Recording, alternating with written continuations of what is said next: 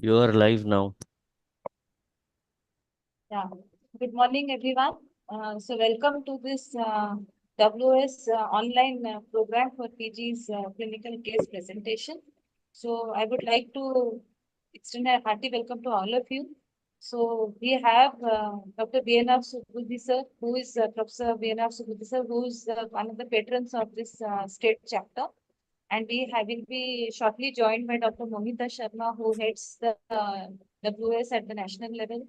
And we have some of our executive committee members, Dr. Sharmisha Behra, Dr. Sujata Das, Dr. Pragya Panda, and we have some of our eminent judges also. Dr. Chittaranjan Mishra has also joined us early.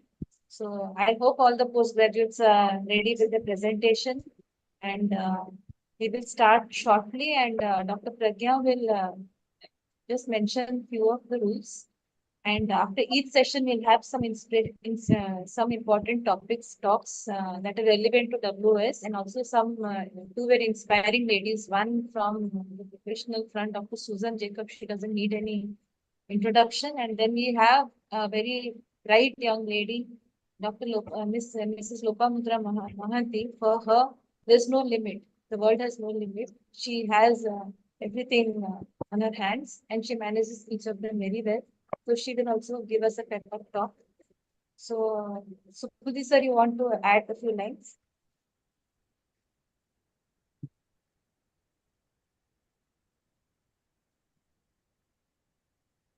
Professor Subudhi sir, you want to add? Want to add some lines? Thank you. On behalf of WS, I welcome you all to this wonderful program. It's a residence training program, I would say. And it's a good initiative by the WS Odissa. And I congratulate Dr. Ishriya Das to initiate this program. Thank you all. You can continue. Now I hand over the session to Dr. Pragya Panda. She will be moderating the first session. So, Dr. Pragya, if you can just mention the rules briefly, and we'll all try to stick to time. That's most important. Thank you, Dr. Aishwarya. A very good morning to all. Welcome to the Women's Ophthalmic Society Residence Meet 2024.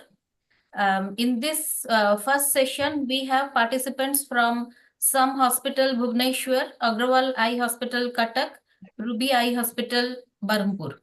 The participants are given 4 minutes time, and I will request the participants to stick to time meticulously, and any exceedance of the time will be added by minus markings.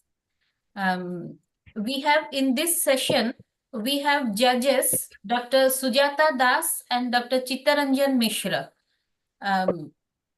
Dr. Sujata Das, I'll introduce the judges a bit. She's MS, FRCS, AMPH, DSC, FAICO. She's the consultant of cornea and anterior segment, medical director of Drustidan Eye Bank, and she's the head of LBPI Eye Bank network. She is a member of the medical faculty at LV Prasad Eye Institute, Bhubaneswar since 2006. And Dr. Sujata is the MBBS and MS from MKCG Medical College. And she completed her subspecialty training in cornea and anterior segment from LVPI Hyderabad. And she has a long list of awards she has received. She's the recipient of Developing Country Eye Research Award, and she served as a member of the Orbis faculty from 2007 to 2009, and she has a long list of awards and prizes from all over India and outside also. We have another judges, Dr. Chittaranjan Mishra. He is MBBS, DO, DNB, FICO, FBRS. He is the head of the Department of Vitro-Retina, Uvea and Ophthalmic Trauma, Director of Academic Research, Trilochan Netralaya, Sambalpur, Odisha. He is DNB from Arvind Eye Hospital and a long-term Vitro-Retina Fellowship from Arvind Eye Hospital, Madurai. After serving the medical consultant in the Department of Vitro-Retina Arvind Eye Hospital for 4 years, he joined Trilochan Eye Hospital. His areas of interest are diabetic retinopathy, ophthalmic trauma, and ocular imaging. He has 86 PubMed indexed publications and 27 non-PubMed indexed publications, and a long list of other awards and publications. So we'll start the session now. The first participant is from some hospital, Bhubaneswar. We have Dr. V.L. Josna Devi. The mentor is Dr. Pragya Paramita Mohanty. And it's a case of stromal keratitis. The time given is 4 minutes. And I will get the next participant to be ready. She is also from some hospital, Dr. K. Aruna Gayatri. To be ready now, Dr. V.L. Josna Devi to start the session. Yeah, just 1 minute. I would like to interrupt. We have 1 more minute in hand.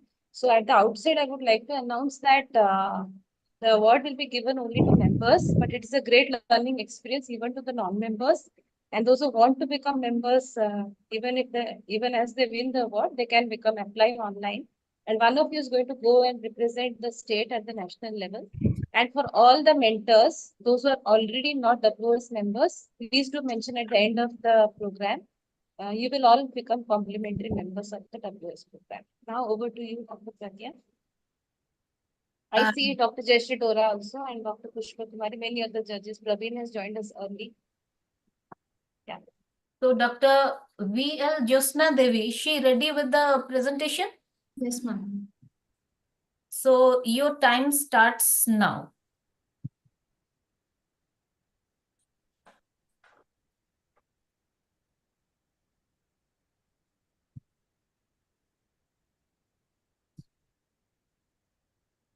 Dr. V.L. Josna Devi, please carry on.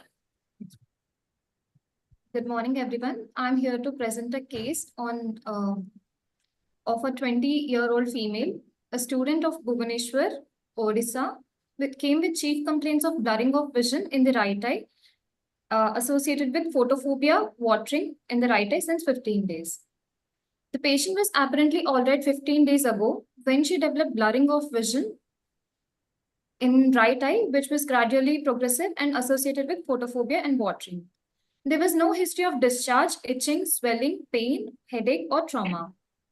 In the past, she also had complaints of redness in the right eye, which was associated with pain, watering, swelling, and blurring of vision in the right eye 2 months ago, for which she used eye drop prednisolone 1%, eye drop moxifloxacin 0.5%, and eye ointment hypomulose. Patient came for follow-up after a week and she felt symptomatically better. There was no history of fever with rash or no history of hypertension or diabetes mellitus. Past history and family history, there was no significant history. General physical examination, all vitals are within normal limits. Systemic examination, all the systems are within normal limits. Local examination, head posture was erect, facial symmetry was maintained. Ocular motility, it's full and free in all directions of gazes. Anterior segment evaluation, the uncorrected visual acuity in the right eye is 6/18 and near vision is N6. Conjunctiva was, there was mild congestion in the conjunctiva. The cornea shows nummular lesions in the stroma and there are pigmented capes on the endothelium. Anterior chamber is deep and quiet. The iris is normal. Pupil is round, regular and reacting to the light. The lens is clear and intraocular pressure is 13 millimeters of mercury. In this, the picture shows nummular lesions in the stroma. The left eye anterior segment findings are within normal limits. The on fundus examination, the media in the right eye is hazy. Optic disc, macula, and the blood vessels are within normal limits. The left eye, the optic disc, media, and the macular area and blood vessels are within normal limits. The provisional diagnosis is right eye nummular keratitis. The tests done are corneal sensation test. In this, there is reduced sensation in the right eye and there is fluorescent dye staining, there is negative stain. Investigations advised are renal function test and liver function test. To summarize, a 20-year-old female came with complaints of blurring of vision, watering, photophobia in the right eye since 15 days. She had past history of redness, pain, watering, swelling, and blurring of vision in the right eye 2 months ago, for which she used medications. On examination, the right eye shows nummular lesions in the stroma. Fluorescent stain is negative and corneal sensations are reduced. The diagnosis is right eye stromal keratitis. The treatment given was eye drop prednisolone 1%, 1 drop 6 times a day for 1 week in a tapered manner. The eye ointment, ganciclovir 0.15%, is given 5 times a day for 15 days. And eye drop carboxymethylcellulose 0.5%, 1 drop 4 times a day is given for a month. The first picture shows day 1 picture where the keratitis is 10 more seconds prominent, more. whereas in the picture 2, there is reduction and the visual acuity improved from 618 to 66 parts. Thank you. Thanks, Joshna. So, I'm Dr. Sujata Das. So, what are your differential diagnoses in this patient? Ma'am, herpes simplex virus keratitis and herpes zoster keratitis, and it can also be adenoviral keratitis as well. Anything else? It can be acanthamoeba also. Do you think acanthamoeba will present as a nummular keratitis? A few cases can present as nummular keratitis. So, how did you rule out adenoviral?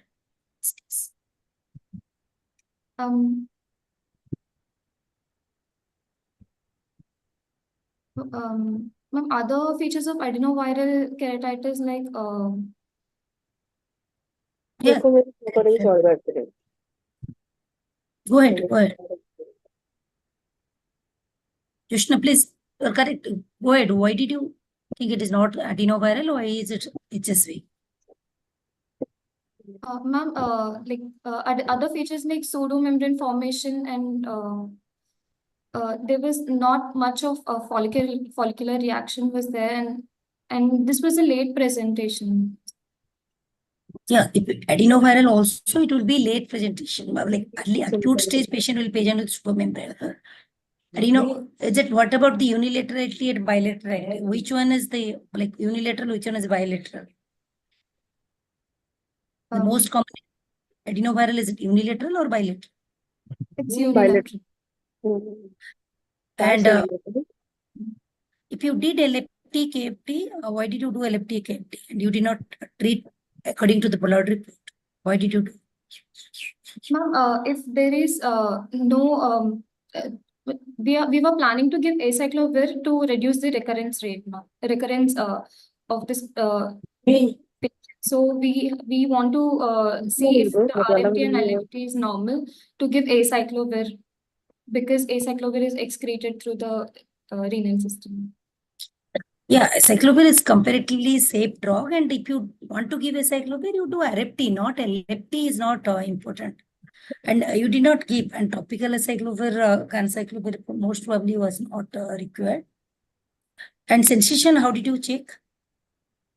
We asked patient to look at the distant object, and from the side we have touched the peripheral part of the cornea with the cotton wisp. Is there something which you can do quantitatively? Is there something to check without cotton wisp? That is a qualitative. What is quantitative test? Asthenometer. What is the name? The asthesiometer. It's not asthenometer. Asthesiometer. So what is the name of the asthesiometer which is used? Yeah, many of us may not have seen that, but theoretically, what is the name? It's Coque-Bonnet asthesiometer. So you want to ask anything? So another differential diagnosis is microsporidia also cause nummular keratitis. So basically, you need to ask about the past history. If you want to know about adenoviral or HSV, you want to ask whether the eye was red, pseudomembrane. Well, from the patient's prescription, they won't tell about pseudomembrane. But bilateral, severe congestion, And HSB, another history is about asking about the multiple recurrences. Chito, you want to ask anything? Yes, ma'am. So, Dr. Nice presentation. I just wanted to ask that did you show the corneal diagram? Corne Somebody is not muted. Because in the exam, the examiner will definitely like to see the diagram that you have drawn, not just a image. So I have not drawn it. So that's a very important point. You just note it down because a similar case I got in my DNB exam in RIO Trivandrum. So in spite of doing the diagram, they asked me very small minutes of that. That is first point. And second thing is why you did not give oral acyclovir in this case.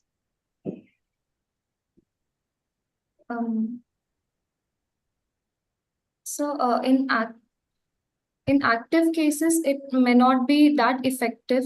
It's only for, according to head study, it is effective only for to control the recurrences. So we have. So as you are telling about the head study, in head study, basically I am asking in head study, in stromal keratitis, if you add oral antivirals, what was the any beneficial effect was there or not in prevention of the other complications? Any beneficial effect was there or not? Yes or no? So only recurrences were controlled, but the other benefits were, it was equal to the Effect topical. was not there. Yes. No, you have to be very pinpoint. It was not there. So in the same line, if the patient is having epithelial keratitis, and if you add oral this thing acyclovir, does it prevent in progression to stromal keratitis according to the head study that you are telling? Head stands for what? Usually the time is. The herpetic eye disease studies. Okay, good, great. So you go and read. HEDS is definitely they are going to ask. Another thing is also Zoster eye disease study. That is one thing. The recent one is going on. That may be asked in the exam. Thank you. Thank you. Okay, our next participant is Dr. K. Aruna Gayatri, and the mentor is Dr. Pragya Paramita Mahanti. The case is a acute anterior uveitis. I will request the next participant after that is Soumya Sucharita to get ready with the presentation. Now, Dr. K. Aruna Gayatri to start the presentation. So, Dr. K. Aruna?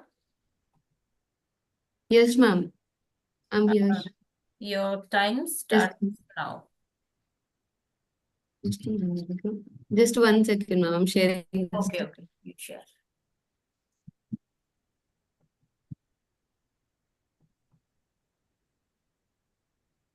Good morning, everyone. I'm first year ophthalmology resident from some hospital, and I'm here to present a case of 42-year-old male who came to our OPD with chief complaints of redness, pain, blurring of vision, and photophobia in right eye, associated with headache since 1 week. History of present illness. Patient was apparently all right 1 week back, after which he developed redness in the right eye associated with headache, photophobia, diminution of vision.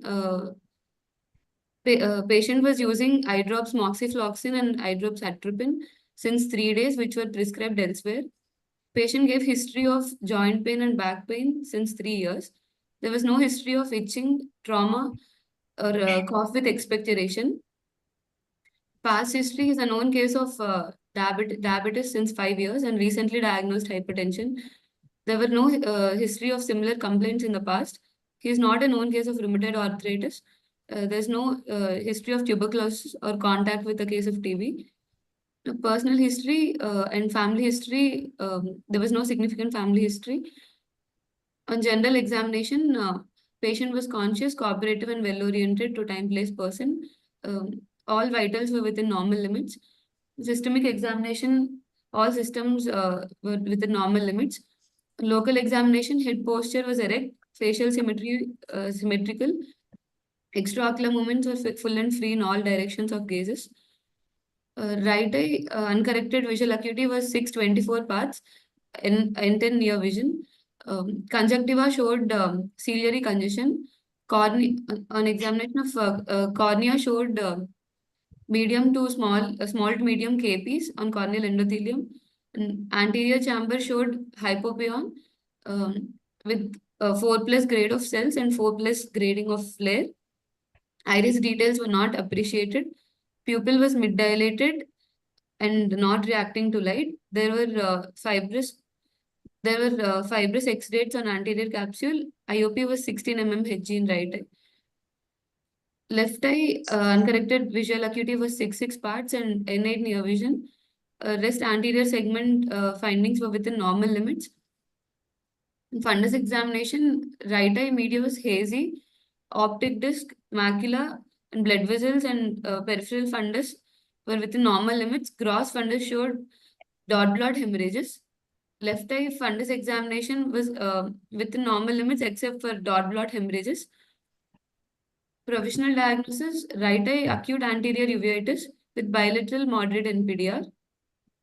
The investigations which were suggested were routine investigations, and along with those ESR, HLA-B27, serum RA factor, ANA profile, and RFT.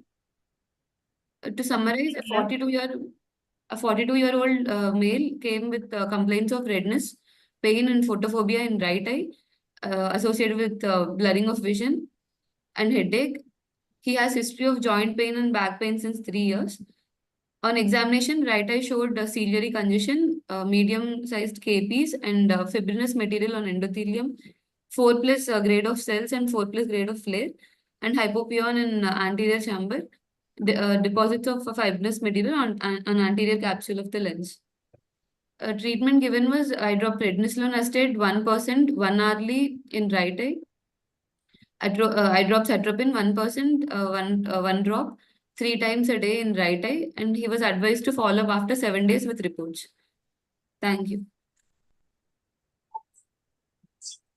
What happened to the investigation report? Ma'am? Gayatri, what happened to the investigation report? This patient came to us 4 days back, ma'am. He has to come for follow-up. Okay, just a generic comment. Please, whatever you write in your text, you match with the discussion slide, because you have written fine to small to medium. Here you have written to medium to large. You are talking 3+ cells, one you are talking 4+ cells. Yes. It should be in presentation or publication, it should match. It's just a generic comment. So what did you do the LFT test? We didn't ask for LFT, ma'am, only RFT. I think serum urea create. Sorry, I asked, why did you serum urea creatinine? Yes. Ma'am? Why did you ask for serum urea creatinine? Because there will be renal involvement also, because vasculitis might be there, and it is associated with many autoimmune diseases. What is your first, like, clinically, what do you suspect? What is the first? Behçet's disease, to rule out Behçet's disease. Why? What is the relevant findings? There might be renal vasculitis. Santosh, can you Everyone, please mute? mute your links, please. Please Santosh. mute your links. Going on, Please please. mute yourself. Dr. Santosh. Sorry. Please mute. Okay. Yes, can you please tell why you are suspecting Behçet here? Ma'am, because Behçet's, ma'am. Why are you suspecting? Because their uveitis is also Uveitis can happen in many, but there is something specific to Behçet. hypopion. There is Okay. presence of hypopion also, ma'am. But what about lower back pain? And Back lower pain back, means what? What do you think? it could be more ankylosing spondylitis. It could be when there is a lower back pain, it can be more towards ankylosing spondylitis. For Behçet, what should be there? Behçet's of oral ulcers, Yes. and also genital ulcers. If they are also present, then it is more tilting towards Behçet's, ma'am. Ether? Ma'am? So again, Dr. Nice presentation. Just like the last candidate I told, making a diagram is very, very important for any PG, be it DOMS or DNB. So, and especially when you are having a NPDR case with you and also for the uveitis case. So please make a diagram for the anterior and posterior segment.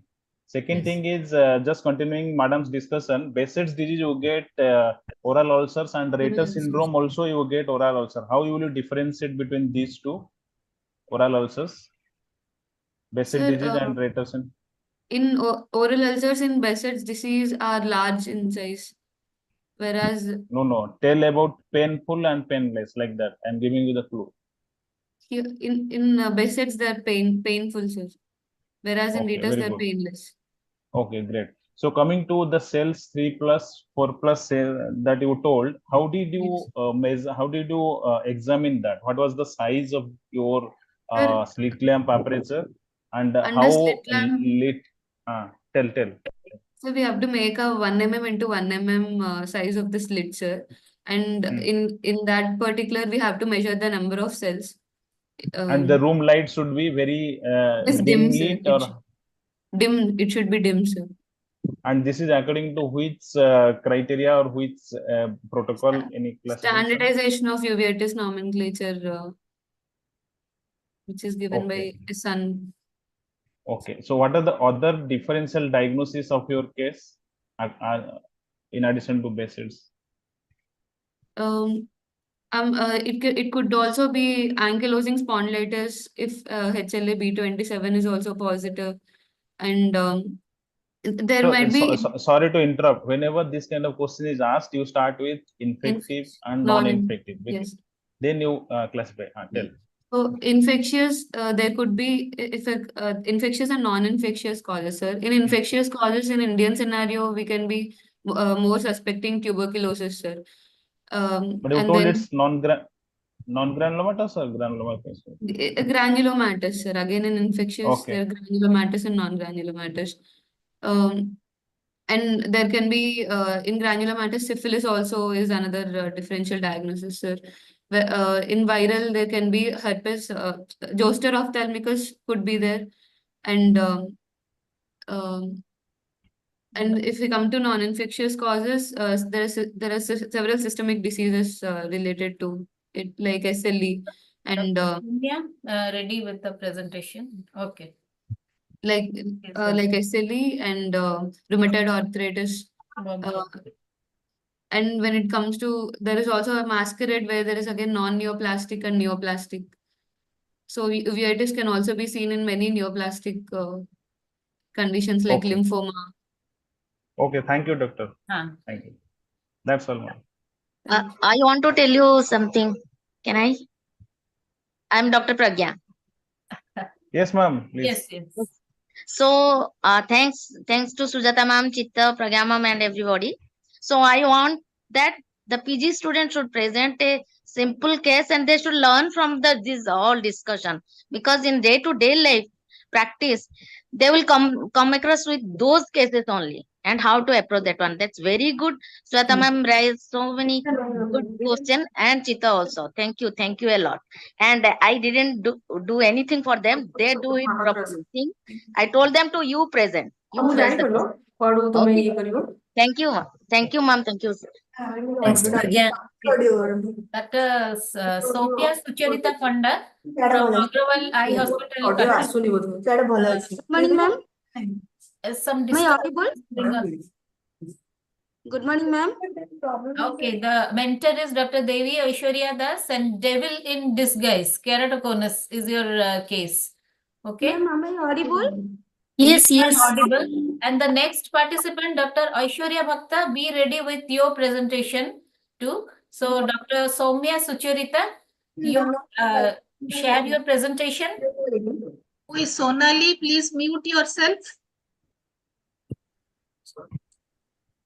Sonali, yes. Yes, your time starts now. Good morning, everyone. Myself, Dr. Soumya Sucharita Panda. Today, I will discuss a case about cornea. My patient, 24-year male student, resident of Cuttack, came to hospital with a chief complaint of blurring diminution of vision for distance in both eye since 1 year and glare for last 3 months. It was painless gradual diminution of distance vision in both eyes since 1 year and glare mainly during night drive for 3 months. No history of pain, redness, flashes, floaters or contact lens wear were present. Coming to the past history, he has intermittent itching with waxing and waning symptom with using of some kind of medication 2 years back.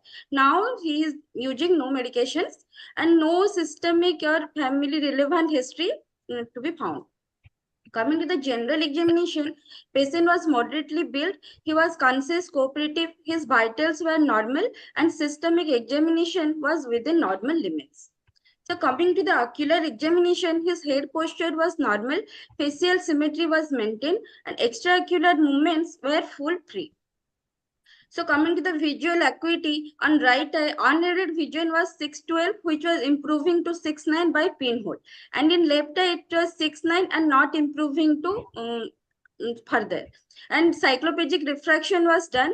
The best corrected vision was found to be 6.9 with -1 diopter cylinder at 140 degree in right eye. And in left eye, he was not accepting any power, so vision was 6.9.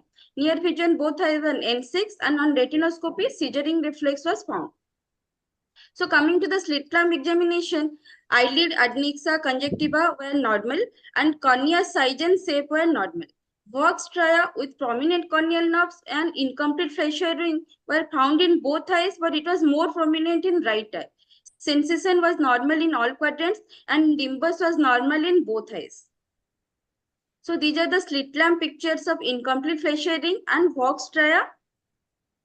So coming to the anterior chamber, it was deep in both eyes. Iris was normal in color and pattern in both eyes. Pupillary examination was brisk in both eyes. And lens was clear in both eyes. Intraocular pressure was 15 millimeter mercury in right eye and 17 millimeter mercury in left eye. The fundus examination was done by 90-degree lens. It was within normal limits in both eyes. So to summarize, 24-year-old male presented with complaints of gradual progressive blurring and diminution of vision for distance in both eyes since 1 year, along with glare at night for 3 months, and base corrected vision not improving more than 6.9 for distance, and with clinical signs of WOS Odissa and incomplete facial ring in both eyes, my provisional diagnosis bilateral keratoconus. The differential can be keratoglobus, pellucid marginal degeneration, and post-LASIK ectasia. So for confirming this diagnosis, corneal topography was done. So K1 was found to be 49.91 diopter, K2 is 52.69 diopter, thinness Paki was 371 micrometer. In left eye, K1 was 50 diopter, K2 was 52.54 diopter, and thinness Paki was 373 micrometer. In both the quad maps, IS asymmetry along with inferior stiffening was found. So final diagnosis made to be bilateral keratoconus. So plan of management can be for visual rehabilitation, RGB contact lenses, and for disease management to halt the disease, we can use modified corneal collagen cross-linking. Thank you. Soumya, did you do retinoscopy yourself or? Yes, ma'am. Okay. Coming to Chita's point about the drawing, you did a drawing, but where are Yes, the WOS Odissa? Where are prominent corneal ma'am, nerves? the WOS Odissa. Yes, ma'am. I could have done a slit image, but I have done only a pressure in image. And prominent corneal, so you can draw. Yes, ma'am. So what are other signs of keratoconus? Other signs? Yes. We can have apical scarring or descent level scarring or acute hydrops also we can have. And also in lead, we can have Munson sign and rigidity sign also can be present. What are ocular association of keratoconus? In case of BKC and retinitis pigmentosa, aniridia, etc. can be ocular presentation. Systemic? Systemic Down syndrome, Marfan syndrome, Ehlers-Danlos syndrome, atopic dermatitis, etc. can be. What are the criteria for you told about the collagen cross-linking? where do you decide about when do you plan for collagen crossing? What are the criteria? Ma'am, if the keratoconus is progressive, that is, we can see by clinically or the patient subjective patient will tell ki my vision is diminishing day by day, and also can be topographic. We can measure like keratometry if increase 0.5 diopter per 6 months, or cylindrical power 0.5 per year, and corneal pachy if decrease less than 20% per year. We can say ki the disease is progressing, so we should go for corneal counseling. But don't tell patients complain. Patients might say, but you have a recorded what is Yes, uncorrected visual acuity, what is best corrected visual acuity. Don't depends on patient. Patient says I am decreasing. And if other eye has eye drops, all those cases, or VKC or a young person, in that cases also you should plan for a early collagen cross-link. Chitta, you can go ahead. Yes. So again, to emphasize, any case of cornea or anterior uveitis, diagram is a must, and also with the crayons or color pencils that you carry with you. Without that, it's not done. And the second thing is, Madam asked rightly the scissoring reflex, and you told that you have done it by yourself. Can you tell how it looks exactly when you did with your retinoscopy? How it looks like? Sir, it looks like two phaser come and go. It's like a seizure. Both reflex come and go. Do you own a retinoscope with you? It's in our You have hospital. your okay, good. So okay, my third question is, what are the different grades? How you kind of stage or grade the keratoconus based on different criteria? Can you tell? We can use Amsterdamic criteria. It is based on the keratometry value and cylindrical value and pachymetry. So, and we can use Tell. And ABCD. your patient falls into which grade? Tell. He is falls into mild to moderate, like not very advanced. He is early keratoconus, and some clinical symptoms, signs are there.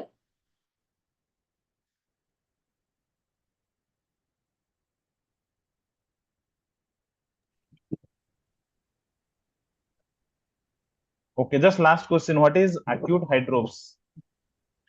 Acute hydrops when descent membrane detachment occurs, break in descent occurs along with water seep into the gap and forming a bulle-like structure that is called hydrops. Okay, thank you. Thank you. That's all. Thank you. Okay, our next participant is Dr. Aishwarya Bhakta from Dr. Agrawal's Eye Hospital, Cuttack. The mentor is Dr. Omega Priyadarshini. It's a case of bilateral proptosis. So the next participant, Dr. Jai Dakshini, be ready with your presentation.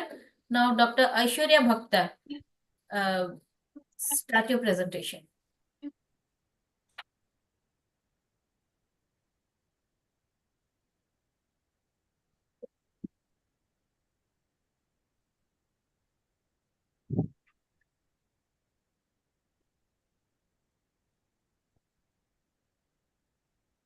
Okay, your time starts now, Dr. Aishwarya. Is my slide visible? Yeah. Okay. I'm presenting a case. A 22-year-old male from Odisha presented with chief complaints of prominence and blurring of vision in the left eye since 2 months, which was associated with pain, redness, watering since the same duration. Protrusion of the left eye was progressive, associated with pain. Blurring of vision in the left eye was gradual. There was no history of double vision, recent trauma, change in size of the eyeball with valsalva or upper respiratory tract infection. On systemic history, there was recent onset weight loss, on and off low-grade fever, headache, general body weakness. There was history of blood transfusion over the past 6 months. No history of tremor, palpitation, neck swelling, heat or cold intolerance. Other past history, treatment history, personal family history were not significant. On general examination, the patient was conscious, sick-looking with pallor, with the following vitals. No palpable gland was there and no regional lymph nodes. On ocular examination, the uncorrected visual acuity in the right eye was 6-9 parts, which improved to 6-6 with pinhole. In the left eye, it was finger counting, not improving to with pinhole. Near vision in the right eye was N6. In the left eye, it was less than N36. Color vision was normal in the right eye. Left eye, it was grossly diminished. Both eyes showed axial proptosis, left more than right. The right upper lid showed intermittent retraction. Left lid had diffuse swelling with ptosis. Lag off was present in the left eye. Extraocular motility was restricted in all the gazes in both eyes. Valsalva pulsation was absent in both the eyes. RBR was raised in both eyes with firm consistency. Orbital rim was intact in the right eye with no palpable mass. Finger insinuation was difficult in the left eye. On auscultation, no bruit was there in both eyes. This picture shows restricted ocular motility in all gazes in both eyes. The right eye anterior segment was normal. The left eye anterior segment was normal also, except for the chemosis and xerosis, and pupil showed RAPD grade 3. On fundus examination, both the eye shows disc swelling with peripapillary cotonal spot, hemorrhages with rod spot, peripapillary region with engorged vessels. Left eye foveal reflex was dull with hemorrhage. Thus, from the clinical picture, my differential diagnoses are leukemia, myeloma, and metastasis. On baseline investigation was performed to confirm the possibility of hematological abnormality, which showed severe anemia and thrombocytopenia with leukocytosis. RBS was normal and serology was negative. To summarize my case, a 22-year-old male presented with progressive bilateral proptosis, left more than right, associated with blurring of vision in the left eye. There was recent onset weight loss and blood transfusion. On general examination, the patient was conscious but sick looking, having pallor without neck swelling or regional lymph node. Uncorrected visual acuity in the left eye was 50, finger counting, not improving with pinhole, with near vision less than N36 with RAPD grade 3. Color vision was grossly diminished. Extraocular motility was restricted in all gazes. Fundus examination showed disc swelling with engorged vessels and rod spot. CBC showed leukocytosis with severe anemia and thrombocytopenia. Thus, from the patient profile, clinical and laboratory picture suggest ocular manifestation of some hematological malignancy, probably leukemia. Thank you. The question answer should be maximum 4 minutes. Okay. So, Dr. Aishwarya, how did you measure the proptosis in this case? Did you measure it or not? Yes, sir. With what Sir, instrument? Sorry, sir, I forgot to start my video. No, tell yes, just yes, sir. verbally. In this case, Hartle's could not be done. Quantitative measurement of proptosis could not be done because of periorbital edema and chemosis, severe chemosis. So, from the old photo of the patient, we concluded that both the eye were proptotic. Both of them showed protrusion. Otherwise, in a normal patient, we can measure the proptosis by worm's eye view. Okay, I got it. Second question is, in one patient where there has been orbitotomy is done, or in trauma that orbit is already damaged, and the patient you suspect having proptosis in the only remaining eye, how will you measure the proptosis in that patient? Sir, with the Noggle exophthalmometer, we can, if there is orbitotomy and lateral margin is displaced or lost, we can measure from the superior and inferior orbital rim with the Noggle. Any other thing? Lutz exophthalmometer, have you seen? Yes, like sir. A scale, small scale, transparent ruler transparent is there. Scale. We have to place it over the lateral orbital rim. Okay. And third question is, I got it. Third question is your suppose in these cases of bilateral, it's nice that you have done the hematological workup. What are the other differential diagnoses in a case of bilateral proptosis? Quickly. Sir, there can be, first of all, thyroid orbitopathy, then orbital or bilateral proptosis, orbital metastasis can be there.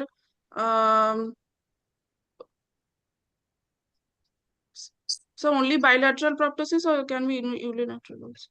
I am asking only bilateral. This should be in your fingertips. Okay. So okay, you go and read. They will definitely ask you in this age group what are the differential diagnoses of PCF bilateral. can be there.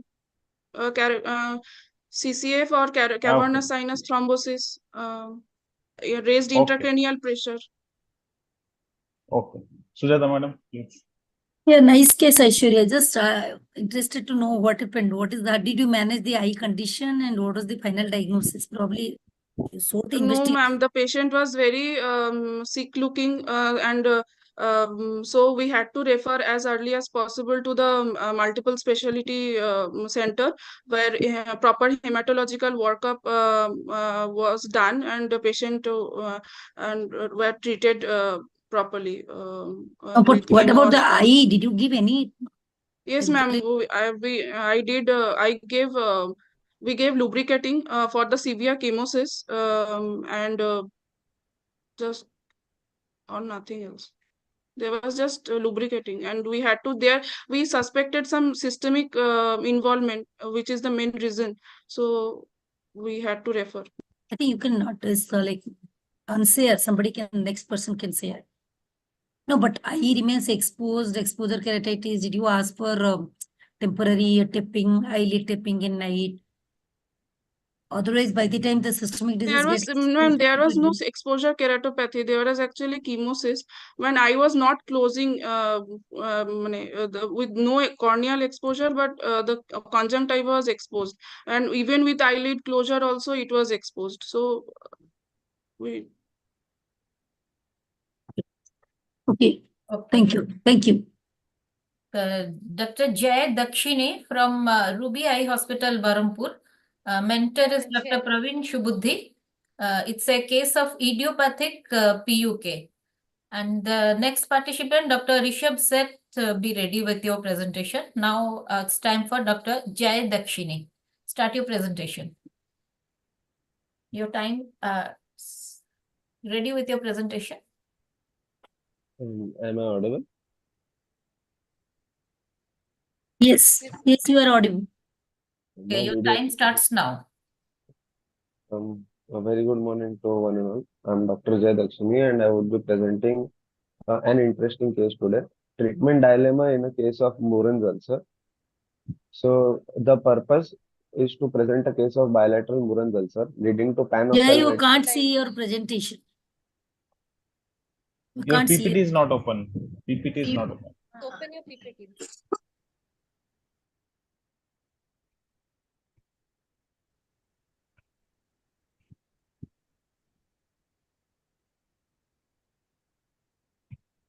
Yeah. No. I think the PPT was open then. Start sharing. Judges are asking, maybe you can just, when the second judge is asking. Yes, it's fine. Stop sharing and the second person can start sharing. Is it now visible, my PPT? Yes, but make full screen. Make it full screen. Okay. So my case is a 68-year-old female who presented to us with sudden painful loss of vision in right eye since 15 days, which was associated with tearing and foreign body sensation. This was the photo of the patient. In the right eye, the patient presented with complete sloughing of the cornea. There was circumcorneal congestion and eyelid edema. In the left eye, there is a peripheral corneal ulcer that is seen. The best corrected visual acuity in the right eye was PL negative, whereas in the left eye it was 6/24 parts. Coming to the anterior and posterior segment, conjunctiva, there was circumcorneal congestion. Cornea, there was total corneal sloughing with corneal ment. Iris, pupil, lens, anterior chamber, there was no view. Fundus showed vitreous exudates and ocular movements were restricted. Coming to the left eye eyelids were normal. Conjunctiva, there was conjunctival congestion. Cornea, peripheral corneal ulcer, 7 millimeters into 3 millimeters, extending from 9 clock hours to 4 clock hours. Sickle shaped with peripheral vascularization was observed. Iris was normal color and pattern. Pupil was round, regular, reactive. Lens was clear. Anterior chamber deep and quiet. Fundus, no abnormality detected. Ocular movements full and painless. Coming to the investigations done, a systemic evaluation was done with routine blood investigation, Mantox test, and cartridge-based nucleic acid amplification test, rheumatoid factor, anti-nuclear antigen, blood culture, and sensitivity. Coming to the ocular investigation, slit lamp examination and B scan was performed on the patient. So, on the basis of the ocular examination and history taking, my provisional diagnosis was right eye peripheral ulcerative keratitis with panophthalmitis, left eye Muren's ulcer. So the treatment dilemma for me in this case was there were two components in this patient. One was infective component in and one was inflammatory component. So whether to give antimicrobials or steroids, because both of them have different mechanisms of action, and giving steroids would flare up would reduce the infection, but it would not decrease the inflammation and vice versa.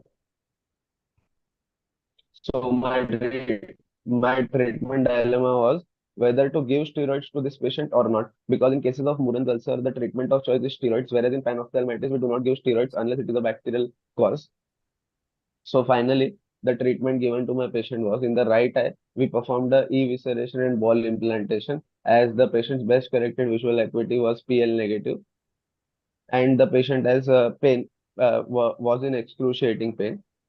Coming to the left eye, the treatment that was given to my patient was topical corticosteroids, topical antibiotics, oral corticosteroids, which was tapered, and oral antibiotics. Thank you.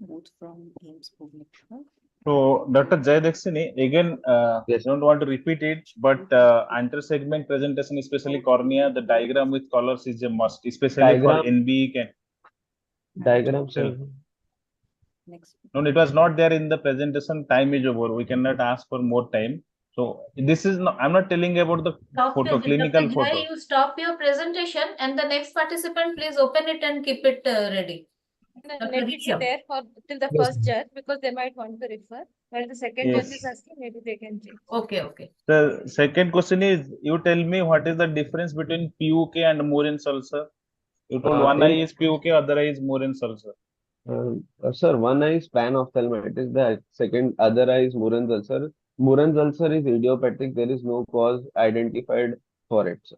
Whereas in peripheral ulcerative keratitis, there is an underlying cause. So Muren's ulcer is a diagnosis of exclusion of PUK. Exclusion, yes, sir. And it is Roughly idiopathic. what percentage of PUK you diagnose as Muren's ulcer? I mean, clinically. One third, sir. Slightly more than, okay, correct, 1/3. So by and large, this PUK and Muren's, these diseases are easy to treat or difficult to treat? Sir, yeah, Muren's ulcer in general is easier to treat, and it has shown good results, sir, with topical corticosteroids and oral corticosteroids. Are you sure that Muren's ulcer are easy to treat? So I leave this now for the Sujata madam. She is the expert. There are two types, sir, type 1 and type 2. Okay. Hey, Okay. Jay, so the question is Hello. first, if you are suspecting infection and or inflammation, sometimes Muren's also get infected. In that Yes. case, you do corneal stapling and rule out. Especially if it is a fungus, it's difficult to treat because you can't give steroid and antifungal. If it is a bacterial, still it is okay, you can give steroid.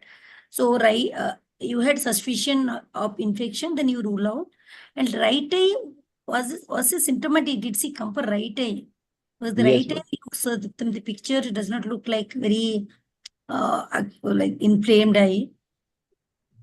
So Muren's, one thing is the take home message or PGs, maybe sometimes the patient do not give the history, but if you see other eye is lost and the one eye is lost and the other eye has a ulcer, peripheral ulcer, it most likely Muren's, because they don't give the history. They will say some trauma, the eye is lost. Most of the time it is thesical. This patient presented with panophthalmitis is different. From the once you get the report only, you can say Muren's ulcer, because you advise for investigation and immediately after that you are saying the diagnosis is Muren's ulcer. Yes, ma'am. Madam, right eye, the patient presented with complaints in the right eye, in which she was having excruciating pain. The left eye Muren's ulcer was on diagnosis. The patient did not have any complaint in that eye. Right eye panophthalmitis, patient complained and came to the hospital with complaints in the right eye. Okay, when the next person is loading, just you are telling the type 1, type 2. How do you, what is type 1 or what is type 2? Each person can load. Madam, in cases of type 1, it is generally unilateral, whereas in type 2, it is bilateral. In type 1, it is more prone to heal and more compliant to treatment, and the healing rates is more as compared to the bilateral case. With the age for type 1 and type 2? Age is middle-aged females, it is more common in cases of type 1, whereas in type 2, madam, it is occurs in the older age group. Middle-aged females are more common to Muren's ulcer in general. Yeah, thank you. The next patient can go ahead. The last participant of this session is Dr. Rishabh Seth from Ruby Eye Hospital, Barampur. The mentor is Dr. Sweta Patra. It's a case of a rare case of optic disc cavitary anomalies. Dr. Praveen will be there because Shweta is not there. So Dr. Praveen is free. Can I start? Am I audible, madam? Yes, you are audible. Very good morning, respected judges, panelists, and my fellow presenters. So today I'm going to be presenting a case of optic disc cavitation anomalies in a patient.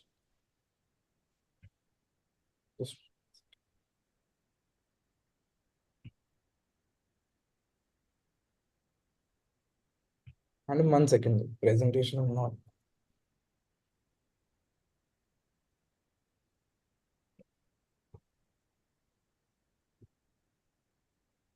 Madam, just 1 second. There's some issue with the.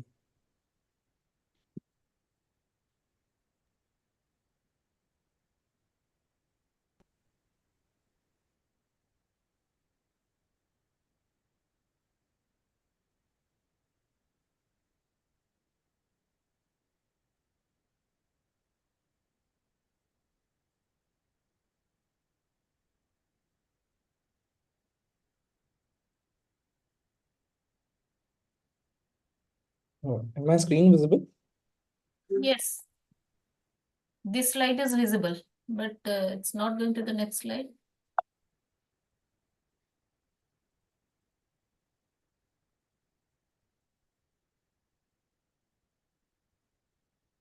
Is my screen visible now? No, no.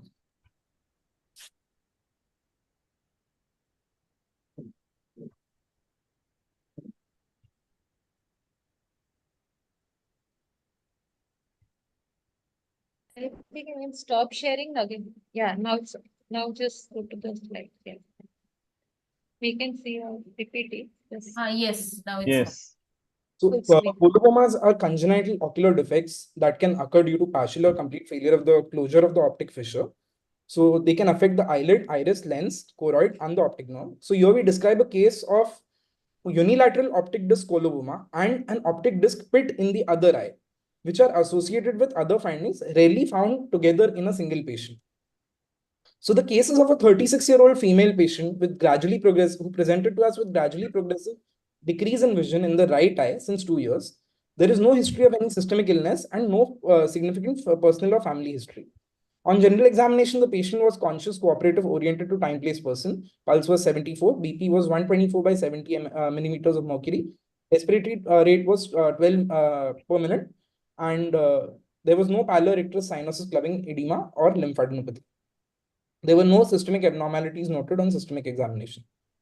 On examination, so moving to the local examination, on examination of the on anterior segment examination of the right eye, the best corrected visual acuity was 6 by 24. IOP was 15 mmHg, and the anterior segment was within normal limits. On examination of the left eye, the best corrected visual acuity was 6 by 6 partial. The intraocular pressure was 14 mmHg, and biomicroscopic examination of the left eye revealed the presence of an iris coloboma, which is visible here. Moving to the right eye fundus examination, there was a grayish depression of the optic nerve head in the inferotemporal portion, indicative of an optic pit which was associated with macular edema. There was also presence of a retinochoroidal coloboma in the inferior quadrant. On the left eye fundus examination, there was an optic disc coloboma was observed. There was no macular involvement seen in this case, and it was also associated with a retinochoroidal coloboma in the inferior quadrant. So the investigation done in this case was an OCT. OCT of the right eye showed the presence of an optic disc pit and intraretinal and subretinal fluid in the macular region, which was associated with a serous macular retinoschisis.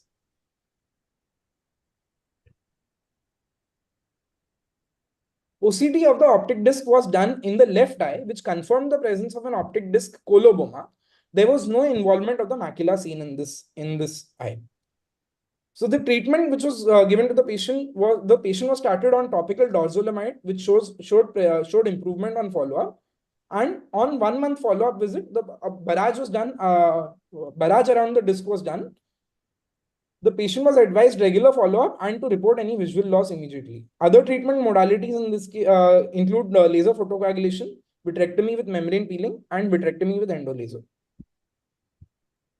So the patients with cavitated disc anomalies are at an increased risk of developing serous macular retinoschisis, which is due to multiple factors.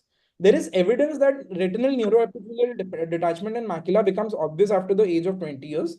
Macular retinoschisis may be owing to the combined force of disc edge loss, enlarged optic disc coloboma, canal gully-like structure formed by the defect of the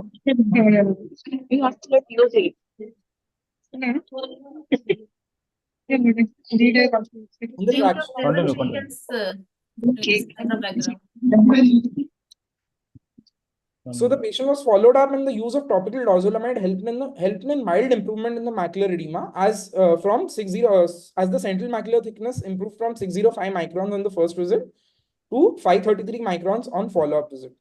Other treatment modalities include laser with membrane peeling and vitrectomy with endolaser. These are my references. Cases of optic disc macular retinoschisis and the presence of optic disc coloboma with associated retinochoroidal coloboma have been reported, but the presence of all the above findings in a single patient is a rare entity. So regular monitoring for any complications is necessary in these patients. Thank you. Rishabh, thanks. You presented very confidently despite a very small technical glitch in the beginning. So my first question is, what was the type of coloboma in both the eyes and according to which classification? So the classification used to for differentiating between the colobomas was Ida-Mann's classification. In the right eye, there was presence of a type 5 coloboma, from what I understand, and in the other eye, there was a presence of a type 7 retinochoroidal coloboma, according to Ida-Mann's classification. Any other classification you know for coloboma? Any Indian? Some noise is there. Any Indian ophthalmologist who was? Please mute yourself. Yes. Any Indian ophthalmologist who has contributed extensively for the coloboma? Dr. Lingam Gopal. Okay. So you just go and read in Eye. There is a very nice paper. Dr. Tapas Padi is a co-author in that.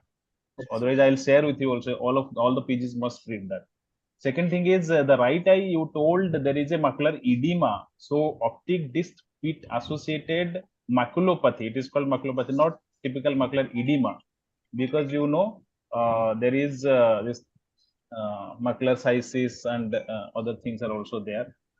And by and large, you have managed it conservatively with a row of laser or say topical and drops, and other possible things like vitrectomy are there, which you have not done in this case particularly. And can you tell the mechanism how this maculopathy occurs in this optic disc pit? So there are, it is not completely understood. There are many studies done to, so there are tell one theory, one mechanism. So it is due to because of the presence of an optic opening in the optic, because of improper closure of the optic fissure. One is because of leakage of the vitreous vitreous into the macular area, and secondly, it is assumed due to movement of the intracranial the CSF. Okay. So the next question, what is last question? What is the most common location of optic disc pit in the optic disc? Superior, inferior, nasal, temporal, inferior, temporal. Oral, sir. It was mentioned. Where? Temporal, superior or inferior? Inferotemporal. Yes, good. So over to Sujata, madam. No, I'm not expert. It is anyway time. So I'll just the last question for my own interest. I'm asking what do you see? What do you expect in regular follow-up? Because your last slide says any complication. We should have a regular follow-up for any complication.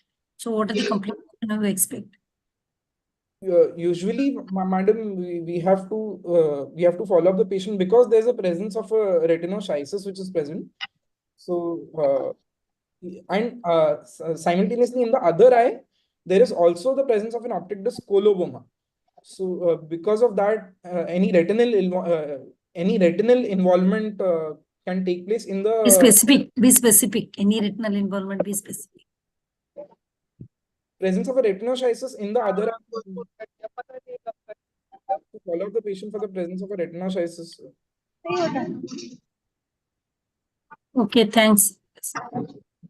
Thank you, madam. So before we, with the permission of Pragya madam, just one comment for all the presenters. I was just listening to if anybody will make a correct thing. In addition to the image part, what I have told, all of us we make a common grammatical error. Since 15 days, since 1 year, that should be for 1 year or for 15 days or for 1 month. All the 6 presenters have done the same mistake. None has done it correctly. So this one during presentation we can take care of. This is a small thing, but just I thought that I'll share with you. Yes. Thank you. Also, one thing I want to say, Pragya, Yes. because there is no uniformity in it. Somewhere they are written in capital, somewhere in small letter. Yes. So it should be uniform. Yes. And the how to write diagnosis is not correct. So we have to write in proper diagnosis. Right eye, this is the diagnosis. Left eye, this is the diagnosis. So all four are they were not written in a proper manner, I think. So Chitra, are you agree with me? Yes, ma'am. Okay, So all of us. Lovely presentation by all the participants. So thank you very much, all the participants, the presenters, and the mentors and the judges for this lovely presentation. Over to you, Dr. Devi Aishwarya. So I think I request all of us, all the participants of this session for a quick screenshot photograph of all. Smile.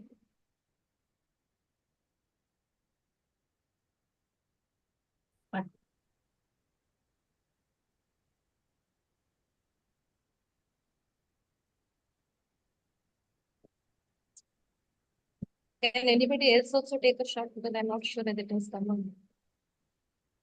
Everybody who is there. Can somebody else? Youngsters, please help. Anybody can take a screenshot and share it on that group, please.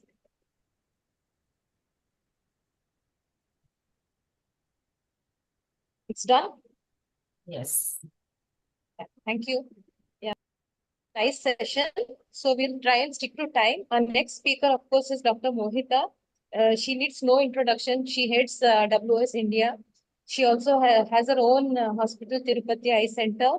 Most of our postgraduates also know about it, especially because of the plastic courses that she undertakes and offers. And she will today be talking about the journey of WOS till now. And there's a lot of things that people who are not yet members of WOS can actually get exposed to. So have a nice listen and everybody can become members.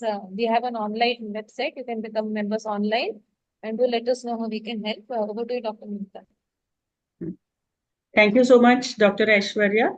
Am I audible? Yes. Okay. So good morning, everybody, and welcome to this PG program of Women Ophthalmologists Society.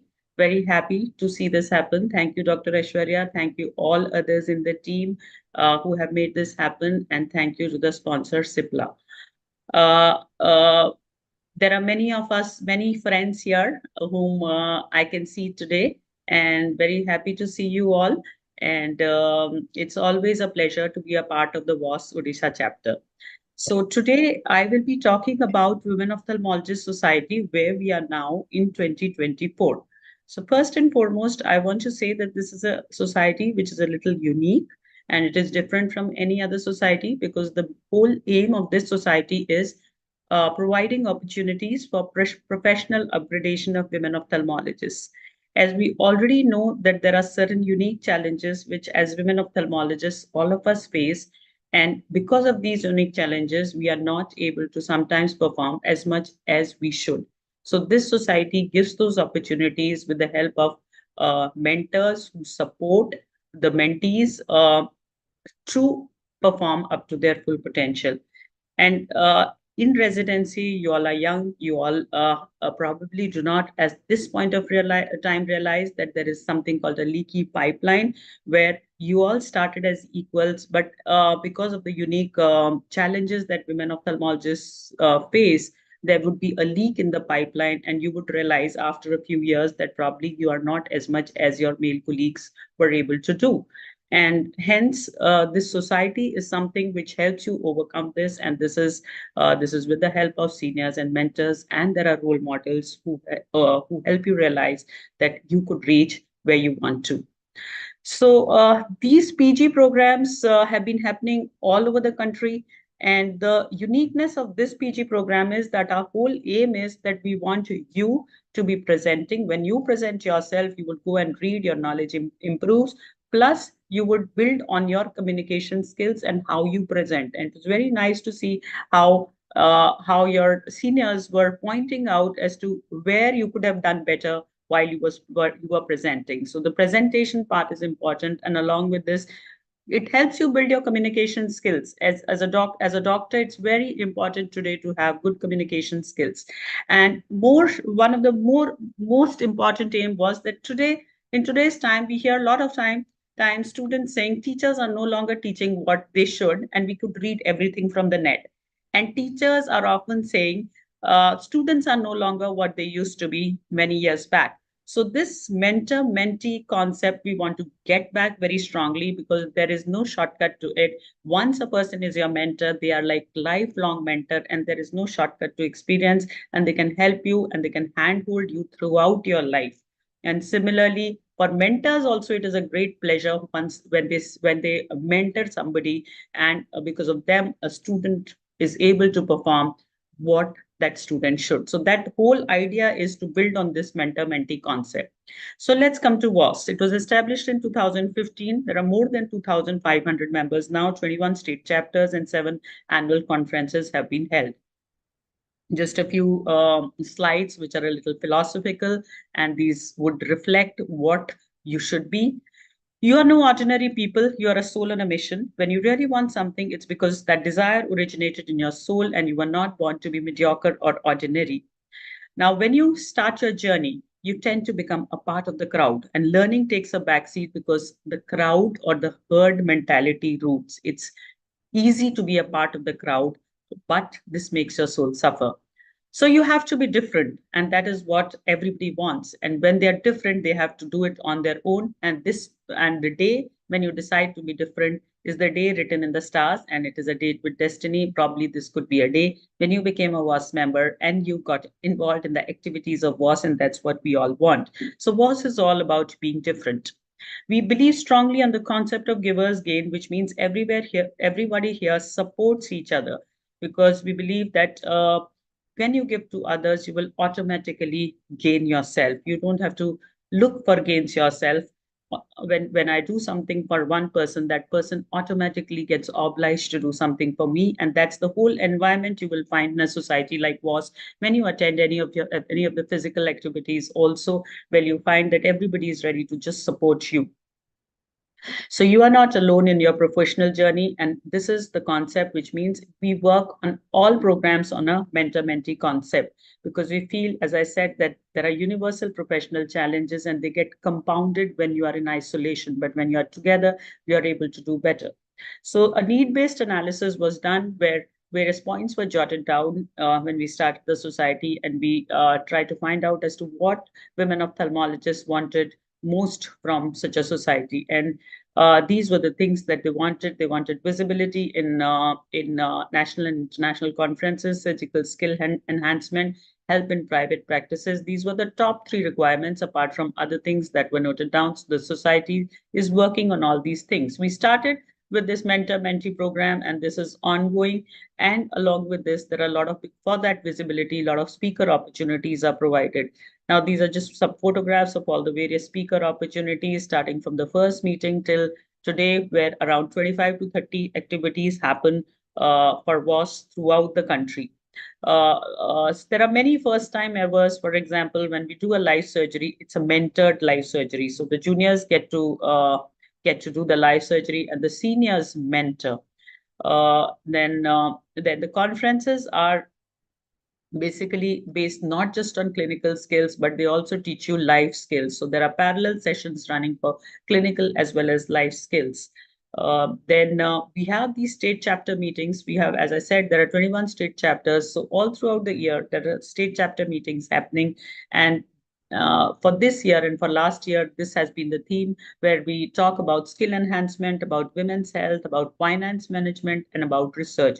So most of the activities are based on things that women want help in, whether it is in the form of finance management, very important, because it is often said they are not able to manage finances, or it is related to buying of equipment, or it is related to research, etc. So the topics are related to, as I said, a lot of life skills are also taught. There is a project called Project Archana, which is to deal with the new challenge that we all as doctors are facing, that is dissatisfied patients, angry patients, violent patients, and mobs.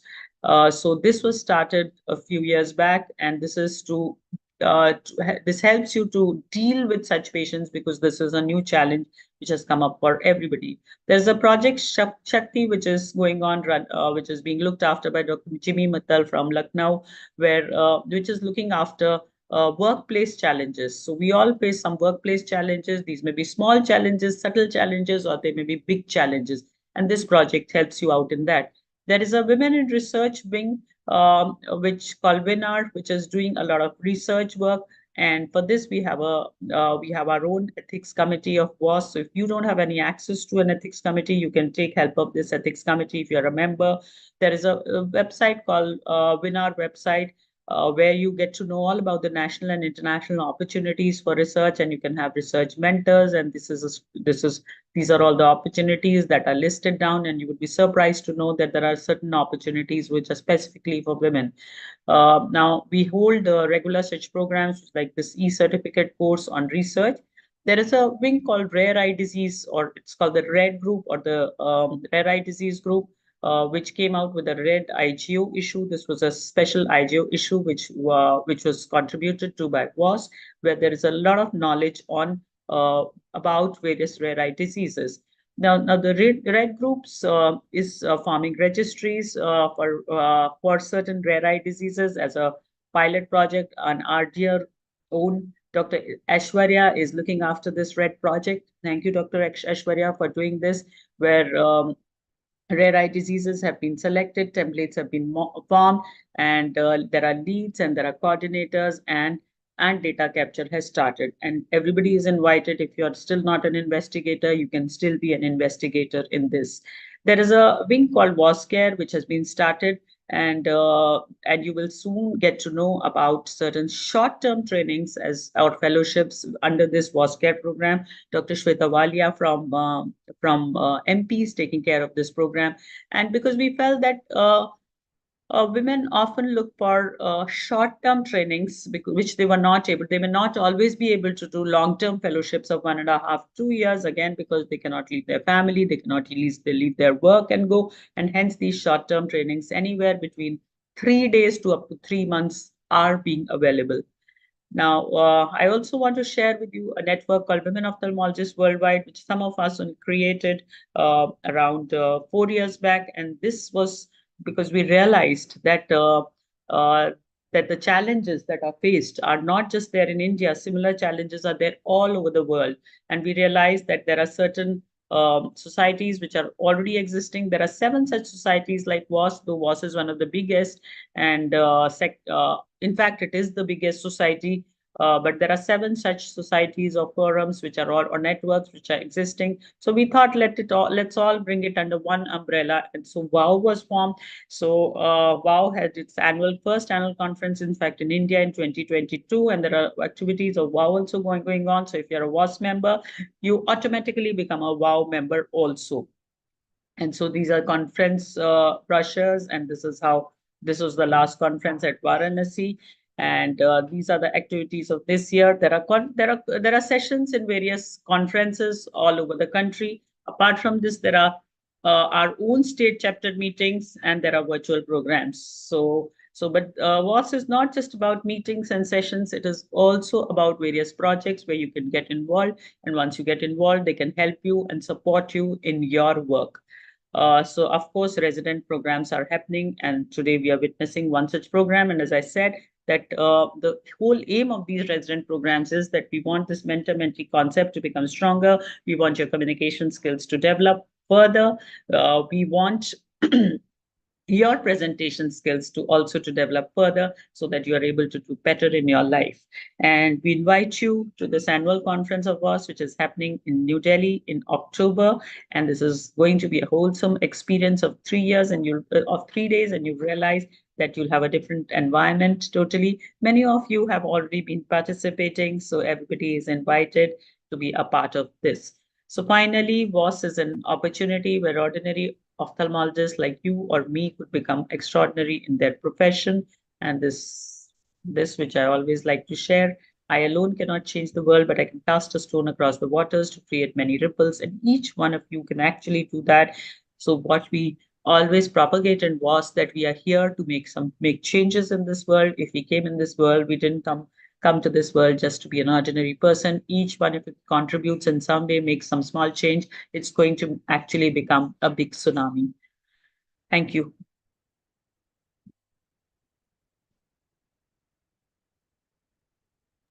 That was really nice. So any questions from the audience, like any of the aspirants or anybody who's a member, anybody who has already registered into RED or wants to register into RED, or any other WOS program webinar or anything?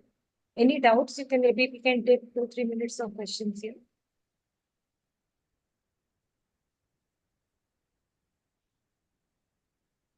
Anyway, Aishwarya, you're always there to answer the questions whenever they come.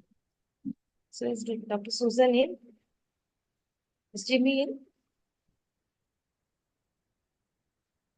Jimmy, unmute yourself, please. Jimmy is there? Yeah. Good morning, everyone. Yeah, hello. She's my savior, because Yeah, hello, ma'am. Hello, Mata, ma'am. Good morning.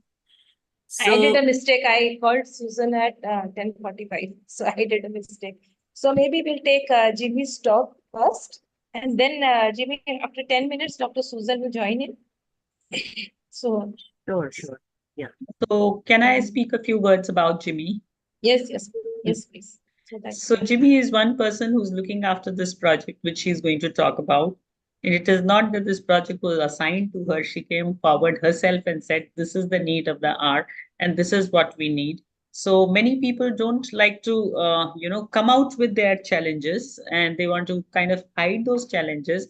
But Jimmy is one person who actually shared her challenge with us in WOS, and she said, if I'm facing this challenge, I want to make it easier for others, and there might be several other challenges, and why not we work on it? So she's very passionate about what she's doing. Her only challenge right now is that when she asks anybody what their challenge is, as I said, they don't want to come out with it because they feel scared.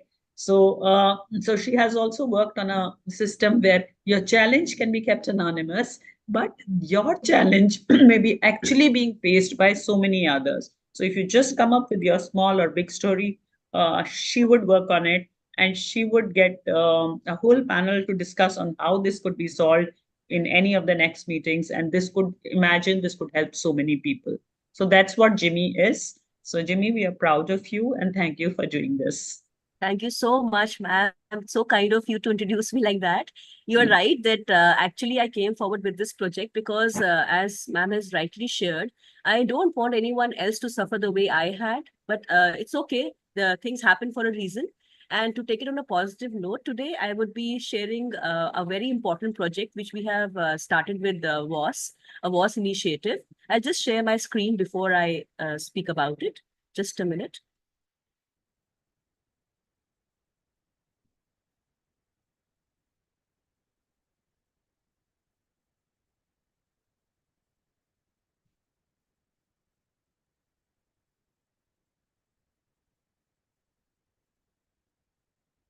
Is my screen visible to everyone? No, we are not No, sharing. it's not visible. Not visible? Okay.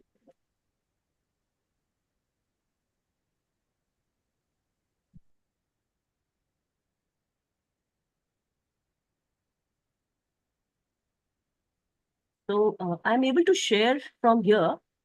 Just a minute. I'll Now just it's try sharing. again. I'll just try Yeah. again. I'll just try Yes, we again. can see your screen. Yeah, we can see your screen. So, okay. Yeah, it's working now. Yeah, I hope now it is visible.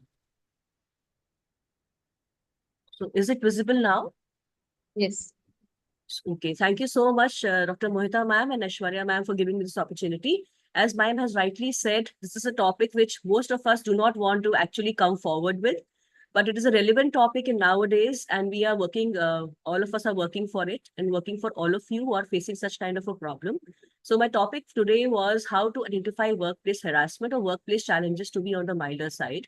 Here we have for all of you Project Shakti, which is still going on, and WOS is here with any kind of problem which you are sharing. This WOS is here to help you for that. So what is actually Project Shakti? So workplace harassment or challenges actually exist throughout all types of workplaces. It can be in the form of mere simple bullying at workplace or to outright discrimination against you. It's important to understand workplace harassment so you can avoid a hostile work environment and have a very cozy environment to work for so that you can produce your capability at the most. So how does harassment actually affect an individual? So they not only affect an employee's productivity at work, her comfort level at work, and safety at work, but it has long-term effects which might go unnoticed initially in the form of physical and psychological effects, health effects, and financial effects not to miss. I would like to highlight that if a harassment case is not handled properly by the institution where you are working, the organization is also obligated to legal liability if it does not handle your case properly. So you should bring it to notice to your organization. So what are the types of harassment which we might face? Some of the most basic types of harassment cases are verbal, psychological, or emotional trauma, whereas there are some more serious forms in the form of physical and sexual abuse.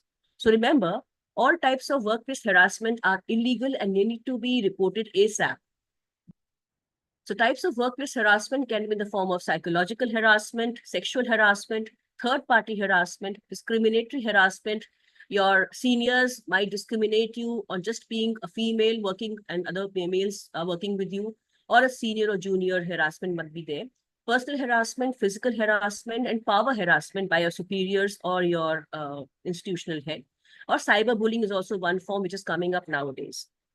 So what constitutes workplace harassment? According to the Equal Employment Opportunity Commission, harassment can include anything starting from offensive jokes made at you, slurs, epithets, or name calling, physical assaults or threats made to you, intimidation, ridicule, or mockery, insults or put downs by your superiors or your colleagues, offensive objects or pictures shown to you at your workplace, which might be interfering with your work performance. So why reporting workplace harassment is important?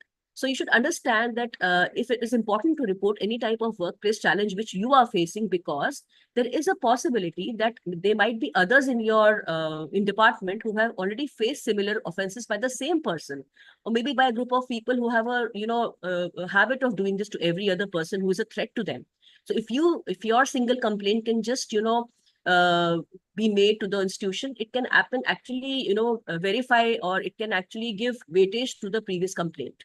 So many organizations do have formal policies for reporting workplace harassment. You should always check your employee handbook or your HR when you're getting employed, whether such a committee such as Vishakha committee or any women advocacy committee is present or not.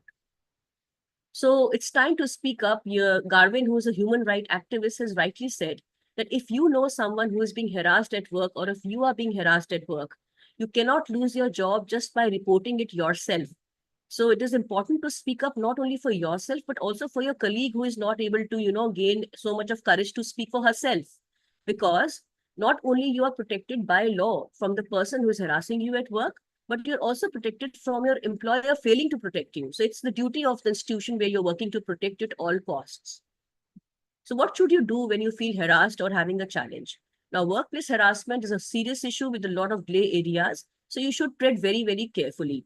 So if you witness a crime or experience harassment at your workplace, it is your obligation to report it. If you're worried about losing your job in retaliation, remember that you're always protected by workplace harassment laws. So you need not be worried about making just a mere complaint. There are proactive steps to identify and prevent workplace harassment at every workplace. Companies and institutions should always have a person of contact who is easily accessible so that victims and witnesses can report harassment situations to the person, and not get threatened by the other seniors or superiors from which they are sharing this problem. So how to report workplace harassment? First of all, you have to decide for yourself to speak up. Take up the issue with your family members, the mentors, your professional seniors. And if any kind of challenge or harassment is very serious, you can approach a lawyer or a psychologist. Now, you have to be very firm and specific with your approach.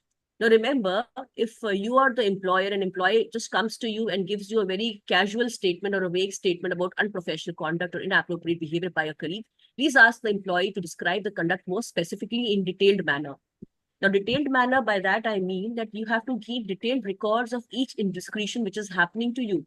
For example, the people who were involved in the harassment, what was said or done to you at that point of time,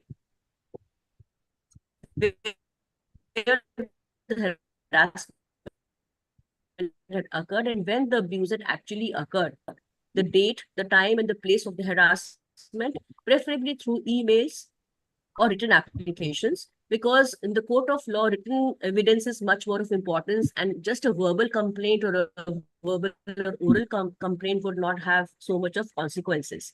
Share a problem with the authorities, your HR, the Shaka committee, and now you have WOS for all of you. Evaluate your workplace and ensure they're up to mark.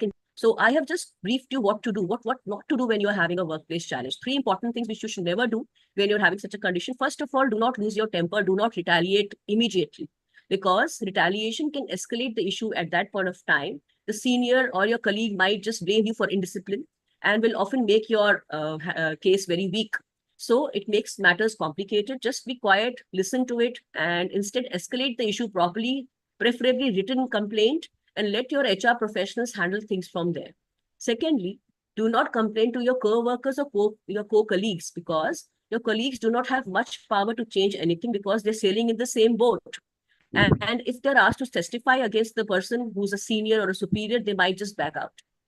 And last but not the least, do not keep quiet. You should always report any form of harassment, and it should be handled accordingly. So WOS is here with Project Shakti, which is going on. It has a very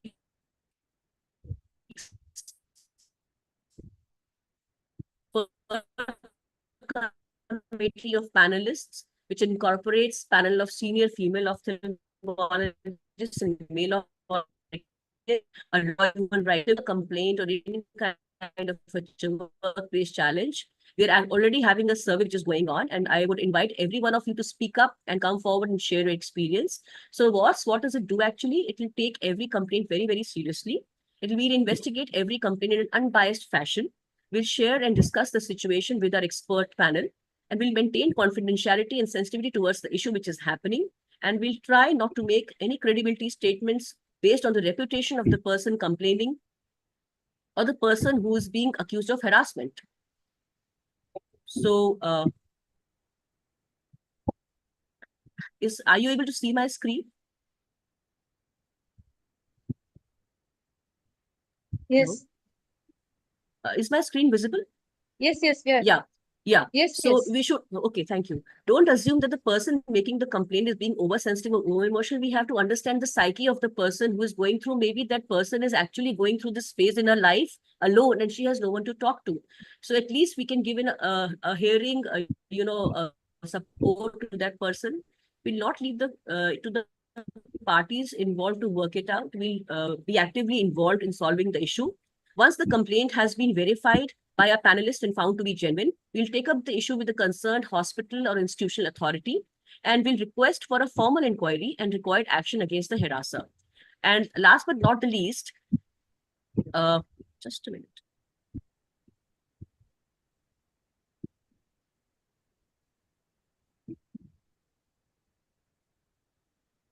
I can't see my slides.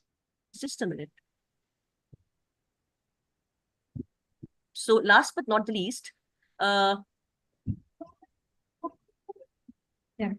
decide if any psychological or legal professional help is required in the matter. And if it is required, we'll help the person connect with the required person, maybe a lawyer or a psychologist. So WOS encourages creating a zero tolerance policy, harassment policy at every workplace, and we urge every institution to at least have a Vishaka committee functional in the institution or the hospital, maybe a private hospital or a government hospital. So everyone should have a Vishaka committee in place. So why is anti-harassment policy necessary? Because first of all, it will be a deterrent to such future issues in the department. It will outline methods of use in case such kind of incident reoccurs in your department. It will help in raising awareness of your intolerance towards the kind of harassment and prevents legal liability towards you. It also strengthens your complaint once you have a policy in place. So it is important to have such kind of policies at every institution. So remember, all of us deserve a safe workplace, and please feel free to report any kind of workplace challenge or a harassment issue at iwasindia@gmail.com. We at WOS are here for you, and together we can make a difference. And believe me, we are starting on with the project and we are already getting good responses. So I would like everyone to come forward and make it a grand success. Thank you, Mohita ma'am, again for giving me this opportunity. Thank you, everyone. Thank you. That was a nice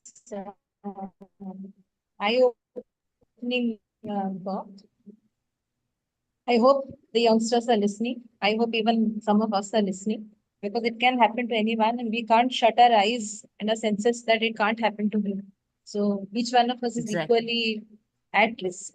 So we are, and we must are, never and we be don't afraid even, to speak out. And we and don't only realize thing it, is you ma'am, must know actually. which forum to speak out on. Yeah.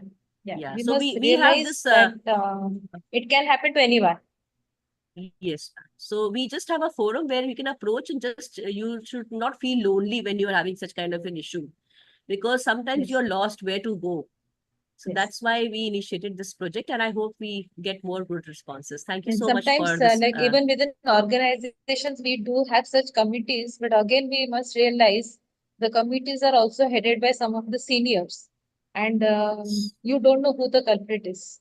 So Exactly. again, there are a lot of flaws and fallacies in all these committees, and nobody is beyond being inhuman. Nobody is beyond being inhuman. So we must if you, all be aware, of the risk that we are in, or even our fellow colleagues and subordinates are in. So we must always be sensitive and empathetic to such issues. So that was a nice eye-opening talk. Now, Dr. Susan Thank is you, ma'am. having a little issues with her laptop, technical issues. She will be coming in as soon as it's all right. So I think we can go. You lost your voice. Hello, sorry. Yeah, Dr. Susan is having a little bit of technical glitches with her laptop, so she will take a few minutes. So if Dr. Jayashree Dora ma'am, are you there? Yes, I'm there. So should we So maybe start we the can next? start the next session. Yes. Yeah, so we can start the next session. And whenever Dr. Susan comes in, we can just stop the talk there. Just a minute. I think she's calling. Just 1 minute. Okay. Hello.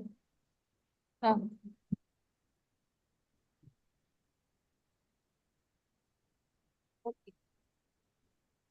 Hello. Yeah. Yes, I can hear you.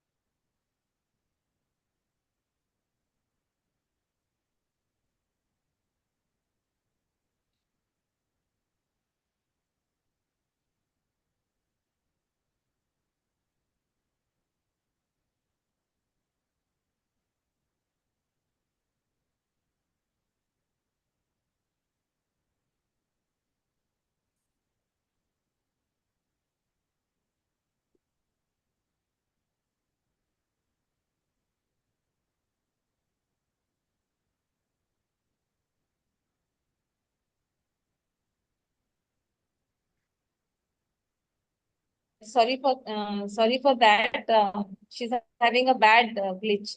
So we can go ahead with the session. So Dr. Jayashree Dora ma'am, can you just introduce your students, and whenever she's ready, she'll tell us. Maybe I can ask one question. Yes. Just because every institute have a one redressal system, they can overtake their decision. And how they Sorry, are ma'am? faithful. Because every private or government hospital, they have a redressal for the human harassment, sexual harassment.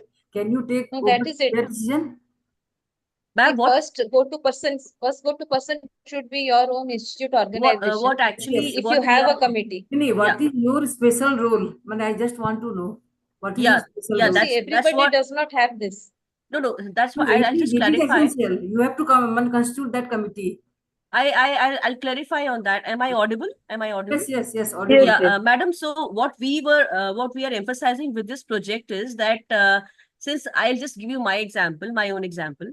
Like I had an issue with my in the department, and I approached my the HR and the management repeatedly over a year and a half. Yes. I kept on writing emails to them. I kept on giving them proofs. But because he was a senior to me, they were not even ready to accept the fact that something is happening in the department. Okay. So then I had to approach the person, there was the authorship misconduct and a kind of a, thesis, it was a problem with the thesis publication. And my name was, deliberately removed from 3 to 5 publications in the index journal by my senior. So I approached the editor of the journal, which was outside, and just mere after 1.5 years of my, repeated complaints, nothing was happening. But once we got a email from an external person who was an editor journal from a reputed journal, she intervened and she said that something indisciplinary is happening at your institution and some person is actually suffering. So my institution had to give a reply to that person. Yes, we are having an inquiry set up and we are seeing what is happening because the institution does not move unless somebody external coaxes them. So what Project WOS would be doing, we'll have a panel of committee, and this committee would actually just knock again, ki, why aren't you listening to the person who's repeatedly complaining to you? So we can just give a nudge or a small push to the complaint and give some more weightage to the individual person who is making the complaint to the particular institution in detail. Because sometimes if you are alone, you don't get heard or you're not given importance. But when they see, this person is having a backup of a big committee or a journal who is involved, and the reputation of the hospital is at stake, they actually take good and quick action, which happened in my case also. So that is why I thought that this should be someone whom we should be, easily approachable. Project Shakti, we have a lot of panelists here. So we can approach them and just say about what we want to say, and maybe we can just give a small push or a nudge through our committee report to the institution who is getting involved. That is what we plan to do. We do not want to actively go and, fight with the institution or something, but we'll just be pushing it and giving it a nudge. And that is enough, believe me, sometimes. That is all a person requires, a push or a nudge or a support from an external person. Because that time you And feel the fact lonely. that people know. And the fact that people know. Otherwise, it Yeah. is usually hushed up within your boundaries. Yes. And the fact that people know, that makes a lot of difference. Yes, ma'am. And most organizations don't have Ma'am, their they own do not. boundaries. Because So we myself, can. I suffered for 1.5 years. And I kept on writing mails and everything. Nothing was happening. So that's why I came up with this idea, so that we can just have something extra, something where we can actually go and give our problems of here listening part to. That's all.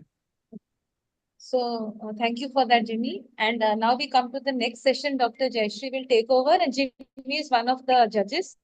So Jayashree madam, you can go ahead with the second judge, and then we can start. And please, let's stick to time. Second judge.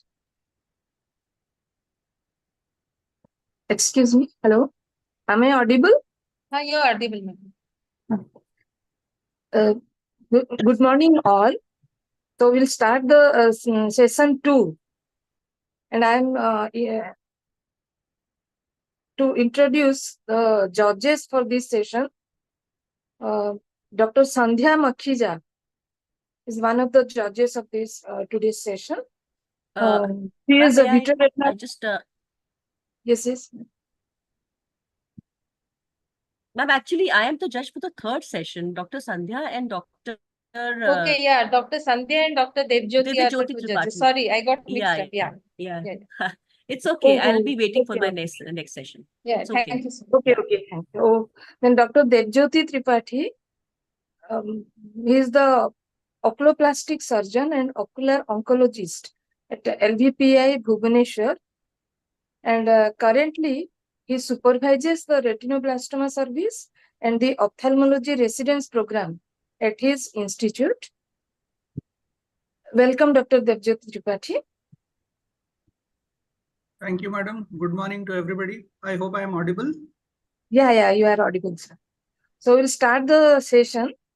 The students must be knowing that only 4 minutes is for their presentation is allowed, and negative marking for overtime, and -1 marking for each minute exceeding. And for discussion, question and answer, 4 minutes is allowed. So the first speaker is Dr. R. Shraddha Satprabha from JPM Rotary Eye Hospital, Cuttack. And the mentor is Dr. Sweta Dhiman. She is going to present unilateral ophthalmos in a 4-year child.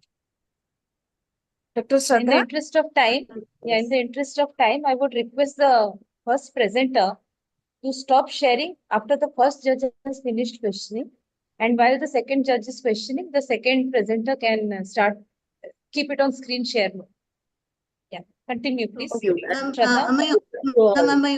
Am I audible to the Please audience? start sharing. Yes. Please start sharing. Start sharing. Ma'am, just a second. Yes. Full screen.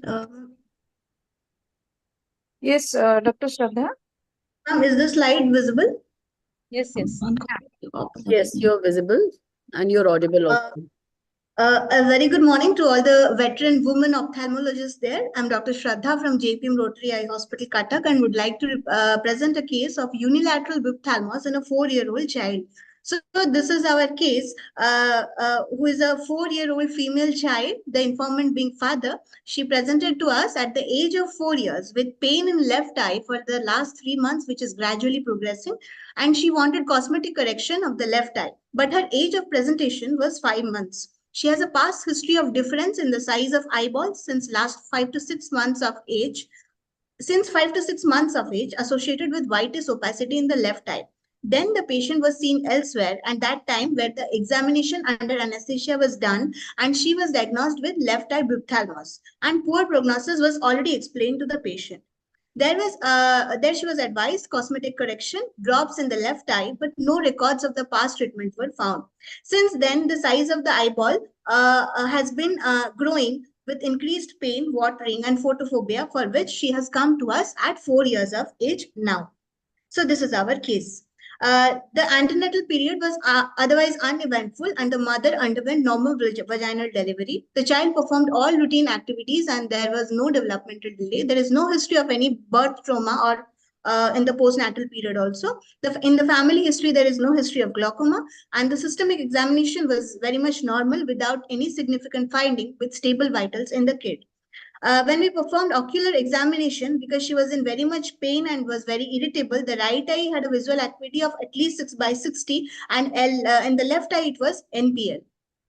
Basing upon the above clinical presentations, we have the following differentials in our mind, that it could be a case of left eye ophthalmos due to congenital glaucoma, it could be left eye retinoblastoma, choroidal melanoma, traumatic staphyloma, and intracranial space occupying lesions. So then we went for investigations. Upon left eye B scan, there was no evidence of any mass or calcification, but it showed an increase in the axial length. Then we performed NCCT brain and orbit, and the left eye orbit was larger than the right eye. And there was no evidence of any abnormality in the CT.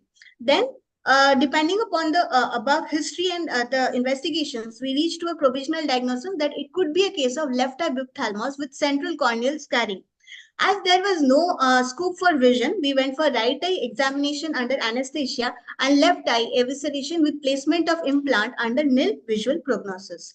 So under EUA, the lid and adnexa of the right eye and anterior segment findings were very much normal. But in the left eye, we saw increased horizontal interpalpebral fissure, a diffuse corneal edema, central corneal opacity, megalocornea, and limbal stretching. And because of all this, we could not view the fundus, but in right eye, it was within normal limits. The axial length were 20 millimeter and 26 millimeter in the left and in the right and left eye, respectively.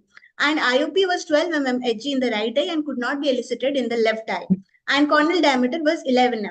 And in the left eye, we could see the limbal stretching and the corneal hedge.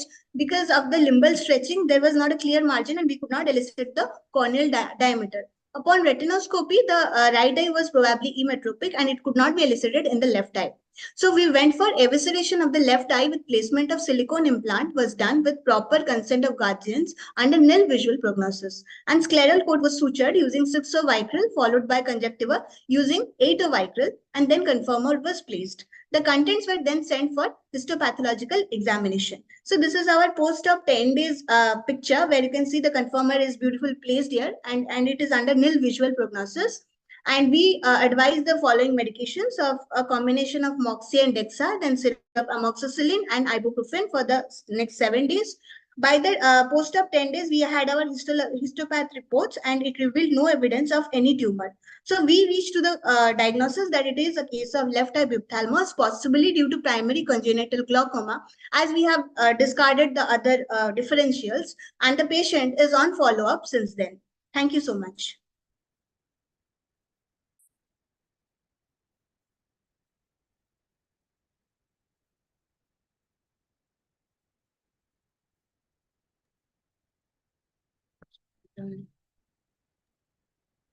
Hello, am I audible? Yes, Shraddha, you're done. Can you hear me? Yes, sir. Just 2 or 3 quick questions. Yes, sir.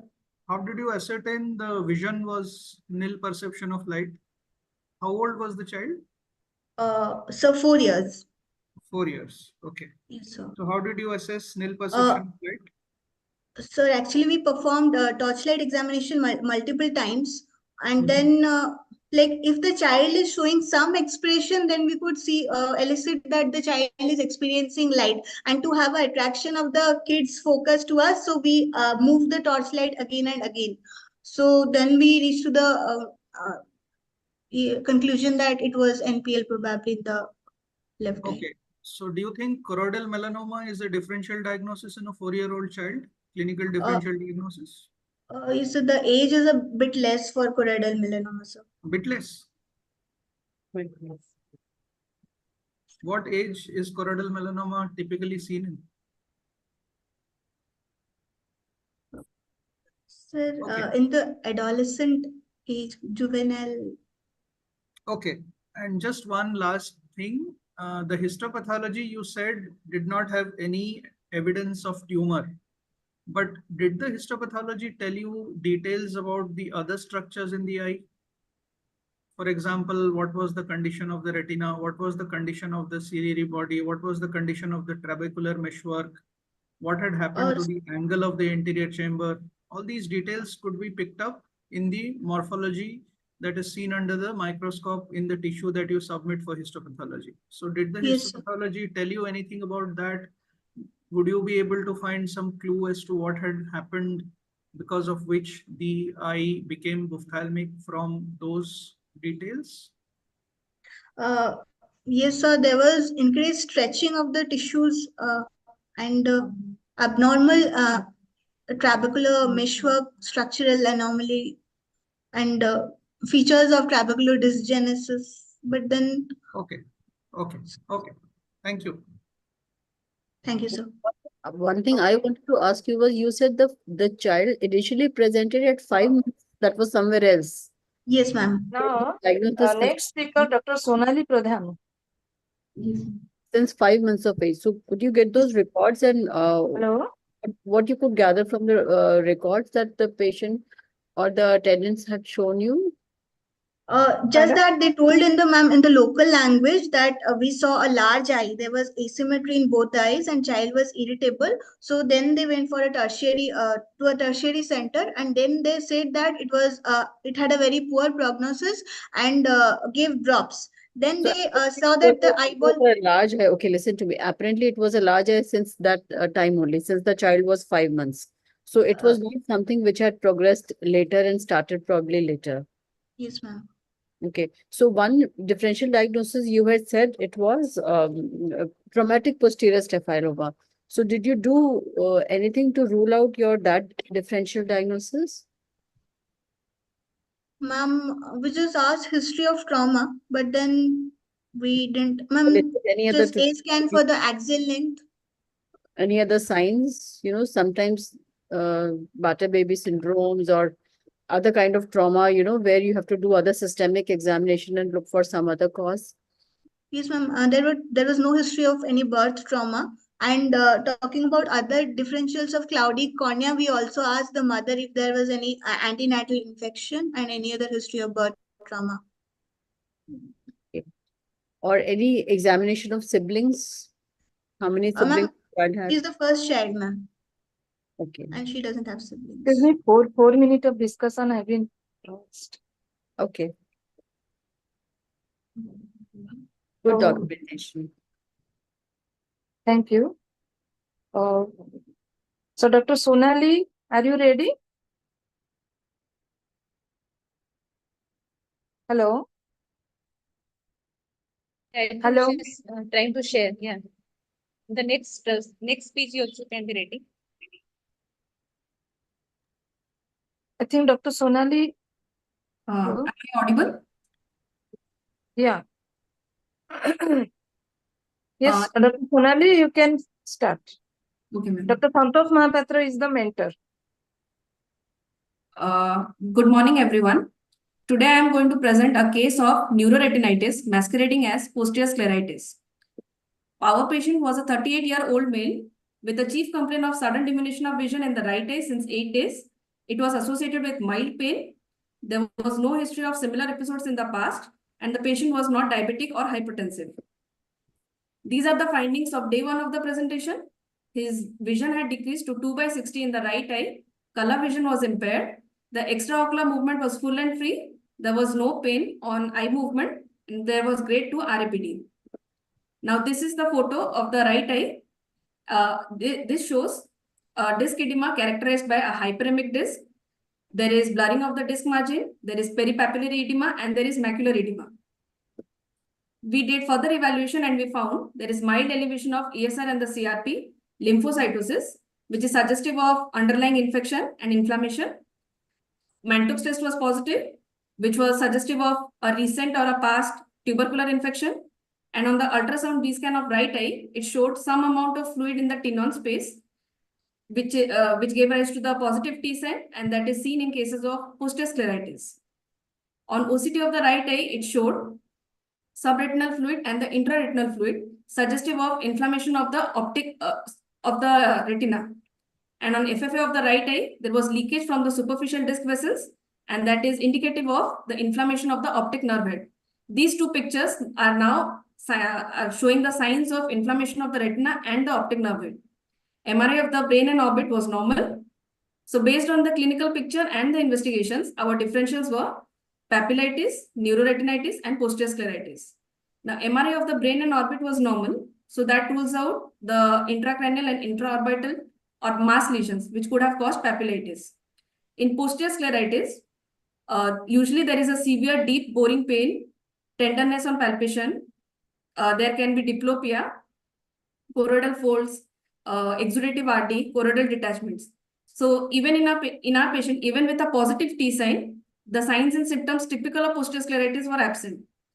And patient was positive for TB. Along with that, there was a fundus picture and signs of inflammation of the retina and the optic nerve, as seen on the OCT and FFA. And that favors the diagnosis of neuroretinitis. When the patient came on day 5, the anterior segment findings were similar to that on day 1, but the surprise was on the fundus picture. There was disc edema along with the appearance of the macular star. And this supports strongly our diagnosis of neuroretinitis. The patient was then started on oral steroids and anti-tubercular therapy. And at 1 month follow-up, the vision in the right eye improved to 612. The color vision was still impaired. And the fundus photo showed there was resolution of the disc edema. There was no blurring of disc margins. Peripapillary edema has also decreased. And macular edema had also decreased, but macular star was still present. So my conclusion for you will be, we cannot make a diagnosis on an investigation only. As in our case, there was positive T signs suggestive of posterior scleritis, and that created the dilemma in our case. We need to correlate the clinical picture as well as the investigations to make a proper diagnosis. Thank you. Okay. Thank you, Dr. Sonali. Now the case is open for discussion, question and answer. So that was a nice case. So one thing, your pros and cons, can you say that again? Your pros and cons for your diagnosis that you made, I mean, was it papillitis, neuroretinitis, retrobulbar neuritis? Of course, it cannot be. You have ruled out all those things. So how would you say it is not papillitis? Ma'am, papillitis, there can be association with MS. And on MRI of the brain and orbit, it was completely normal. There was no demyelinating plaques, and there were no signs of intracranial space occupying lesions, which could have caused papillitis. They could. What are the other reasons that you could think of unilateral papillitis? Ma'am,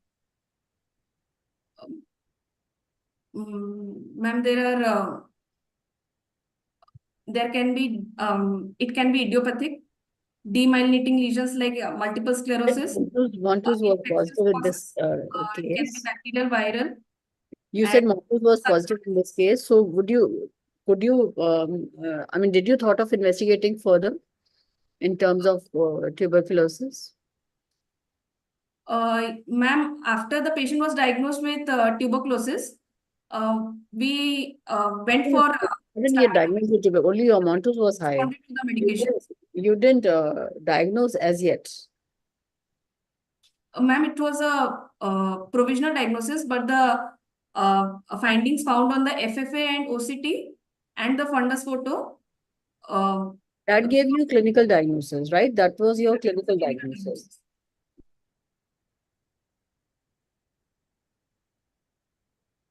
Okay. So would you like to ask something else?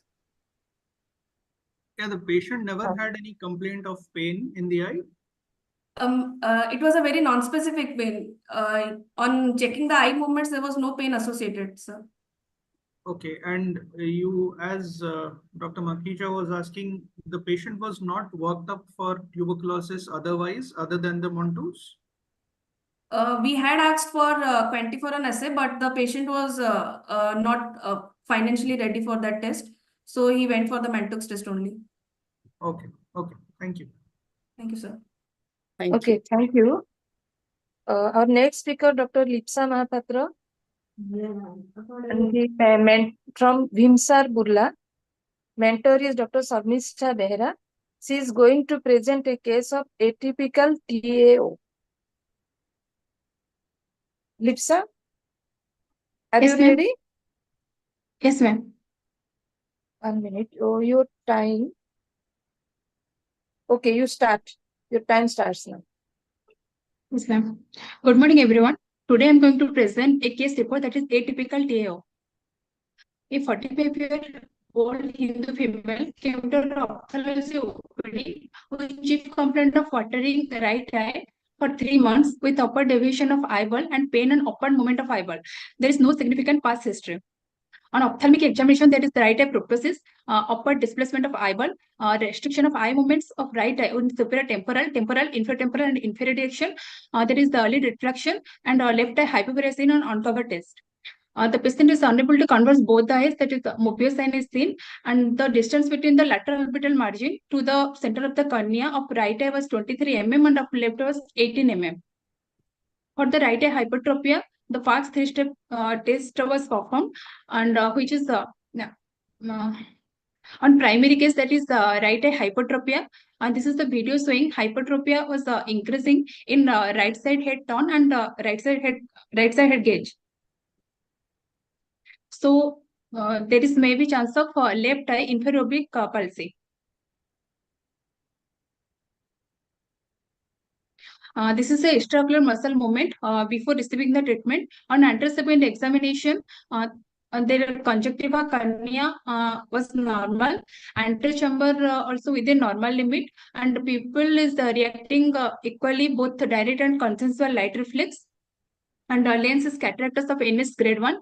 Visual acuity of right eye was 6/18 and of left eye was 6/24. And which is base corrected visual acuity of both eyes was 6/6. And on fundoscopy examination of both eyes are normal. CBS respiratory and GA examination of both of the patient is normal. So the different diagnosis is as there is right eye hypertropia, so any maxillary sinus tumor or because of the painful ocular movement, there is chance of optic neuritis. On investigation, CBC is microcytic hypochromic anemia. TS is less than 0.01, which is less than the normal. T4 is 13.33. T3 is 1.82 nanogram per ml, and parathyroid hormone was 15.9 milligram per ml. MRI brain and orbit showing right eye bulky inferior medial and superior rectus muscle, and left eye bulky superior rectus muscle. Patient received treatment with tablet carbimazole 5 milligram, 1 tablet OTP for food, injection methylprednisolone 1 gram IV OT for 5 days, injection pantoprazole, and with injection methylcobalamin. After receiving 5 days treatment, there is showing hypertrophy of the right was improved, and also improvement in the extraocular muscle movement. So my take-home message is early diagnosis and treatment can lead to better outcome. Thyroid or ophthalmopathy may mimic maxillary sinus tumor. It should be kept in mind. As differential, it is important to take radiography picture, blood thyroid profile for timely diagnosis, as there are different protocols for other differentials. Thank you. Okay, thank you. Next, so it is open for discussion. Judges, please. And next speaker, Dr. Sai Sunanda, R. Sai Sunanda. Be ready. This is from Himsar Bulla. So, Dr. Lipsa, that was a nice presentation, well worked up case. So, what are your differential diagnoses you thought of other than TAO? So, ma'am, as there is the right eye hypertropia, so and unilateral presentation, so maybe there is a maxillary sinus tumor. So we have to rule out by doing a CT scan, and as the patient is complaining regarding the painful ocular movement, so chance of optic neuritis. So what did you do to rule out optic neuritis? Ma'am, fundoscopic examination was done, and also vision is improving with after trial, which is 6/6, and fundoscopic examination of both eyes was normal. Any other systemic workup? Any inflammatory cause there is to rule no, out? ma'am. There is no, ma'am. I have not done, but any viral fever. There is no history of fever of the patient, and okay, fine. So, Lipsa, do you think optic neuritis is a differential diagnosis that is applicable to this presentation? sir, what is patient is absolutely normal, but as patient is complaining of. What is the main complaint of optic neuritis? Patient might complain regarding blurring of vision. So vision is usually the main complaint of optic neuritis. Okay. Pain on ocular movements may sometimes be there, may not be there. Do you find restriction of ocular motility like this with optic neuritis? Yes, sir. Not. Yes, sir. Okay.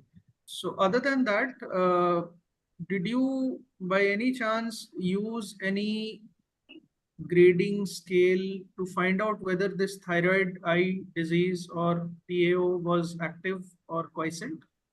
So by UGOGO classification, it may be it is a mild disease as there is lid retraction less than 2 mm and there is no signs. There are two things we talk of when we talk of thyroid eye disease. One is disease activity, one is disease severity, if you use the UGOGO classification. So which one are you referring to? Are you referring to disease severity or are you referring to disease activity? Disease severity. Okay. So did the patient have diplopia before at presentation? No, sir. The patient did not complain of any diplopia. No, sir. Okay. Okay. Thank you. Okay. Thank you, Dr. Lipsa. So, Sunanda, are you ready? Yes, ma'am, I'm ready. Is my screen visible, ma'am? Is my Yes. screen visible, ma'am? Yes, it is visible. This is going to present a case of spontaneous resolution of vitreous hemorrhage in a case of sickle cell retinopathy. And mentor is Dr. Sarmista Behra. Can I Yes, start? Dr. Sunanda, your time starts now. You start. Good morning, everybody. Good morning, everyone. I'm going to present today a case on spontaneous resolution of pre-retinal hemorrhage in sickle cell disease. Coming to the case details, a 22-year-old Hindu male hailing from Gudla, Sambalpur, who is student belonging to lower middle class family, came to the OPD with the chief complaints of sudden painless diminution of vision in the right eye for 2 days. Coming to presenting illness, he was apparently all right 2 days back. It started with diminution of vision in the right eye, which is sudden in onset and painless. There's no history of trauma, no history of chronic cough or any constipation, and no history of any weightlifting or strenuous exercise before this episode. There's no history of fever or night sweats. Coming to past history, there are no similar episodes in the past. Patient is a known case of sickle cell disease and on hydroxyurea. There's no history of tuberculosis or other systemic illness. Coming to the personal history, he takes mixed Indian diet, regular sleep cycle, normal bowel and bladder habits, and no addictions. Family history, there are no similar complaints in the family. Parents had consanguineous marriage. Both the parents are of sickle cell trait. Coming to the general physical examination, patient is conscious, coherent, and cooperative, oriented to time, place, and person. He is pale and icteric. However, there are no signs of cyanosis, clubbing, lymphadenopathy, or edema. His pulse is 76 beats per minute, respiratory rate is 12 cycles per minute, blood pressure is 120/70 millimeters of mercury, and temperature is 37 degrees centigrade. On systemic examination, his cardiovascular system, respiratory system, central nervous system, and para-abdomen on examination are within normal limits. On ocular examination, his visual acuity is counting finger close range in the right eye and 6/6 in the left eye. His intraocular pressure is 15 millimeters of mercury in the right eye and 14 millimeters of mercury in the left eye. On gonioscopy, all the angles were open and no abnormal vasculature is noted. On anterior segment examination, both eyes are within normal limits. Coming to the fundus examination, in the right eye, a pre-retinal hemorrhage is noted in the posterior pole, obscuring the details of macula and optic disc. And there is the tortuosity of the vessels, and the periphery seems to be normal. In the left eye, there is sheathing of vessels in the inferior quadrant along with tortuosity of the vessels. The beads can also show the same in the right eye with pre-retinal hemorrhage. Left eye is, however, normal. Coming to the OCT macula, in the right eye, in the vitreoretinal interface, there is hyperreflectivity, indicating of pre-retinal hemorrhage, which is shown in fundus image, and left eye is within normal limits. However, we could not do fundus fluorescence angiography as the patient did not consent to it. So my provisional diagnosis from this is right eye pre-retinal hemorrhage, probably due to proliferative sickle cell retinopathy. Coming to the blood investigations on CBC and everything, his hemoglobin was 9.4 grams per deciliter. His total serum bilirubin direct as well as indirect were raised. His Montauk's text was Montauk's was negative. On peripheral blood space, sickle-shaped RBCs were observed. Within 3 days, his vision started improving drastically. So we followed wait and watch principle with daily follow-up. So within a week, his visual acuity was 6/36. By the end of 26, his vision was improved to 6/9. After 20 days, this is the fundus image where the hemorrhage started subsiding.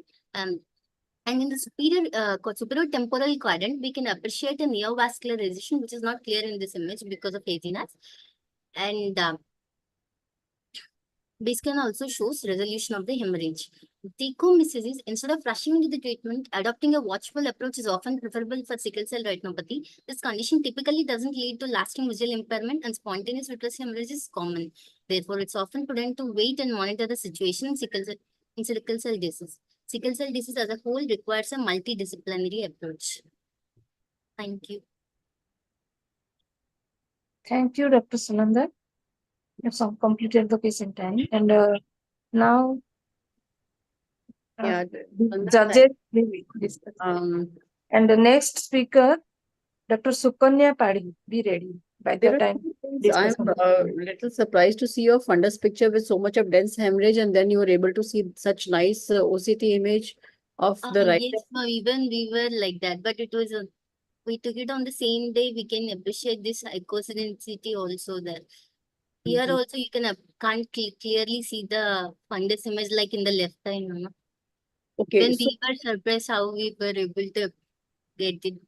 in your B scan image of the right eye, I Yes. see something like a proliferation at the disc, some membrane or maybe membrane extraction. Or so, what do you think that could be, and Proliferation. why? Yes. Something is there at the posterior pole, right? So, what do you think it could be? Why? This proliferation is, if we are thinking in terms of sickle cell retinopathy, disc proliferation is very rare. However, if we think in terms of differential diagnosis, disc proliferation could happen. Okay, I'm not saying maybe not proliferation, but there's something in the B scan. What do you think? I'm just asking you, what do you think it could be? Something is there at the posterior pole, right? How would you explain it?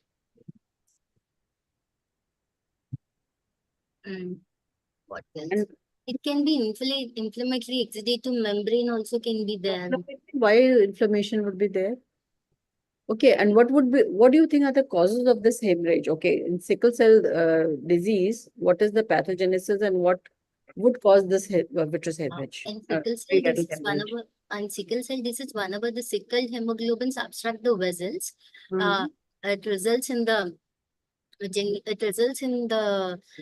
ischemia of the retina. So in the junction of the ischemic and non-ischemic retina, neovascularization develops, which are usually vulnerable and more prone to rupture and result in hemorrhage. Absolutely. So do you think just wait and watch is the right approach for the patient to manage? You yourself said ischemia, new vascularization, proliferations, and all those things. Yes, ma'am. Could you just Actually, leave the in patient this like image, we were not able to. if the patient is sitting on a volcano, the patient can always have a rebleed again and again, and one fine day you will lose the vision. Since this is our first episode, and you can see that initial visit, apart from hemorrhage, we are not sure what other findings also. How will you be sure? We followed him. No, so how will you be sure? Only follow-up is not the right thing. You have to start the whole management right at the first episode. You cannot wait like saying that, okay, this is the first episode and let us watch. You have to, do something for the patient, some intervention. Why do you think the patient refused? He didn't even consent for FFA. You have to explain the patient, and FFA is a small thing, this it's unlikely that the patient will not give a consent for this. And what is the main purpose of FFA in this patient? Why it is probably we will take it as an important investigation, a very important one. Why? First of all, in this case, in FFA, we'll be able to appreciate the neovascularization and that of a specific thing like C-fan neovascularization. In case of sickle cell retinopathy, we expect that. Ischemic areas. We would want to see periphery. How many, what is the ischemic area like, what is the extent of ischemia in the periphery? Because especially in the periphery and especially the anterior retinal zone, the ischemia causes neovascularization very fast. And secondly, other eye, we have to watch for the other eye. That is the most important thing. Yes. In the other eye, apart from that vessel sheathing and the tortuosity, no other findings were there. Even in would- the yeah, but- periphery, we but couldn't you'll see. probably pick up some findings on FFA. So it's you that you have to convince the patient, that this is an important investigation and not a difficult one and not something, that he will refuse consent for. 4-minute So discussion. you have a quick question? Just one quick question. Sunanda, do you understand there is a difference between a pre-retinal and a vitreous hemorrhage? Because the title of your presentation is vitreous hemorrhage and the... Pre-retinal hemorrhage. So what is the difference between the two? Itself. What do you My think is the title is difference between... pre-retinal hemorrhage, sir. Okay, the difference. Pre-retinal hemorrhage is also a kind of vitreous hemorrhage, sir. However, the vitreous hemorrhage proper is that hemorrhage occurs into the vitreous cavity per se, whereas pre-retinal hemorrhage can be subhyaloid or sub-internal limiting membranes, sir. Okay, thank you. Yeah, thank you. So this is, I think, as per your picture, what we see, this is kind of a vitreous hemorrhage only. There might be some pre-retinal component, but it is less and it's But quite in part of vitreous hemorrhage. Okay, then thank you, Dr. Sunanda. Thank you. Stop sharing. So next speaker, Dr. Sukanya Padhi, are you ready? Ma'am, but I'm not able to share the slide. Sunanda, please stop sharing. High-tech Yes, ma'am, stop.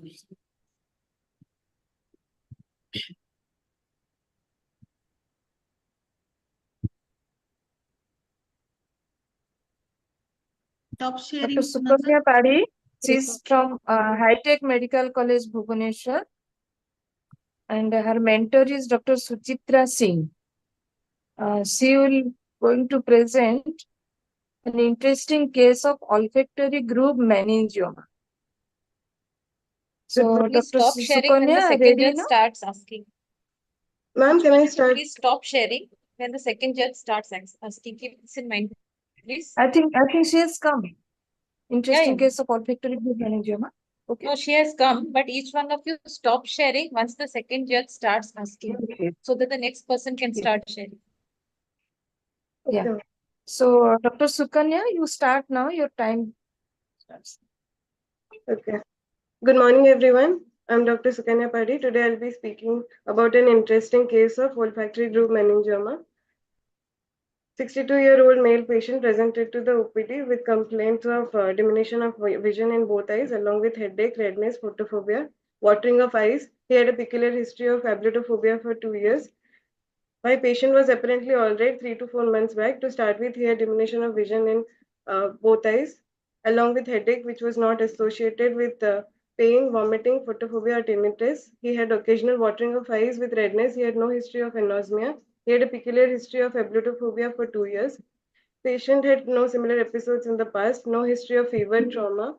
He is a known case of hypertension for which he was taking oral tablet atorvastatin and hydrochlorothiazide daily. He had good diet, good appetite, normal sleep cycle with normal bowel and bladder habits. He had no history of addiction, no similar complaints in the family. On general examination, patient was conscious, cooperative, well oriented to time, place, and person. Vitals and systemic examination was within normal limit. On ocular examination, head posture was direct, facial symmetry was symmetrical, ocular position was normal with orthophoric ocular alignment. In right eye, visual acuity was 6/36, in left eye it was 6/60, and there was no pinhole improvement in both the eyes. Near vision was N12 for both eyes. Color vision was normal. Full and free ocular mobility was there in both eyes. IOP was 12 millimeter of mercury in right eye, and left eye it was 13 millimeter of mercury. On slit lamp examination, in both eyes, orbital margin was normal, eyelid was normal, eyelashes were normal in count. On lacrimal apparatus, trophleus was negative, conjunctiva cornea sclera was normal, anterior chamber was normal as well, iris was visible in both the eyes, pupil were round, regular, and sluggishly reacting to light, lens was normal and clear in both the eyes. On fundus examination, the media was clear in both the eyes. We could see optic disc margin blurring along with disc elevation. There was obliteration of the optic cup along with marked hyperemia in the both eyes. And there was tortuosity and venous engorgement in both eyes. There was splinter hemorrhages seen in both eyes On fundus examination, we could see macular dullness, which is not seen in this case. On perimetry examination in both eyes, we saw centrocecal scotoma.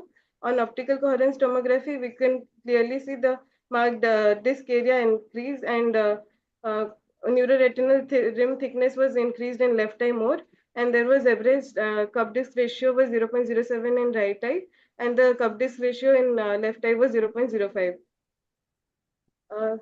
Except for a high homocysteine level and deranged lipid profile, all other blood investigations were within normal limit. We did an CE-MRI brain, which showed homogeneously enhancing broad-based lesion and floor of anterior cranial fossa in the midline extending to bilateral olfactory grooves.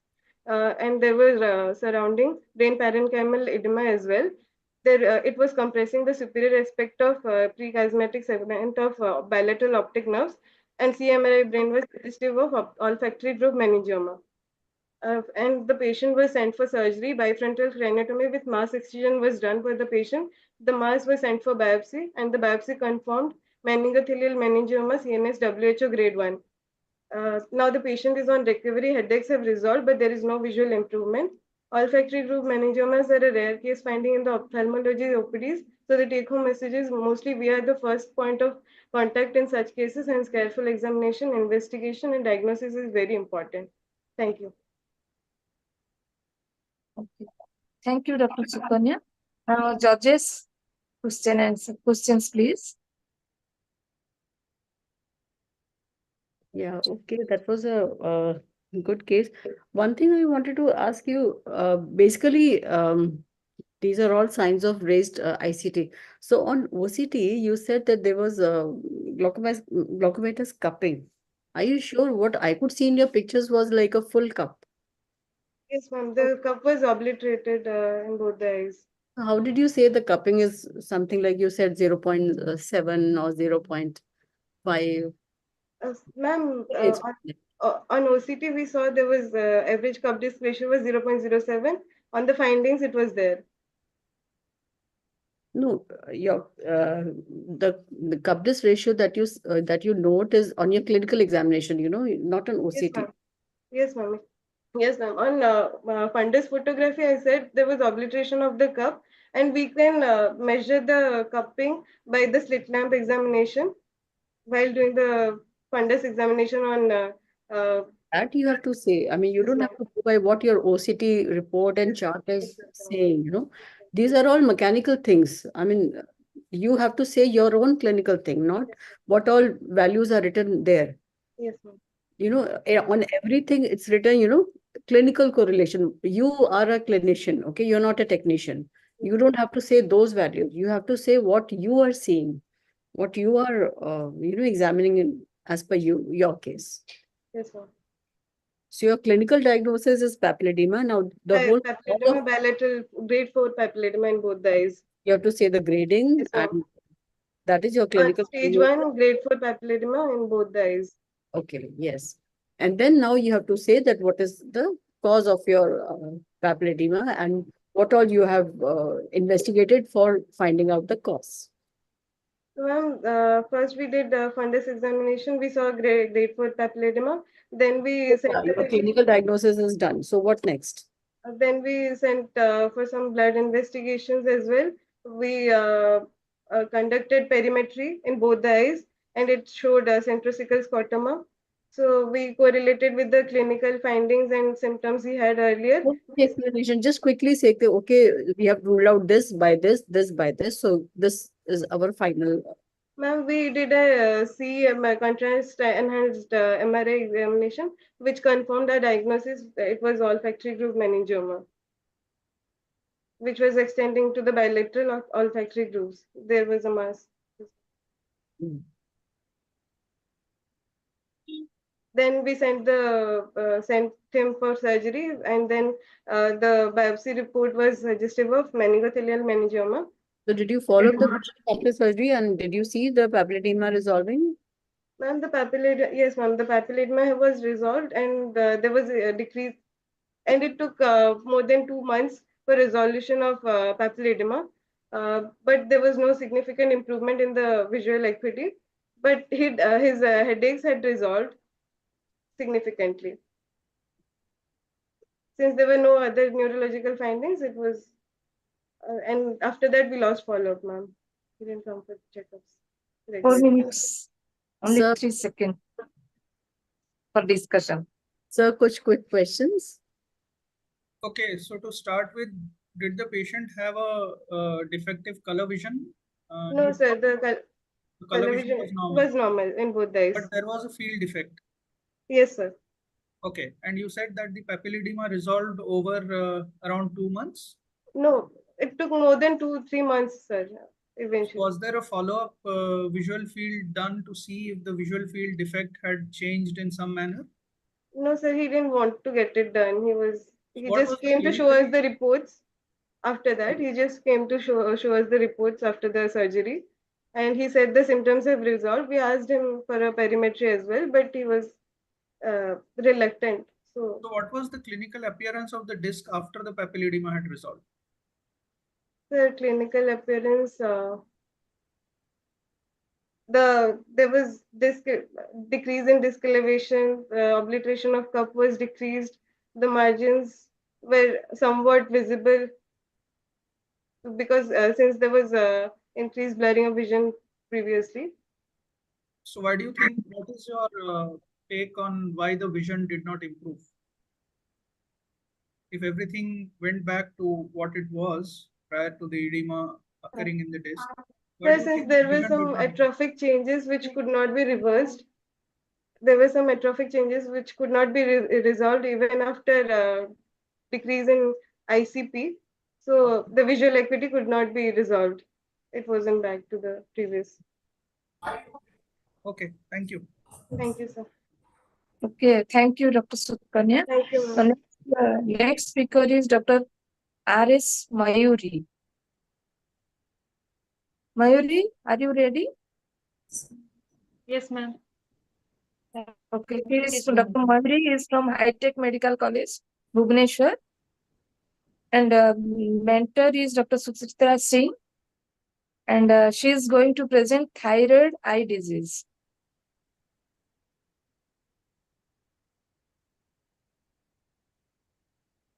Okay, Dr. Mayuri, you start.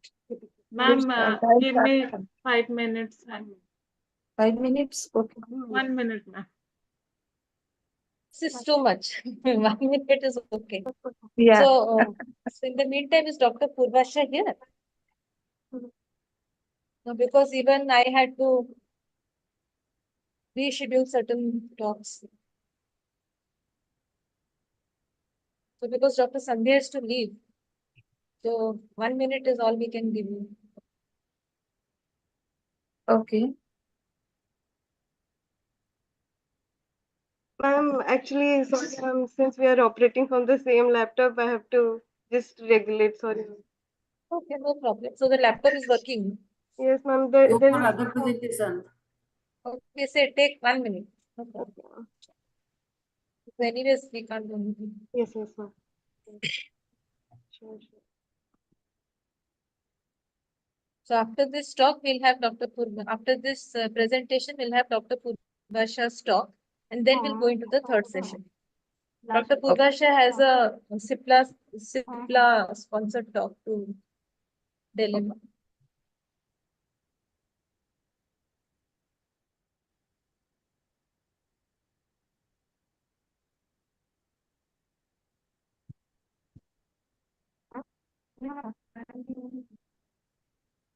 Welcome, Dr. Purvasha.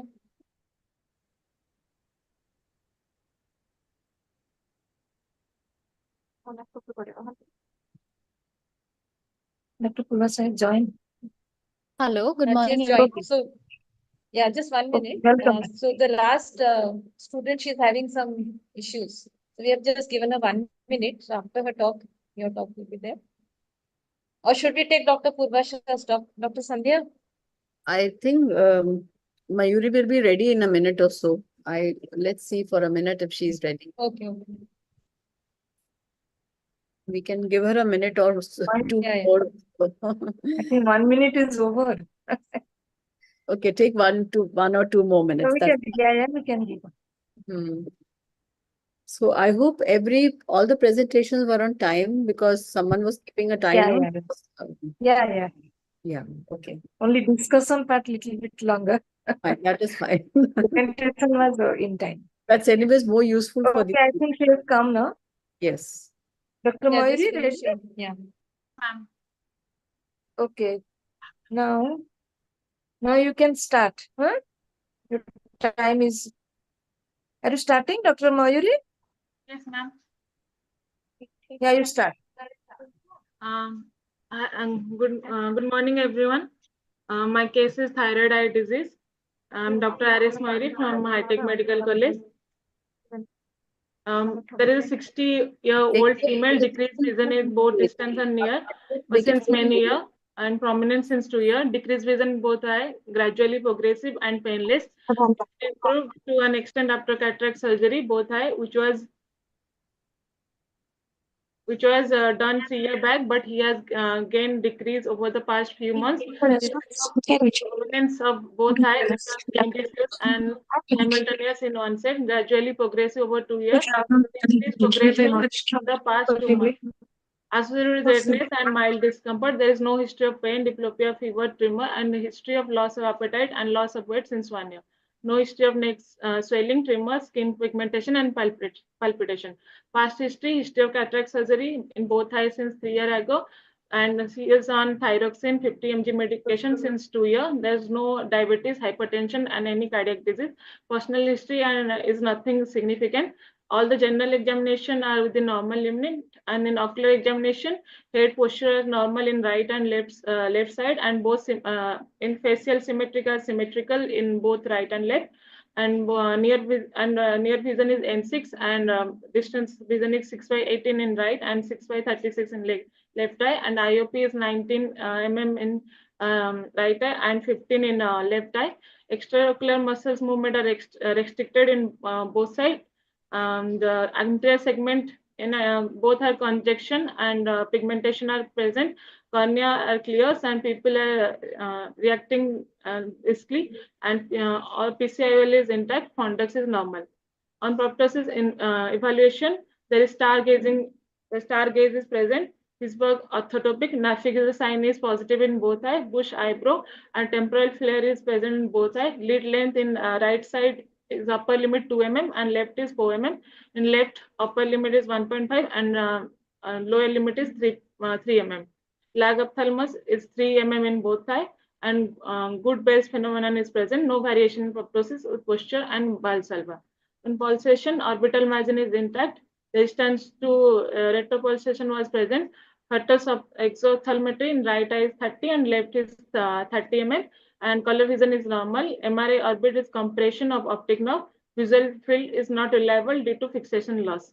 VISA score, vision is yes, inflammation is 2, and severe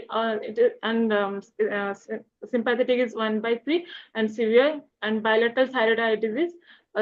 Severe but not active inflammation is present. This is the hyperthyroidism chief complaint generally.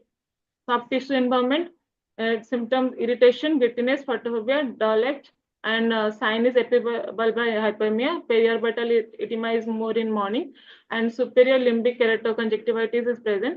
Golgiger sign, conjunctiva congestion is there. Lid retraction due to fibrotic contracture, and secondary overaction due to superior rectus and levator palpebrae superior muscle complex. Humeral overreaction of Muller's muscle, an alias sign, this upper eyelid retraction and temporal flare. Some late signs are present like Kochus and Stellic and Gifford inverse. And when proptosis, there is axial, unilateral, or bilateral proptosis is present. Compression lid closure due to exposure keratopathy. Restrictive myopathy 30 to 50%, initial due to inflammation, later fibrosis. Fast muscle is inferior rectus, and contracture leads to elevation defect. Abduction defect, fibrosis of MR muscle, and depression defect due to fibrosis superior rectus, and addiction defect due to LR. Mobius sign, unable to converge eye, Bellot sign. I think it's time. Yeah.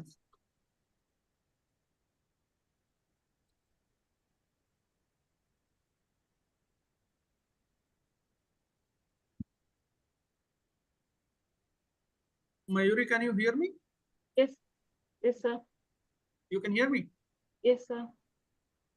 So your patient was on thyroxine? Yes, sir. So what was the thyroid function test showing as status? Hyperthyroid, hypothyroid? What was the status of the patient? The T3, T4 are elevated, TSH also elevated, and the CT scan also show some. No, I'm not talking of the CT scan. I'm only talking of the biochemical thyroid profile. Okay. So you said T3, T4 were elevated and TSH was also elevated. Yes, sir. So what kind of biochemical status would that be? Hyperthyroidism.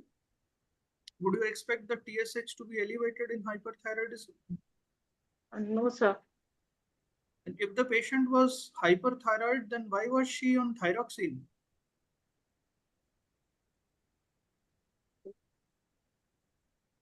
And you mentioned thyroxine was given in a 50 milligram dose, right?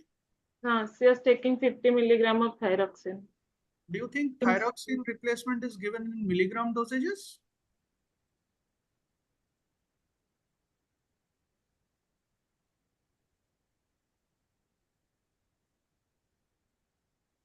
No, sir. Are you sure? No, sir. Okay.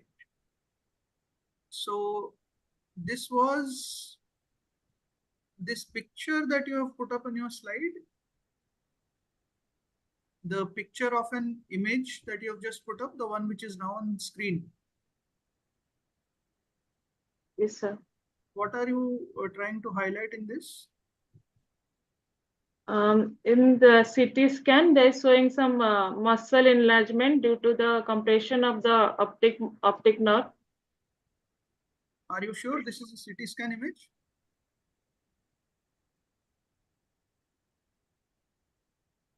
Actually, it's a MRI picture showing compression muscles. Okay, thank you. I would like to say, like, you have given a very good overview of the whole thyroid eye diseases. But what about the case? You haven't, it's not a case presentation like you've shown us. You've given us the whole theory of all thyroid spectrum and all examination that you will do. So you haven't correlated it with the case. So you've given us a list of all these signs and tests. Have you seen all these signs on your patient, whether these are present or no? And you haven't told us anything about it. You have listed all the signs very nicely. But what about this is a case presentation program, right? Yes, So you ma'am. have to tell us whether these signs are present in this case or no. You don't have to give like a seminar or like a theory topic. Okay.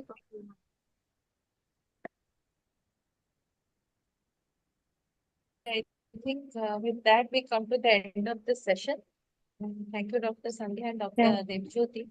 And Jayashree Madam, with your permission, can I Sure. request Dr. Susan? She's here. Yeah. So I would request Dr. Susan to begin her Please. lecture, the much awaited. Sure. So I thank Dr. Devi Aishwarya for such a nice program, and you've done it very beautifully. The whole program is going very nice, and love to be a part of it. Thank you for having me here. The presentations were really nice. The students have really worked hard, and I hope it will be beneficial for them for their further improvement in future also. Best of luck to I all. wish we had such programs in our during our post graduation. Yes, really. Thank you. So is Dr. Susan here? Hello. Yeah. Yeah. Dr. Aishwarya, thank you for having me here. Thank you. Thank you so much, Devjyoti. Yeah, my pleasure. I may need to move Thank out. you so much. Thank you. Thank you. Thank you so much. So please just send me your score sheets to me.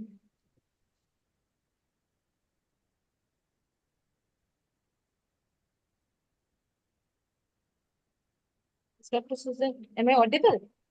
Yes, yes, Ashwarya, thank you so much. I am here and let me Yeah. apologize. So I'm just going through a brief introduction. Dr. Susan doesn't need any introduction.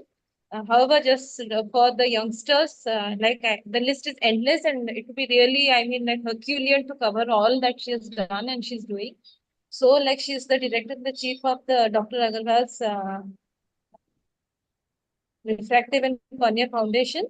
Uh, Most current, she's ranked 17th in the PAR list of ophthalmologists 2024. And she's only amongst the 3 women in this list. So you know how big it is.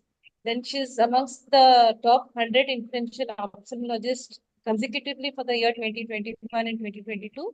And she's listed consecutively in Stanford's top 2 percentile of scientists world over, continuously from 2020 through 2023. So it's 4 years at a stretch.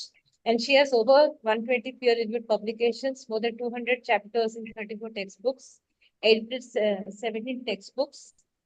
Amongst her innovations, she has many of them. She chairs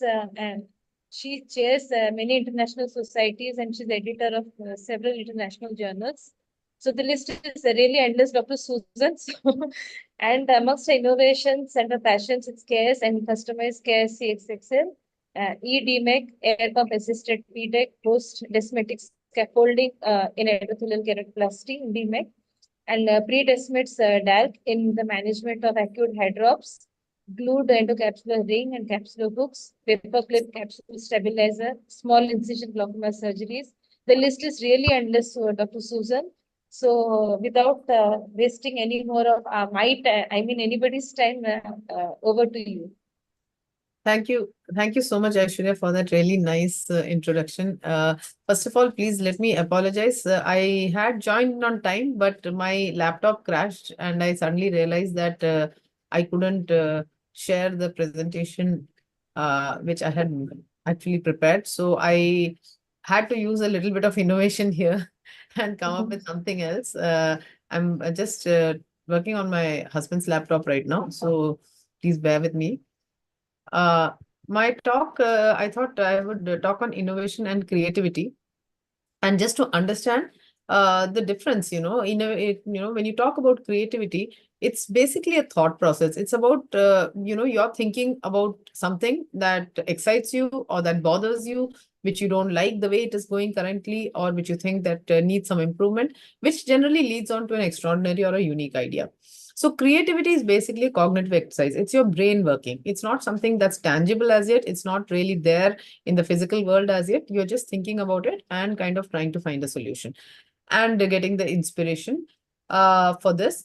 And you suddenly have a eureka moment of realization, which is when the bulb goes on. Now, this could be a slow process. It could be a fast process. It could be something that you slowly work on bit by bit by bit, and you come to, different pieces of the puzzle fitting together. And what you have to realize is creativity usually includes a motivating push. So there's something that is there which is motivating you from inside to try and find out a solution for something that bothers you. So it's basically something that goes beyond the usual boundaries. It's what is called as thinking out of the box, which is part of the title of this presentation, and it leads to these unique ideas and solutions. So it's a sort of problem solving. But what we have to realize is creativity is not really the end point. It doesn't end with that, because then comes the second part, which is innovation. Now, when you come to innovation, it's basically how you translate that creativity or the idea that came to you or the inspiration or the invention that you've thought of into something that's tangible. That is how you bring it to the real world, how you can bring it to a form that is translatable by yourself, by others, into something that can actually be done physically. And this is basically, it could be a process, it could be a method, it could be a device, or it could be a system. And as I said, it makes a tangible implant.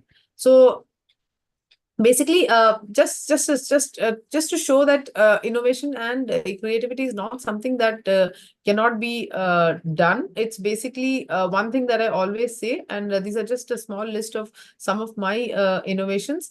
But so I'm going to keep my presentation a little short, but just kind of giving my thoughts here.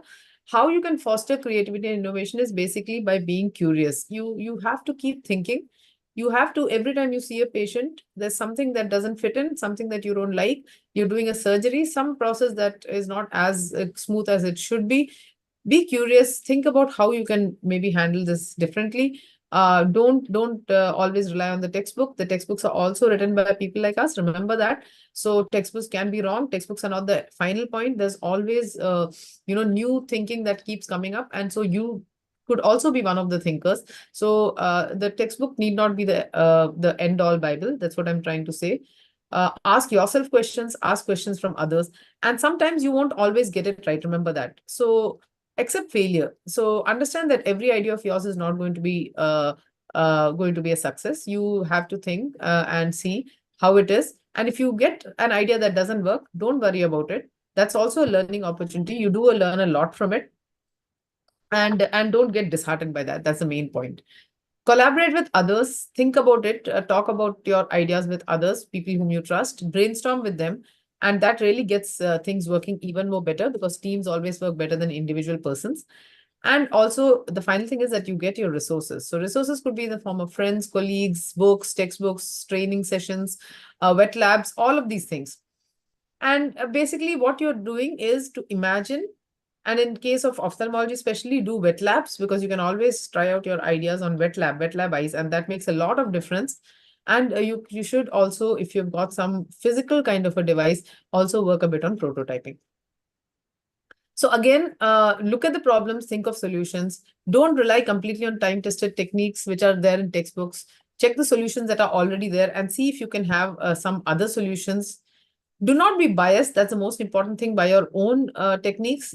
Look at it objectively. Realize that your own techniques may not be the best. There may be better solutions out there. And if there's a better solution that comes around, respect that solution.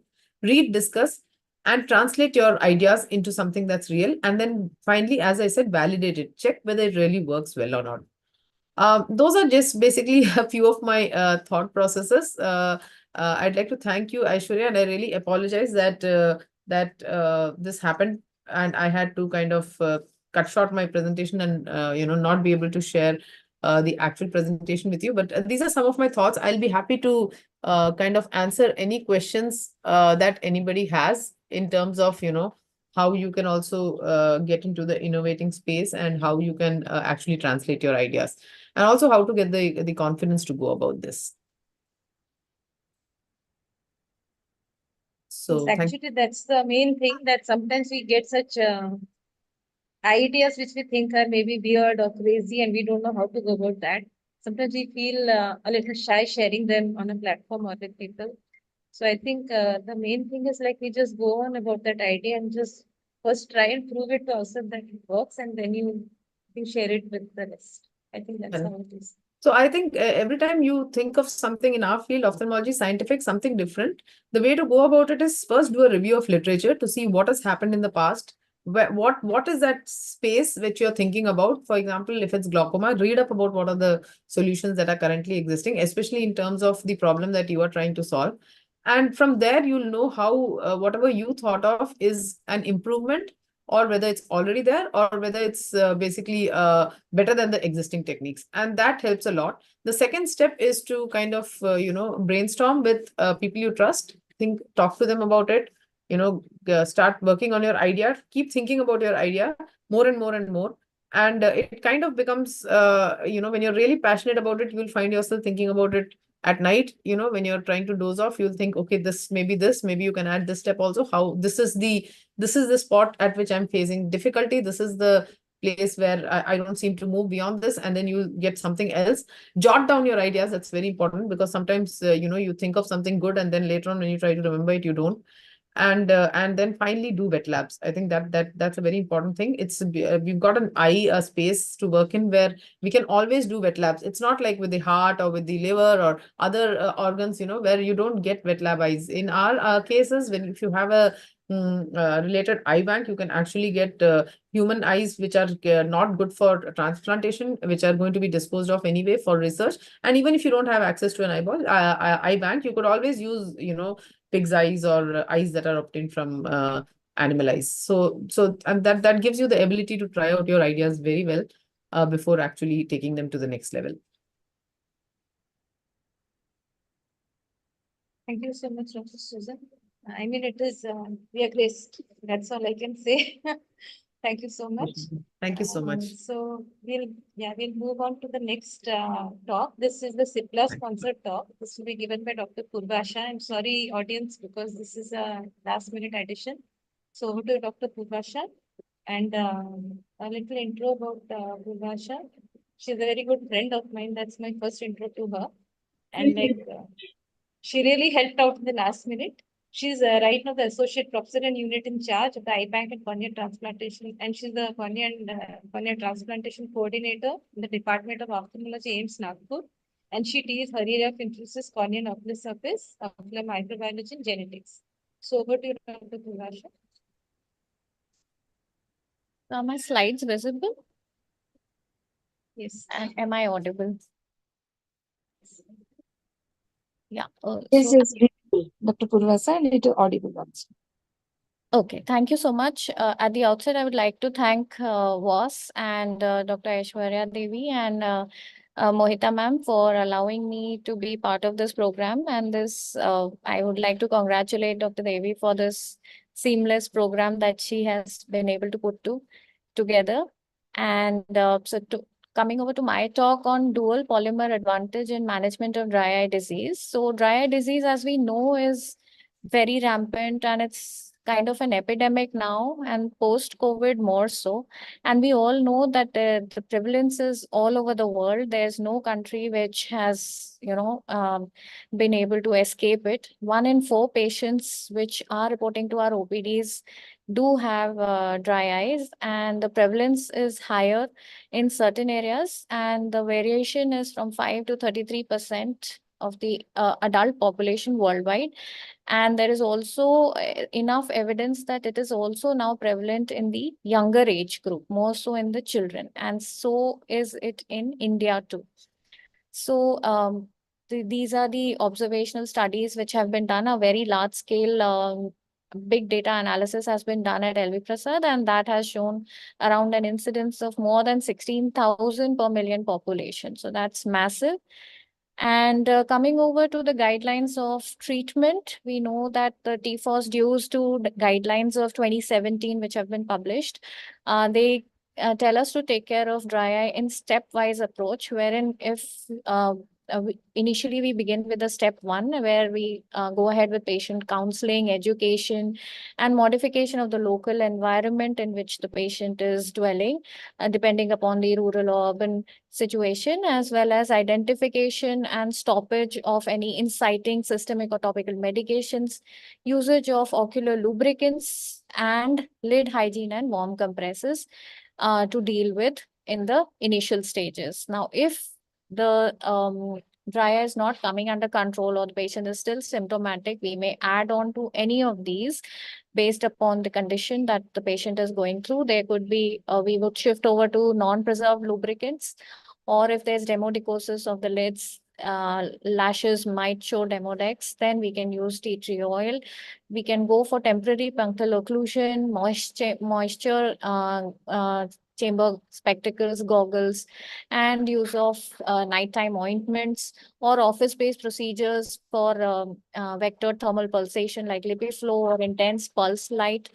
Or we can go in for antibiotic steroid combination for anterior blepharitis, along with topical corticosteroid, topical secretagogues, topical anti-inflammatory therapy, which is steroid sparing like cyclosporins, and the newer kids on the block like lifitegrast, which is a leukocyte function associated antigen A1 antagonist, and oral tetracycline, doxycycline, or macrolides.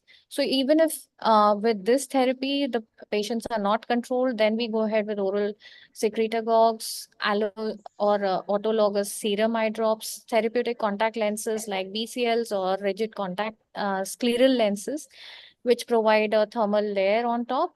And if that is also not enough, then we go ahead with topical steroids indefinitely for a long period of time till the patient develops asymptomatic relief, or there is presence of defects which are persistent, and so we have to do AMG or surgical punctal occlusion, punctal cauteries.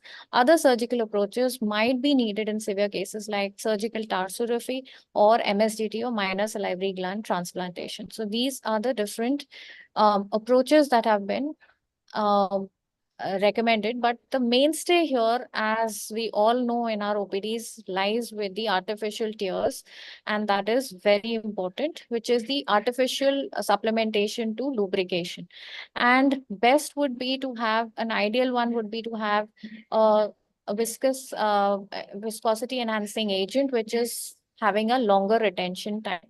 So based on these, there have been generations of evolution of tear substitutes, where the first line ones were preservative based with benzalkonium chloride, the regular villain in our ocular surface practice, where a hypotonic solution or isotonic preservatives are being used.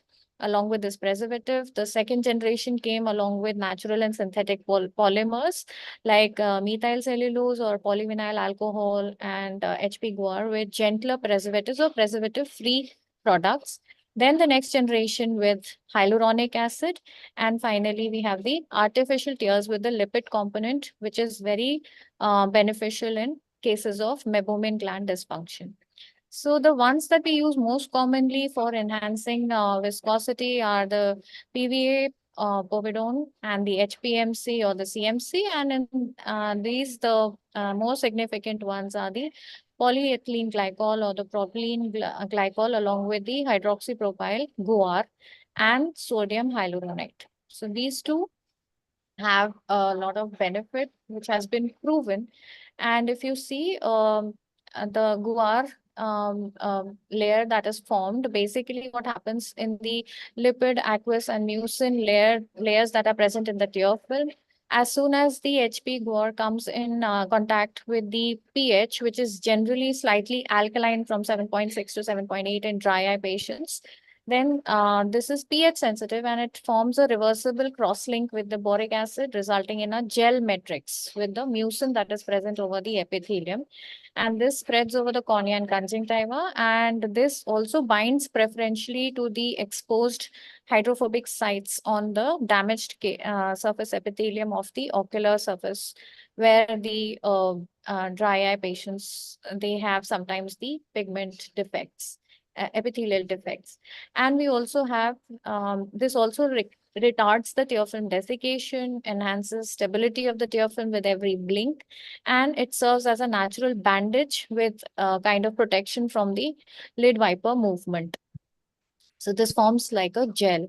So it has two advantages. It improves the retention time as well as relief from the symptoms because of the dry eye. So the mucin layer is enhanced and covered, and there's tear film maintenance along with protection of the epithelial cells. Coming over to the third generation polymers like sodium hyaluronate, yes, it is already present in the body in the form of a naturally occurring substance in connective tissue matrices of our bodies. And it is a component of synovial fluid, we all know that. And in the eye, it is also found as a component of the vitreous, the aqueous humor, and it is also seen in the connective tissue of the angles. And here, it is a natural component of tears with the proportion which is on the ocular surface, which is synthesized by the corneal epithelial cells. So how does it help in dry eye? It binds, basically it retains water and resists dehydration, and so promotes wound healing. And the increased viscoelastic property helps in efficacious retention times. And how much does it bind to water is, they have shown that 1 gram of hyaluronic acid can hold up to 6 liters of water, has been proven. So that's massive. And so it has been proven to have a good capacity to maintain the ocular surface hydration. And that is how it helps. And the other mechanism is in wound healing, where the epithelium is under stress. Fibronectin, which is an extracellular matrix protein, which stimulates the epithelial cell migration and helps in healing. Sodium hyaluronate binds to fibronectin and forms complexes and then helps in wound closure, which is earlier. And viscoelasticity, a word about it, is basically viscous property of the liquid as well as combination of elastic property of a solid, which is combined, and that leads to the viscoelastic property. And of hyaluronic acid, every time we blink, there are shear stress forces which are present, and these molecules of hyaluronic acid, they maintain their viscosity there and help in prevention of further damage of the surface by forming tangled meshworks and helping in prevention of further damage to the epithelium. And when combined with the HP-GUAR molecule that is there, so this has an added benefit. And these are the basic mechanisms by which both of them act and lead to synergistic benefits. So increased hydration and protection of the surface. So all these we have seen, and sodium hyaluronate helps in lipid layer thickness, and the GUAR and the PEG help in improving the mucomimetic action. So all layers of the tear film are helped by this. There are very many studies which have helped in proving this by showing that the T-butt improves as well as the tear film meniscus height improves. And these are the proofs that this is seem to be working, especially in cases of post-cataract surgery patients. Again, this has shown to have good benefits, and speed scores have increased by the use of these two molecules together post-cataract surgery. And so these are the various studies that have been shown.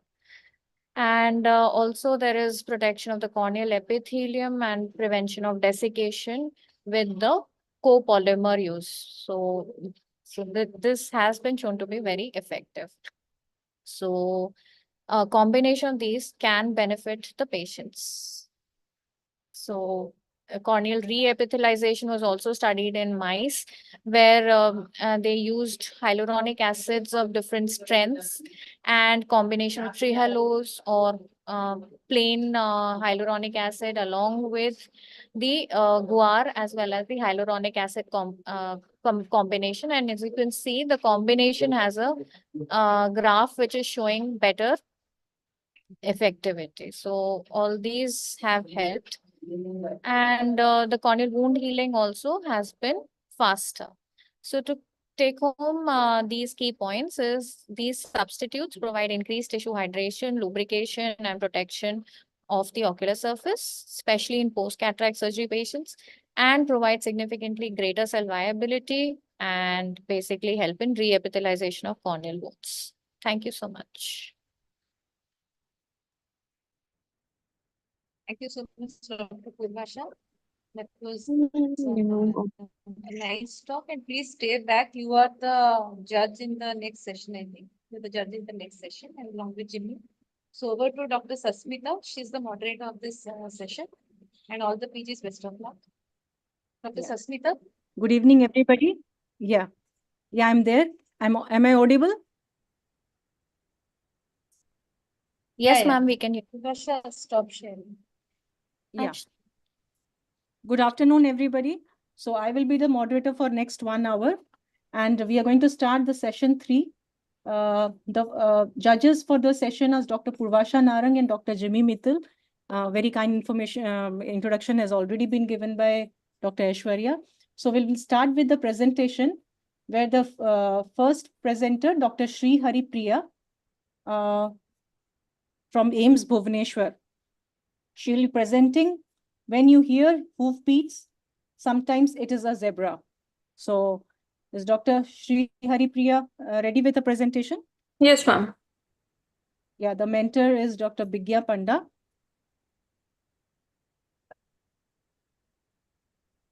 Please stop sharing when the second judge is asking, so that the second student can get ready.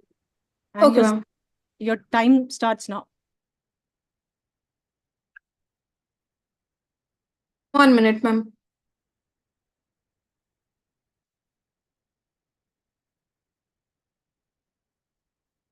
Good afternoon, everyone. I am Dr. Sri Hari Priya, first year resident from AIMS Bhubaneswar, and today I am going to present my case titled When You Hear Hoofbeats, Sometimes It Is a Zebra.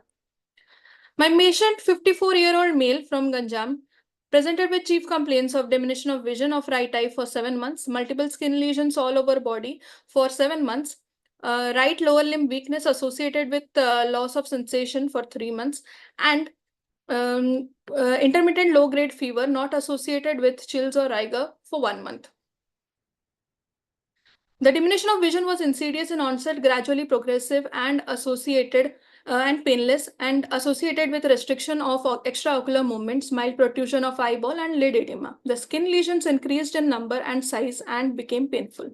He is a known case of leprosy who discontinued multi-drug therapy, has a history of pulmonary tuberculosis 10 years back, for which he completed anti-tubercular therapy. He is a recently diagnosed type 2 diabetes mellitus with no other comorbidities. On general examination, there were multiple erythematous hyperpigmented subcutaneous nodules all over the body. On ocular examination of right eye, there was no perception of light and edematous and drooping upper lid. Conjunctival congestion and chemosis was seen.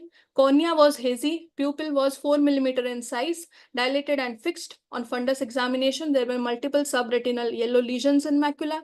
Extraocular movements were restricted in all gazes. On B scan, panophthalmitis without any evidence of intraocular mass was seen. Left eye examination was within normal limits. On CT scan, retroorbital homogeneous isodense mass lesion pushing the globe and stretching the optic nerve of right eye was seen. Rapid progression of orbital cellulitis within 4 days of admission was seen, which did not respond to any intravenous antibiotics, and multispecialty consultation was done with neurology for the peripheral sensory loss and dermatology for skin lesions, for which they advised skin biopsy. So provisional diagnosis of diffuse retroorbital mass lesion causing severe proptosis of right eye with borderline tubercular leprosy and type 2 lepra reaction was made. In view of no perception of light and fulminating orbital inflammation, we did a free evisceration which could give us tissue for biopsy as well as stop the further progression of the lesion. The incisional biopsy from skin lesion showed atypical cells with irregular nuclear membrane which stained diffusely positive for CD3 on immunohistochemistry, and the Phyte stain for acid-fast bacilli was negative, which ruled out leprosy. All this was suggestive of cutaneous T-cell lymphoma. The histopath examination of the scleral tissue showed stroma infiltration by atypical lymphoid cells and MIB1 labeling index as 90% and stained CD3 positive on immunohistochemistry suggestive of extranodal NK T cell lymphoma. All the metastatic workup was done, and he was sent to medical oncologist and started on 4 cycles of L-aspargine, methotrexate and dexamethasone, following which the skin lesion started to resolve within a week. Guarded prognosis was explained to the patient from the beginning. He was given an artificial prosthesis for right eye, and he is in regular follow-up for last 7 months without any recurrence. So what are the take-home points? In India, where leprosy is endemic, its reactional episodes can mimic other conditions, making the diagnosis challenging. Careful general examination is important. Never miss any skin lesions and lymph node enlargements. Eviscerated scleral specimen should be sent for histopath examination, and multi-specialty involvement might be necessary. So to conclude, orbital malignancies often represent a diagnostic dilemma for clinicians due to their atypical presentations, while we are always trained to look for horses. When we hear hoofbeats, sometimes it is a zebra, as was seen in our case. So these are my references. Thank you.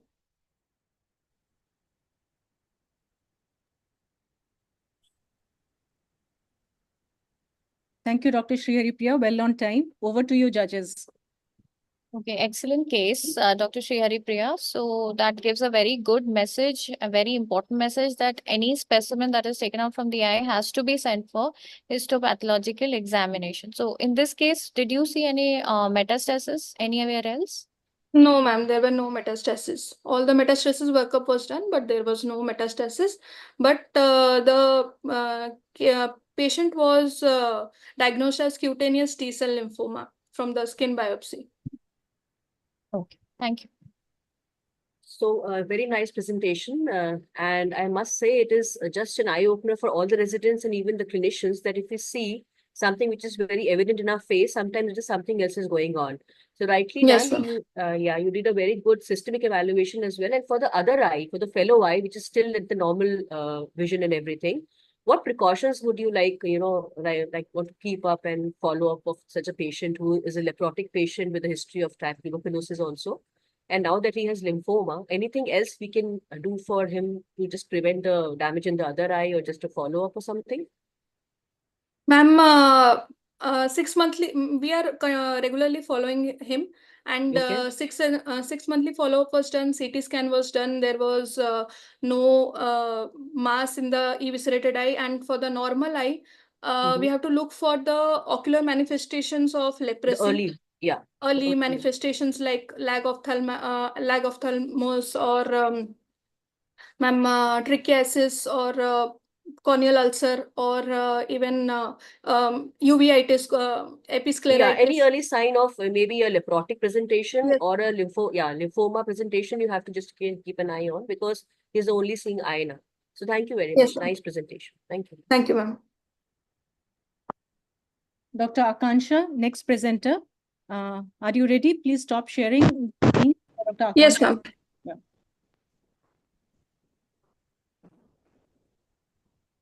So Dr. Akansha will be presenting about chronic discharging lacrimal fistula from AIMS Bhubaneswar, and the mentor is Dr. Bigya Panda. Your time starts now. Good afternoon, everyone. I am Dr. Akanksha Shaw, and I am going to present a case titled Expect the Unexpected, the tale of a chronic discharging lacrimal sac fistula. So a 39-year-old female resident of Cuttack presented to us with the chief complaints of swelling in the left medial canthus area for the last 6 years, and there was mucus discharge from the overlying skin for the last 7 months. The swelling was gradually increasing in size and associated with blood mixed discharge, and she had undergone left dacrocystectomy with fistulectomy in December 2020 elsewhere. She is a known case of diabetes mellitus and hypertension. There is no history of pond bath and no significant family history. On ocular examination, diffuse, soft, non-tender swelling in the medial canthus was seen, which measured 3 into 5 centimeters. The overlying skin was puckered with multiple white comedones, single fistulous opening. And on applying pressure, a reddish mucopurulent discharge was produced from the fistula. Syringing yielded regurgitation of clear fluid from the upper punctum, and probing gave us a soft stop. The rest of the ocular findings were within normal limit. So this is an axial section of the CT scan of that shows of the orbit, which shows isodense lesion within the inferior aspect of the preseptal compartment, and there was no bony extension noted. So a provisional diagnosis of left-sided dacrocystitis with an acquired lacrimal fistula was made. The patient was ultimately planned for excision of the mass, and since the diagnosis was not clear, it was confirmed intraoperatively by opening the lacrimal sac, where multiple tiny pink vascularized growth with papillary excrescences were seen. Hence, an en bloc resection and cauterization of the base with fistulectomy was performed, and care was taken to avoid spilling of the contents during the surgery.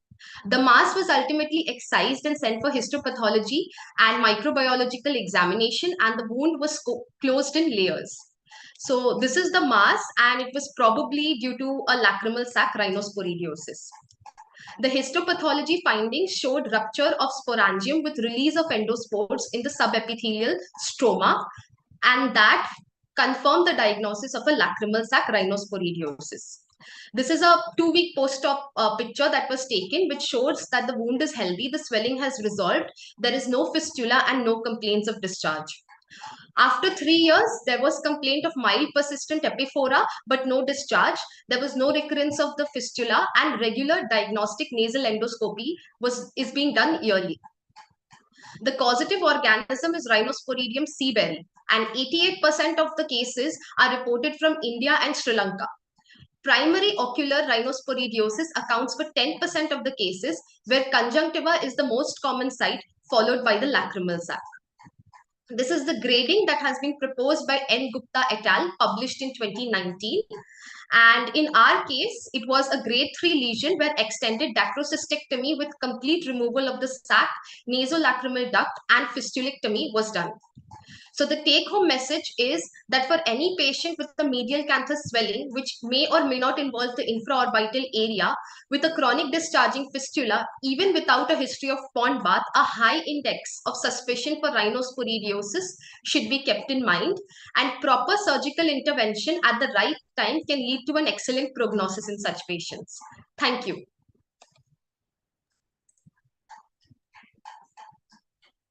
Thank you, Dr. Akansha. Over to you, judges. Thank you, Dr. Akanksha. So that is another very rare case which you have presented. So how intraoperatively would you make sure that the entire lesion is excised? How do you make sure that none of these pores are spilling over, or you've taken out the entire lesion? We have to take out the entire lesion, and then after that we can apply 5% povidone iodine to prevent further recurrence, and post operatively also a dose of dapsone can be given.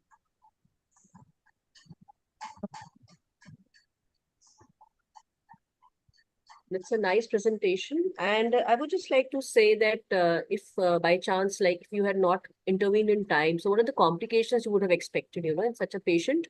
Now that the patient is having a mucocele and this is presenting, normally we would just see it's a lacrimal mucocele.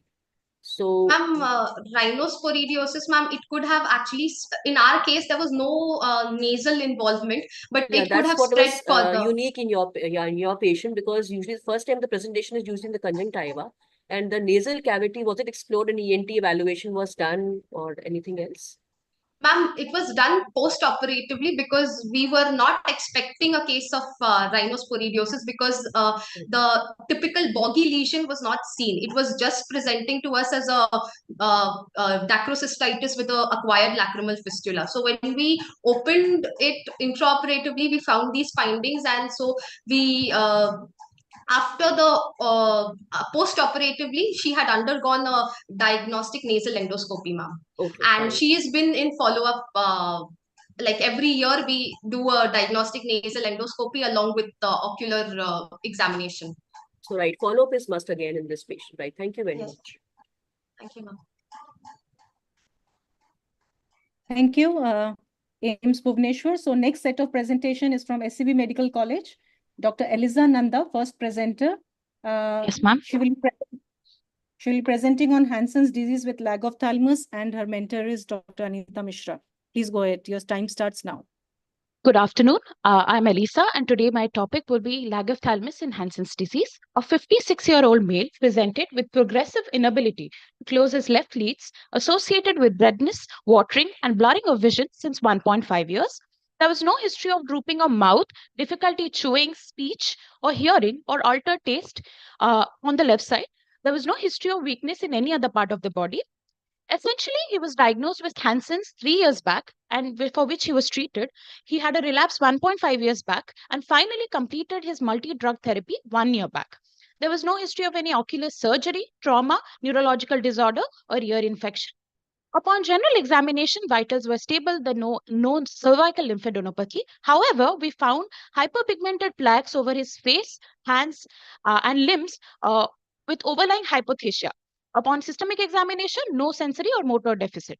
Upon further facial nerve examination, as you can see, there was a good Bell's phenomena, an absent eyebrow wrinkling on the left side, no loss of nasolabial fold, drooping of mouth or weakness when asked to blow on the left side.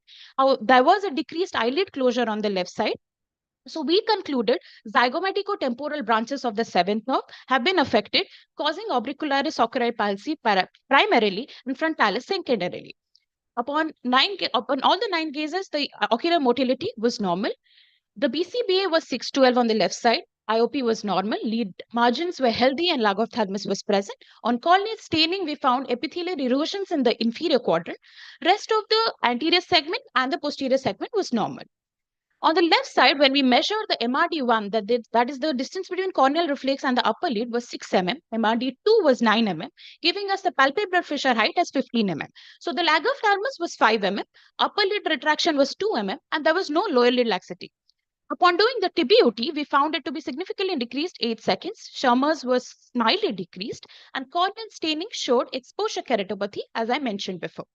So we went ahead with facial nerve conduction, which showed decreased amplitude, increased latency, and decreased nerve conduction velocity, all pointing to 7th nerve lesion.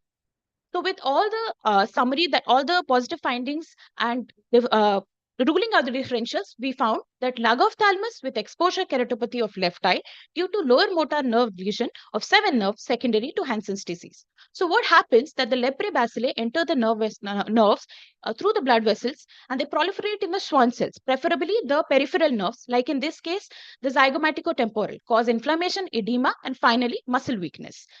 So we first started with medical treatment in terms of lubricants and eyelid taping, which did not resolve over 3 months. So went ahead with permanent lateral tarsorrhaphy of the left lid.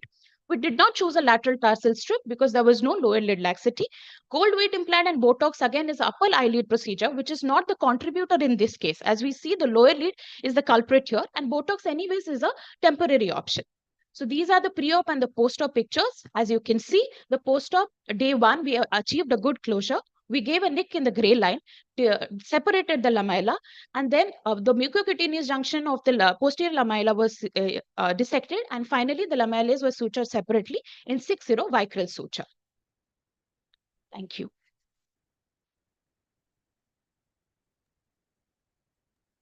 Thank you, Dr. Elsa. Over to you, judges. Right. Thank you, Dr. Elisa. That was a very well managed case. And what was the MDT that was given? Can you elaborate on that? Ma'am, it was a POSI bacillary as given by the reports that he had given us. So it was rifampicin and dapsone only. Clofazimine was not given. It was given for 6 months. And again, when it relapsed, it was a relapse, not a lepra reaction. It was a relapse proper. So then again, they had given a 6-month duration. And from the relapse time, he started developing symptoms of lag of thalamus or the facial palsy. So would you like to continue the MDT right now for this? No, ma'am, because as such, we don't go ahead with the MDT. This is a sequel of the facial palsy. It can exist after the completion of the therapy as well. So we need to manage it symptomatically like we did in this case. That's right. So these are the sequelae, and still we need to keep the patient under follow-up. Yes, ma'am. Yes, ma'am. And look for other ocular complication if at all it arises in both the eyes. True. Thank you. So Thank great you, ma'am. presentation, Lisa. I would just like to ask, like this patient presented very frankly with lag of thalamus and corneal exposure. You could see everything clinically. So what is the earliest clinical detectable finding if you are suspecting, Hansen's involvement in the eye? So what would you suspect the earliest finding which you can see, and you can just predict later on he might develop a full-fledged lag of thalamus or something? Most commonly, ma'am, they come with uveitis, signs of uveitis. So if there is involvement of facial, like there are different kinds of complications. So if anterior segment is involved, uveitis. Otherwise, for the lead, it will mostly present with lag of thalamus, ma'am. This was a very frank lag. Yeah, and they also have a very prominent corneal nerve involvement. So there is bleeding of corneal nerves. Yeah. Because of Oh, yes, infiltration ma'am. of lymphocytes and everything. So this is the earliest detectable clinical sign which you can Corneal see for the other eye also maybe, because it's a systemic condition. So yes, ma'am. you We need to looked for evaluate. all of that, but fortunately, it was absent. Okay, great. Thank you. Thank you so much, ma'am. So next presentation is Dr. Disha. Please be ready with your presentation. Dr. Disha will be presenting on basal cell carcinoma of the lid, and her mentor is Dr. Aprajita Banerjee. Yes, ma'am. Okay, your time starts now. Okay. Very good afternoon to everyone. Today, my case presentation is on the topic of unmasking basal cell carcinoma, skin deep dive. The patient, a 76-year-old female, presented to the OPD with the chief complaints of a mass over left side of nose for 2.5 years and pain for 1 year. So the patient was apparently all right 2.5 years back when she developed a small reddish nodule on left side of the root of nose below the medial canthus of left eye. It gradually progressed in size, darkened in appearance. There was ulceration of the nodule associated with dull aching pain, crusting of the skin, intermittent bleeding, but not associated with any vision loss, headache, or photophobia. She had no such similar episodes in the past. There was no history of any ocular disease, trauma, topical drug usage, or no other comorbidities. She had no history of fever, anorexia, weight loss, and her family history was insignificant. She was conscious, oriented, afebrile with stable vitals, and her external facial examination was found to be within normal limits, except for mild tenderness around the lower left lid margin. Her best corrected visual acuity was found to be 6/9 in both the eyes and N6 near vision in both the eyes. Extraocular movements were free and full in all directions. There was no proptosis or diplopia, and her intraocular pressure was within normal limits. Upon anterior segment evaluation with slit lamp, her right eye was found to be completely within normal limits, but on the left side, we found a firm, tender, nodular ulcerative mass with irregular margins measuring 2 into 1 into 0.5 centimeters in its highest dimensions that was located over the left side of root of nose, about 3 centimeters below the medial canthus of left eye, and the rest of the anterior and posterior segment examination were within normal limits. Then we conducted a regional lymph node examination where we found the infraorbital, buccal, and submandibular group of lymph nodes to be within normal limits. From the above data, we arrived at the differential diagnosis, as I have stated here, that can be divided into either benign or malignant conditions. Then we conducted more ancillary blood investigations that were again within normal limits, and a plain CT and contrast of face and neck showed a small, mild, irregular, enhancing soft tissue lesion that was only skin and subcutaneous tissue deep. No involvement of muscle and bone was found. The scrape cytology was conducted, which showed it to be a basal cell carcinoma. So basing on all these findings and examinations, we arrived at a provisional diagnosis of basal cell carcinoma of left side of nose. So according to documented literature, surgery with the frozen section wide excision for biopsy and annual checkup remains the cornerstone of BCC treatment. And here we conducted an excision of the entire mass with a healthy skin margin of 3 centimeter radius all around and 0.5 centimeter depth that was sent for histopathological examination. Then an adequate full thickness skin graft was taken from the forehead and grafted over the excised area, after which she was referred to a medical oncologist. The histopathology report came back showing the circumferential resection margin and base to be uninvolved with any malignant cells, and the comment was basal cell carcinoma. So basal cell carcinoma is a malignant, locally invasive, slow-growing epithelial neoplasm, which the major risk factor happens to be chronic sun exposure, that is UV-induced antigen-presenting cell depletion and stimulation of the p53 tumor suppressor genes, which leads to changes at the cellular and DNA levels and progression of carcinogenesis. And the other minor risk factors can be arsenic, non-ionizing radiation, human papilloma virus, or previous trauma. Now, this is the morphological classification of basal cell carcinoma. As we can see, 60 to 80% of the time, it is a nodular variety, which is the most common type. And our patient here also presented with a nodular or nodular ulcerative lesion. So thank you all for your patient hearing. Thank you for your presentation. It was a well-managed case. So can you describe the technique of scrape cytology that you've mentioned? Ma'am, we take from the base of the ulcer, we are taking a cytology sample. Usually the preferred method is a 2 millimeter punch biopsy that can be taken on a slide and sent for pathological examination. So that was done for this case? Yes, ma'am. Okay. And does the management differ if the basal cell carcinoma is nearer to the lid margin? How would you then approach it? Yes, ma'am. If it is nearer to the lid margin, we have to, again, the investigations are going to show us on CT as well as on the cytology. We have to find out whether there is any deeper infiltrative condition of the malignancy. And based on that only, we have to decide the amount of healthy skin margin that we need to remove. And if there is a larger lid defect that is formed, then we have to go for oculoplasty accordingly.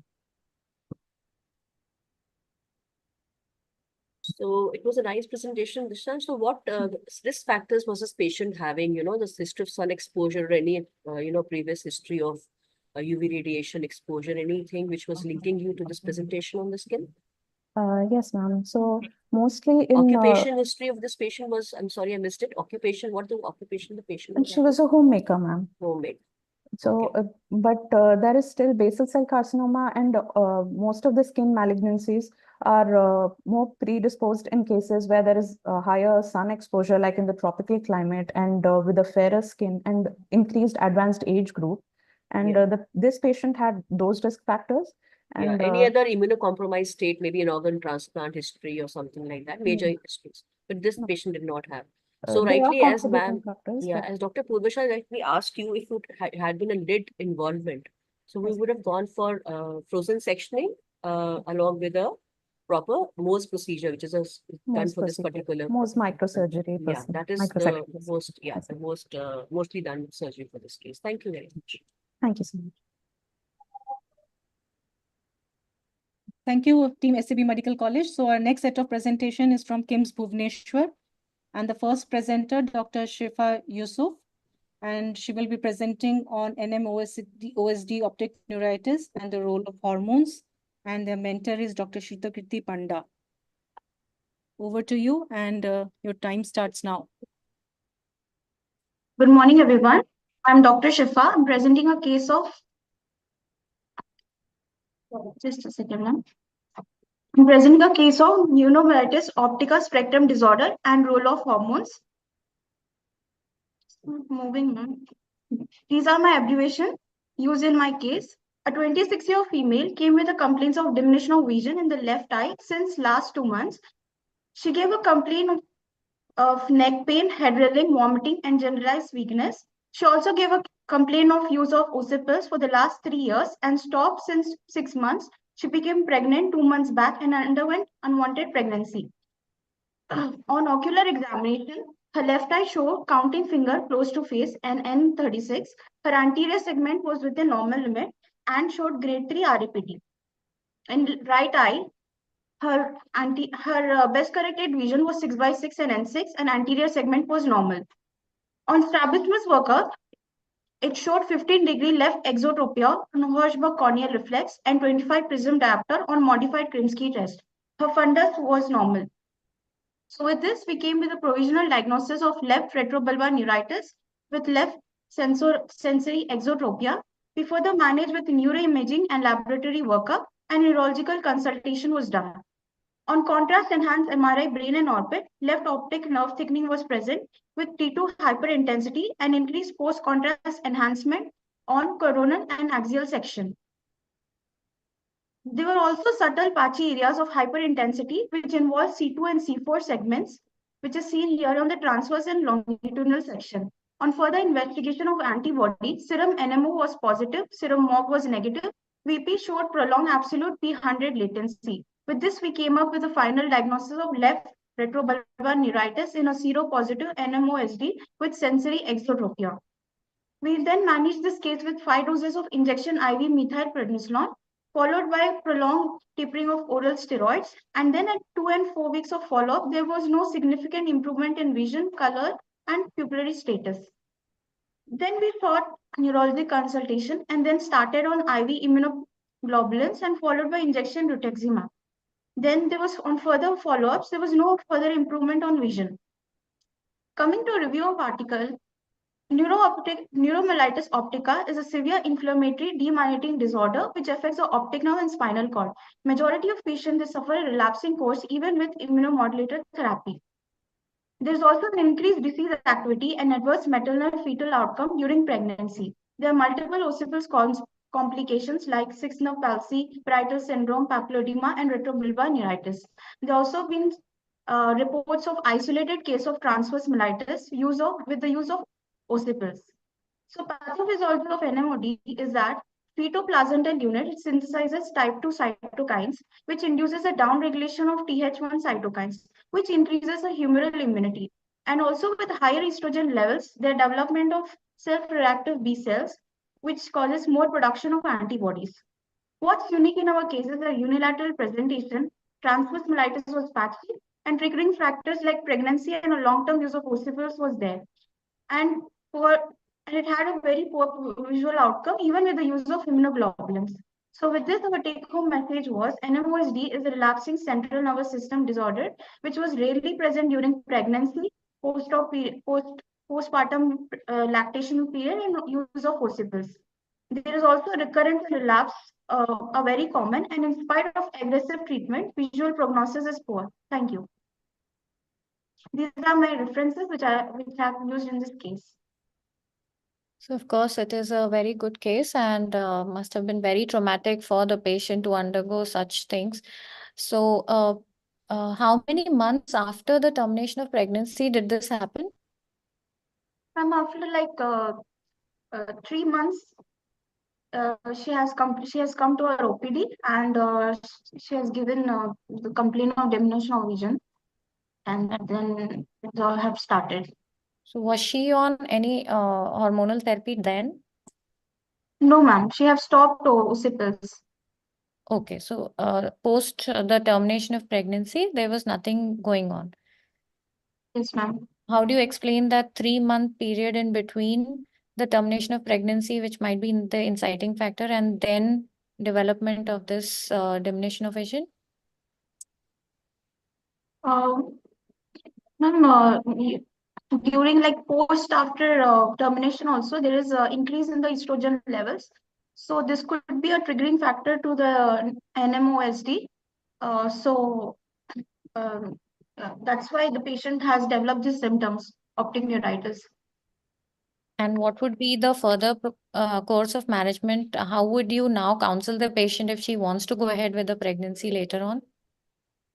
Yes, ma'am. We have to explain this thing that even with the use of immunomodulators, the vision won't be having good prognosis. And with pregnancy, she has to be like we have to be very careful because it can again aggravate. So we have to give a low dose of immunomodulators, and we have to plan pregnancy according to that. Very tough situation. Thank you. Yes, ma'am. Thank you. So it's a very unique case and it isn't managed well. And as ma'am has rightly said, relapses are the most common challenge in which we face in this condition. So as rightly said, we have to keep again a good counselor for the patient. And also, if you have a differential diagnosis to keep in this patient, what would have been like it had been for this patient? You are having an NMOSD, it's okay. But what is the differential diagnosis on the basis of your presentation, clinical presentation? Nicole, ma'am, as the NMO was positive, so the other diagnosis could be pregnancy-induced optic neuritis, like Okay. post, or What it about could be isolated MOG. okay, and what about multiple sclerosis? Multiple sclerosis, ma'am. Here we have typical features of NMO Okay. optic Yeah. So in neuritis. this age group, even MS is, In this age group, yeah. And since the history of pregnancy and OCPs is there, then you are definitely aiming towards this diagnosis. But multiple sclerosis also is one of the DDs. yes, ma'am. Also one of the And different. yeah, and the important part is that in MS, the pregnancy would rather prevent the relapse in contrast to this one, which would, in this case, it would either aggravate the relapse in this patient. So this is a thing which we should keep in mind when you're making the diagnosis. Very nicely done. Thank you so much. Thank you, Dr. Shifa. So we go on to the next presentation, Dr. Shubhangi. She will be presenting on orbital ibex syndrome, secondary to nasopharyngeal carcinoma. Are you ready with your presentation, Dr. Shubhangi? Yes, ma'am.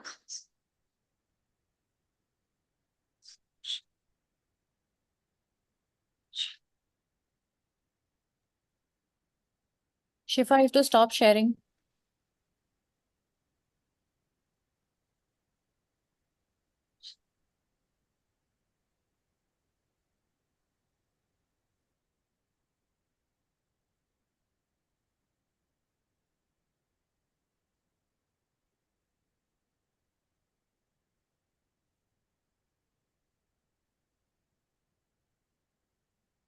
Yeah, please make it full screen. Okay, your time starts now. Good afternoon, all. I'm Dr. Shubhangi, and I shall be presenting a rare case of orbital apex syndrome secondary to nasopharyngeal carcinoma. These are the abbreviations that I shall be using throughout the presentation. This is a case of a 44-year-old female who had complaints of pain in the right eye associated with blurring of vision and dryness for 4 months, for which she had consulted a local ophthalmologist. She was prescribed glasses and topical lubricants, but there was not much symptomatic relief. This was followed by an intermittent nasal bleeding for the past 1.5 months. On general and systemic examination, the patient was febrile, she had headache, there was no lymphadenopathy. Serious examination revealed multiple cranial nerve palsies, and an ENT examination, there was left deviated nasal septum with nasal polypoid mass in the right nostril. On ocular examination, the right eye had BCVA of counting fingers close to face, near vision of less than N36. There was mild ptosis and mild proptosis, and Sherman's test revealed mild dry eye. There was pupillary reaction of grade 2 RABD, and whereas the left eye was essentially within normal limits. On strabismus work curve, there was 25 prism diopters of right exotropia, 8 prism diopters of right hypertropia, -1 adduction, and -1 depression limitation. On fundus finding, we find that there was right temporal pallor associated with a positive foveal reflex. Periphery was within normal limits, whereas the left eye had a normal fundus. This brings us to a provisional diagnosis of right eye ptosis with proptosis, acquired exotropia with hypertropia, partial optic atrophy with vision loss, and to rule out orbital epic syndrome, we go for neuroimaging and laboratory workup. On MRI brain and orbit with contrast, there is large, ill-defined, heterogeneously enhancing solid mass with a centralized area of necrosis and hemorrhage involving the right nasal cavity, which is extending medially into the left nasal cavity. This particular lesion is abutting the right medial rectus, inferior rectus, and superior oblique with narrowing of the right optic canal and involvement of the orbital apex, which is suggestive of right orbital apex syndrome. MRI brain in contrast and CT angio was within normal limits. On ENT consultation, there was nasal endoscopy and polypectomy was done. The biopsy and histopathology of the resected specimen revealed nasopharyngeal carcinoma, which brings us to our final diagnosis of right orbital apex syndrome, secondary to nasopharyngeal carcinoma with mild dry eye. This was managed with topical lubricants and radiotherapy for the tumor. At 3 months of follow-up, the patient had an improvement of BCVA of 3/60, and the right eye had RAPD of grade 1. Review of literature. Nasopharyngeal carcinoma is a tumor arising from the epithelial cells that cover the surface of the nasopharynx, particularly uncommon in India. Most commonly it presents with epistaxis, cervical lymphadenopathy with bone erosion. The intracranial and intraorbital extension can present with visual impairment and ophthalmoplegia. Till date, very few cases of nasopharyngeal carcinoma presenting an orbital apex syndrome are available. However, it is a highly radiosensitive lesion. Therefore, the best modality of treatment is radiotherapy. Orbital apex syndrome is characterized by vision loss, ophthalmoplegia, ptosis, proptosis, may present with hypoesthesia of forehead and face, as well as reduced corneal sensation, and can have varied etiology. What is unique about this case is that the vision loss was the major complaint and it preceded nasal symptoms. Epistaxis presented late and was intermittent. There was no cervical lymphadenopathy. T-late presentation led to intraorbital extension and involvement of the orbital apex. So this case brings us to the messages that nasopharyngeal carcinoma is one of the most easily misdiagnosed tumor as it doesn't present with nasal symptoms initially. An ophthalmologist plays a pivotal role in the early diagnosis and a better prognosis. Initial presentation will depend on tumor location and extension. Visual prognosis will depend on visual acuity and extent of involvement of the optic nerve. These are my references. Thank you. Okay, so thank you, Shubhangi, for this case. And it was a very well managed one with interdisciplinary involvement and surgical approach. So what would be your take on the radiotherapy when it is being given? How do you protect the eye? We go for intensity modulated radiotherapy, where the orbit, it is limited to the orbit and the nasopharynx. We don't directly go for eyes. Probably we'll cover we should go for extended beam radiotherapy and cover the eyelid and with a moist gauze. Okay, thank you.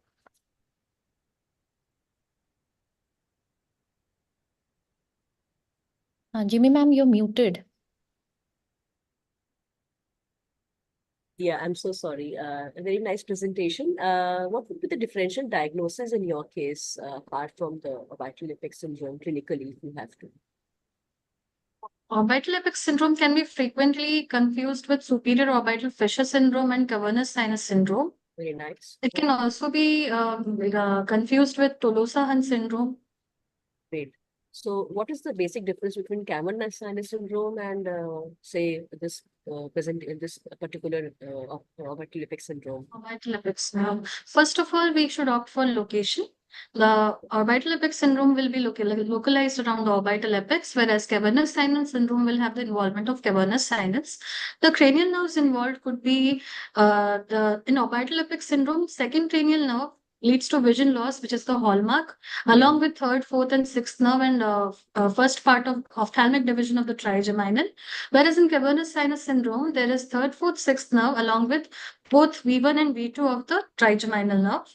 Then clinical features, as I said, there will be vision loss in orbital apex syndrome, whereas Horner's syndrome can be a hallmark for cavernous sinus syndrome. And again, then in neuroimaging, we can find that there is enhancement of the orbital apex with soft tissue density, whereas in cavernous sinus syndrome, there will be enhancement, there will be the flattening of the lateral wall of the cavernous sinus associated with superior ophthalmic pale dilatation. So great. So the main clinical thing is the optic nerve dysfunction would not be there in cavernous sinus, basically. Right. So Yes. clinically, it is the one crux which you can separate both. Thank you so much. Thank you. Thank you, judges. Thank you, Dr. Purvasha and Dr. Jimmy Mittal, and all the participants who have done excellent presentation and have been able to keep everything on time. So I'll request you to give the scorecard to Dr. Aishwarya. Can we have a screenshot, please? Everybody come online. Smiles. Videos on, please.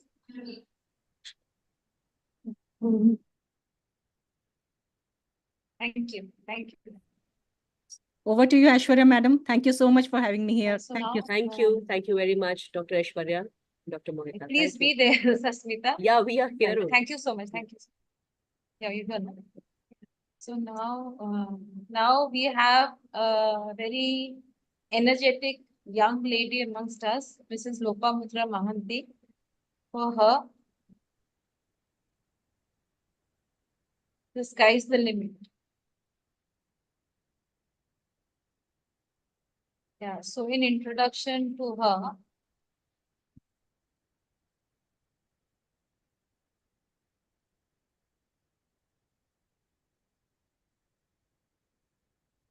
she's the founder of Big Muddy World Education of OPC Private Limited. She's a TEDx speaker, an educator, an international storyteller, a parent coach, and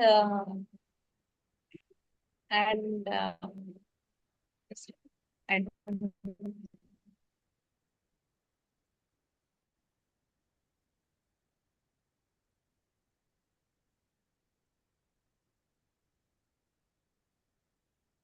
she's celebrated for ground-breaking storytelling programs for children.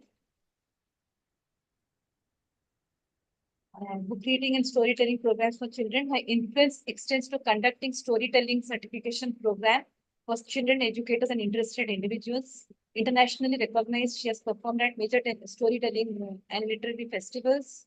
With a theatre background, she has staged numerous performances nationwide. Her new venture, Cheers to Bhasha, aims to promote Indian languages and save endangered languages in their local stories. This has been taken up, incubated and taken up as a project by IIM Bangalore. And she's a rural management graduate and a banking professional. Just see the journey that she's traversed. She's now a certified storytelling trainer, given up her job as a banking professional, and totally devoted to restoring languages and promoting literature and promoting and making children and the parents take pride in their own regional languages. Besides this, her feet dance to the tune of Odissi marathons and cycling. For her, stories give her life, and life gives us stories. Over to you, Lupa. Can we have the mics off, please? Everybody, mics off, please. Yeah, Lopa, can we have you on screen, please? She doesn't have any screen sharing, so I think we have to go to the screen mode. How does one do that? Hello? Yeah.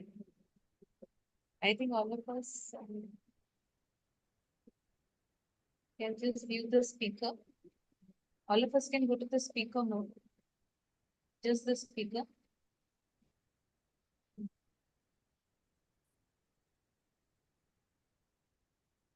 Devi, Lopa can start talking. Devi, can I start? Yeah, you start.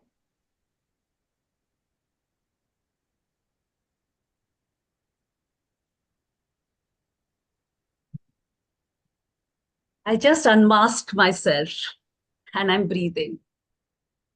Unmasking is such a powerful process.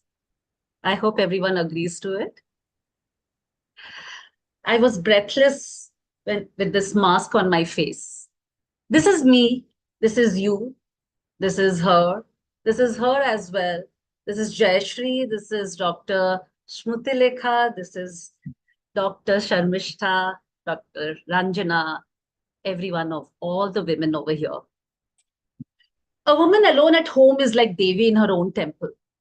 Left alone to her own devices, she could destroy the universe. It's best to keep her occupied with her in-laws, children, the chores, husband's dabba, or the job she's doing.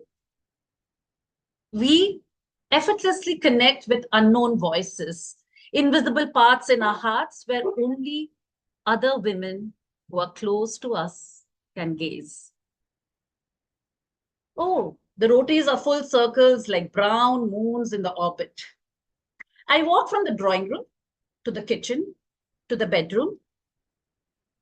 You know, I liked my bedroom when I was younger. I used to stand and look at my body before he did. The room has become smaller now, crowded with memories, bickerings, and invisible walls that make it difficult to sleep. And sometimes I sleepwalk through the whole house, wandering into the past, switching into the present, dreaming about the future. I wear my walking shoes and leave the house behind. Walk, walk, walk. You know, lose those extra calories, paunch, thick arms, sagging breasts, under thighs. Walk. I'm also joined by other members, other women who descended from their fortresses, armed with their running shoes, track pants. I breathe faster, faster, deeper. I must keep up. Walk, walk, walk. I pretend to be tired and sit on a single chair away from the crowd. You know, there are tears in my eyes, but I don't know why. Sometimes I just feel sad and away from everyone, but I just can't speak. Nobody sees me crying. Nobody sees me getting up. Nobody sees me standing still. Devi gets up and starts walking towards her temple. She strips off her clothes like a snake, shedding off its skin effortlessly and magically. She walks into the inner sanctum and starts dancing. A slow, whirling, like the turning of the planets, of beasts and demons and gods and angels, a slow dance of all beings. Her arms are shivering with ecstasy. She circles the universe with her huge limbs. Her blood starts oozing out of her pores. Her dead wounds begins singing little life songs, and hundreds of little creatures explode in her womb. They burst out of her vagina like a shower of warm rain. Devi whirls faster and faster and faster like a whirlpool, sucking up the whole building, the ladies, the playing area. Devi rises up like a giant.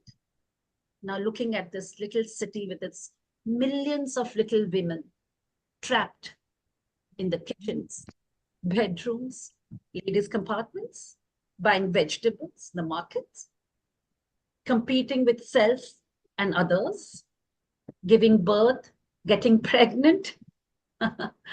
Devi moves like the wind, sparkles like the sun, and shatters the evening with one blow. The wind in the building suddenly stops.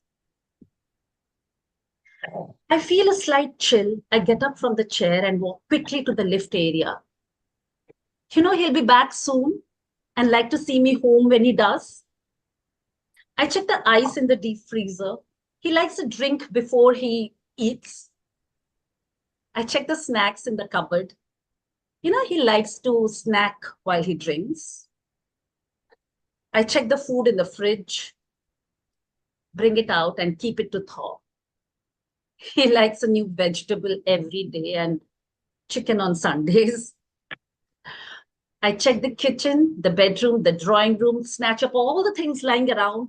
He likes the house to be in perfect order when he comes in. I check the geyser and turn it on for a shower to cleanse myself of the day. He likes it when I have no body odor. I check myself on the full-length mirror. I make myself invisible, putting Devi back to sleep. He likes it when he feels in control. I walk into the next moment, leaving Devi back to camouflage her form and merge with the night. Devi caresses my hair. I turn and she smiles. Tomorrow I'll be hers again. So this is a piece. I shared this with you all because this entire a portion of it I shared it because this entire thing where the moment the epiphany where Devi basically she realizes the Devi in herself, the woman. The entire process changed my perspective towards myself, towards my body, towards myself, towards the set narratives which are given to us. Sometimes, this wearing a mask just wears you out. I'm sure all of us will agree to it, right? If yes, then you can just give a thumbs up. The most exhausting activity, if I say, is pretending to be what you know you aren't. So that's why sometimes it's very important for us to unmask and breathe. So when I say breathe, not your medical term of breathing. So basically understand what I mean by breathe, right? I did say that stories give me life and life gives me stories. So I'll just share a small incident in my life. So there's this, just imagine a 10-year-old girl and she loves dancing, running, playing, and completely an outdoor person. And suddenly one fine day, she's told that she can't do any of it. And what exactly the child will go through. Neither she can cycle, nor she's not allowed to run. She's not allowed to go ahead and dance because that is what she really loves doing. Because this 10-year-old girl got an epileptic attack. And that 10-year-old girl is me. But unknowingly, I don't know how, which I realize now, unknowingly, somewhere, I just started challenging that set narrative of that anyone who is epileptic, which was completely a narrative which was fed to me that if you are epileptic, you should not be cycling, you should not be dancing, you should not be doing this, which is basically which might put you into trouble. I don't know how, but I did everything. I did everything, whether it is cycling, whether it's dancing, whether it is going out on trails, anything outdoors, everything I did, and I'm still doing it. But that was the first step towards breaking a narrative which was fed to us, in the sense that an epileptic person should not do these things because she might fall into trouble. Okay? This is how narratives work. When they're constantly fed to you, then suddenly you start believing that. And when you start believing that, and your thought and everything get limited to that what is being fed to you. So this led to my story of Savitri. So basically, if I ask you about Savitri, the mythological character. So if I ask you about Savitri, so Savitri, the narrative which is fed to us is she's Sati, right? She got back her husband. That is what the narrative has been fed to us. And we also identify her with that. But if you look into the story of Savitri, I mean, if you go deeper into the story and you start to analyze her character, so somewhere Savitri wanted to tell a different story altogether, as per my knowledge, as what I think. I'm not going to feed that narrative to you because you need to go ahead and read the story and understand what you identify with, right? But the narrative which has been fed to us is she's a Sati. Oh, what a woman. Ah, Sati, right? But if you look at her, she's so, no doubt Sati, yes, but she challenged a very set narrative. And that is, no, the narrative which was always fed to us is one who dies never comes back.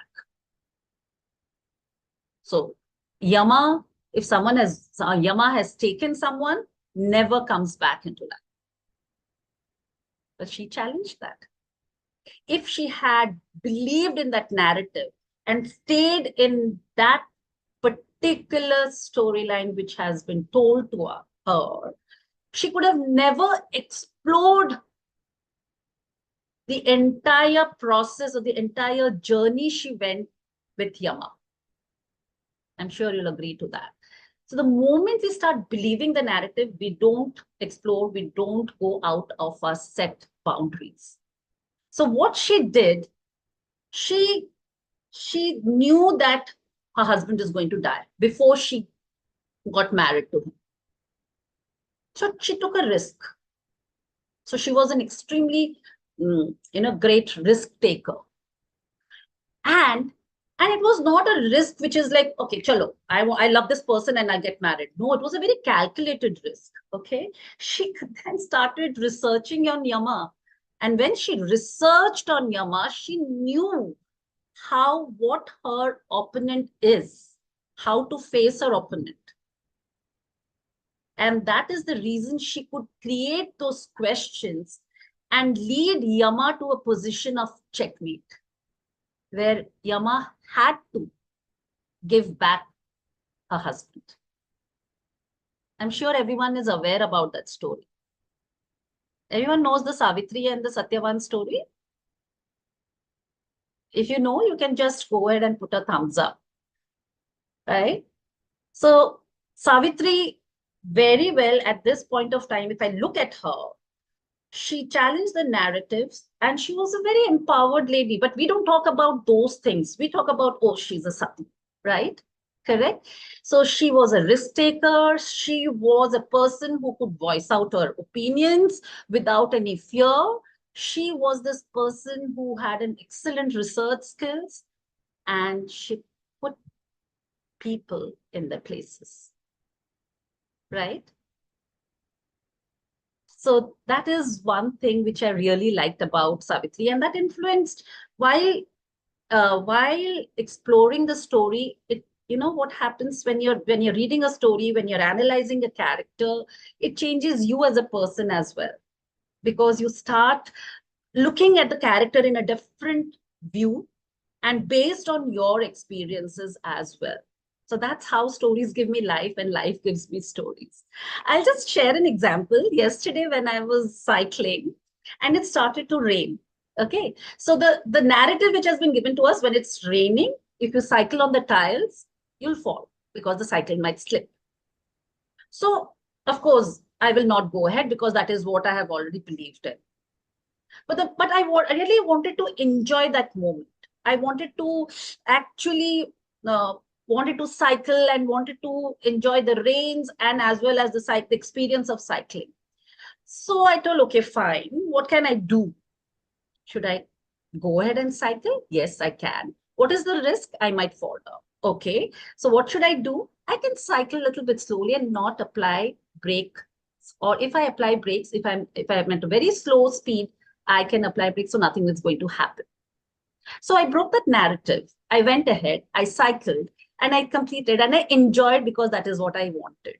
So that's what I say, that if you want something, and if it is told that no, you can't do it, or if it's a set narrative, please challenge it, go ahead and find out ways to enjoy that moment, right?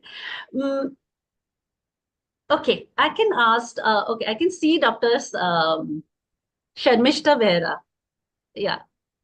So if I ask you, Dr. Sharmishta, if I ask you Mirabai, okay, what comes to your mind? Yeah, love lost. Love lost. Okay, great. Okay, yeah, that's what. And yeah, Dr. Devi, what comes to your mind when I say Mirabai?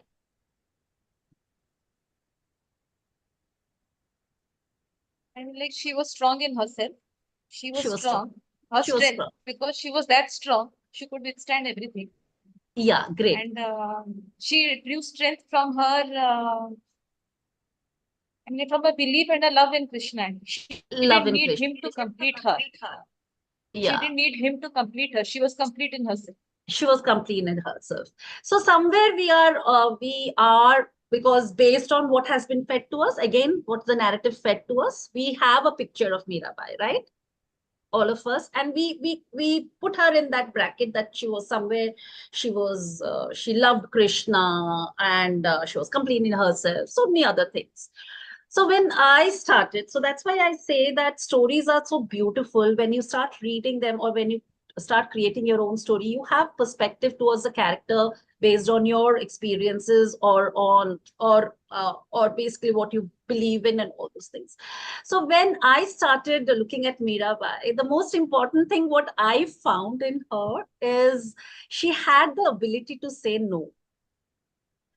So what happened is, when she was pushed towards sati, to commit sati, she just said no. So you mark my words, she just said no. When we say just, when we add the word just to any interaction, to a moment, or to an emotion, or to a relationship, we trivialize it. Maybe, oh, it's just a marriage gone wrong, or it's just a love marriage, or it's just a death of a dog, or it's just an adjustment. इसमें क्या बड़ी बात है? Just an adjustment, थोड़ा सा. So the word just, when it is added to anything, is very dangerous because it immediately trivializes the entire emotion and process. So Mirabai realized at one point of time that when she was saying no, it was not exactly a no. It was always a just a no. When it is just a no, then it is very confusing. Then the borders merge, and we are not, the message what you send to the other person is not very clear. So a point came in her life. So that's the reason she was given, she was given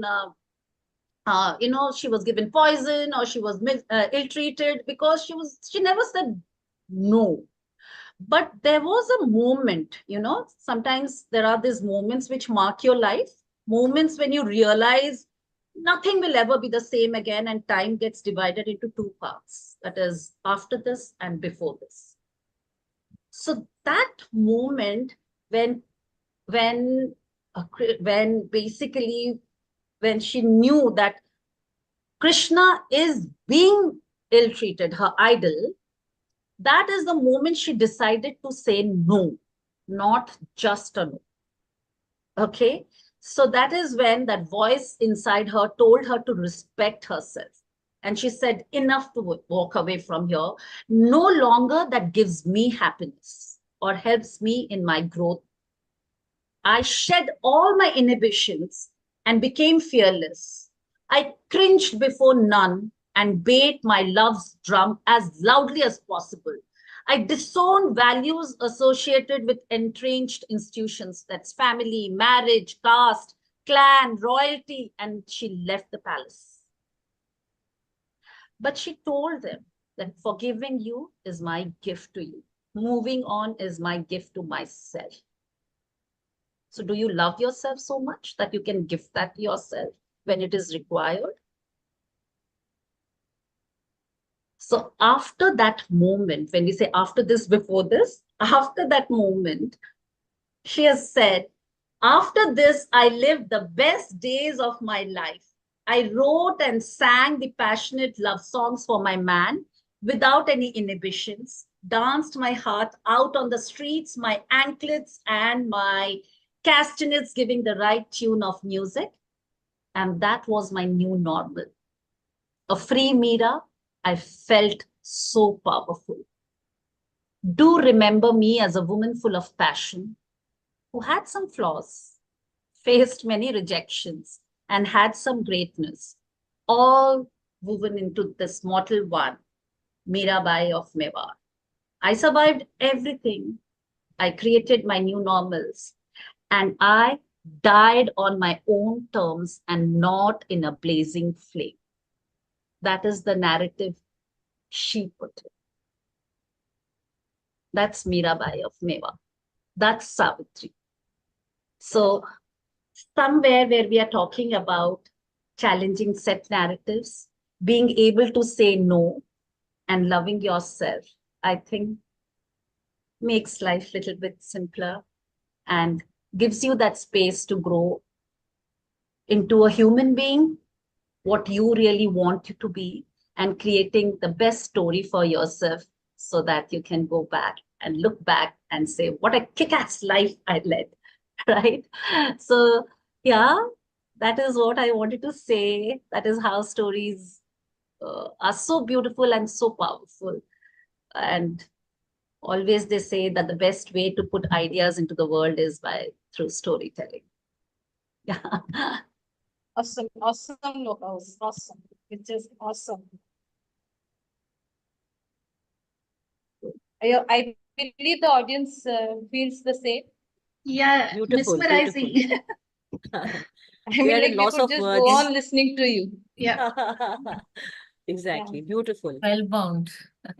Very nice. We'll have a Hope sometime you in the physical enjoyed, WS. and I'm I think- sure, and Yeah, you look at Mirabai and Savitri, and only to say that I'm not setting a narrative for them.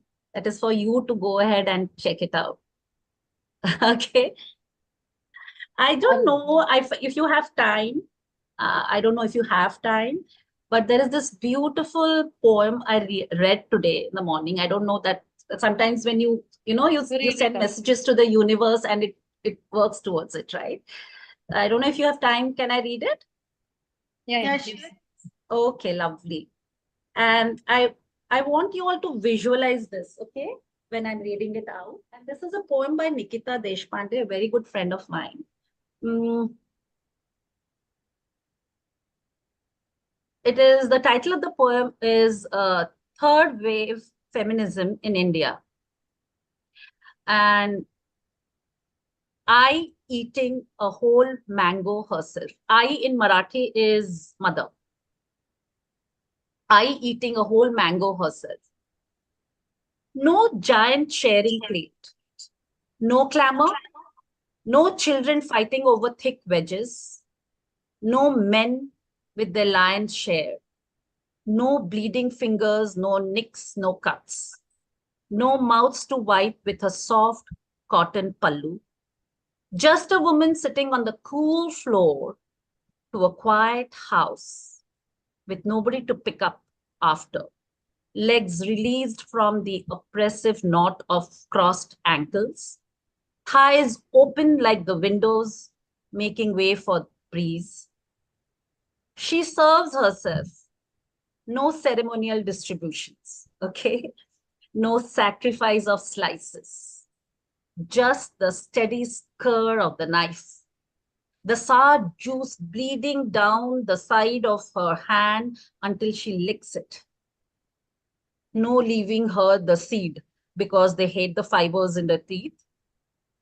Just a woman sucking all the sweetness out of the little time she has.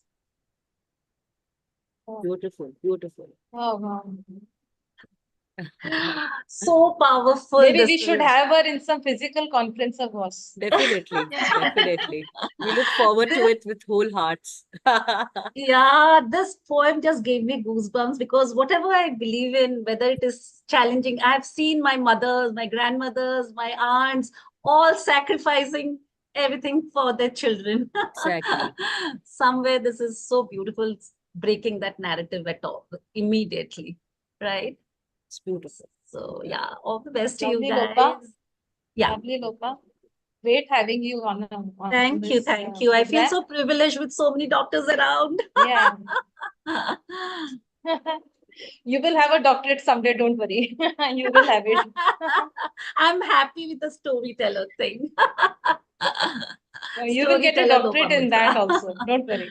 Okay. Yeah, yeah. Yeah, I know. maybe. You give that a different dimension. Yeah, Thanks so for being let's around. move on. Thank you, Lopa. Thank you, Lopa, so much. Welcome and all the So best. now back to academics, Dr. Sharmishta. Yeah. Let's move on with the fourth session. Yeah. Okay. Thank you, Lopa, Thank for you. being with I've just us. shifted the red talk. Okay. Thank you. Devi, I can leave. Thank you. Thanks. Okay. So good afternoon, girls, I would say. We have with us the last session of case presentation now. I welcome the judges, Dr. Pushpa Kumari and Dr. Ranjana Kumar. I think both of them are there. I'll give a short, small introduction of Dr. Ranjana. She is a director, Brightside Eye Hospital at Patna. She is alumni of Patna Medical College and her main interests are cataract, refractive surgery and glaucoma. She is 17 years into active practice and she is the current state head of WOS Bihar chapter and office bearer in the state society. Now, all of us know her, how active she is. We have seen her during midterm Patna conference as well as in WOS. Welcome, Dr. Ranjana. Thank you. Thank you so much. Yeah. Dr. Pushpa Kumari, and everyone knows her also, a great, a staunch academician, I would say.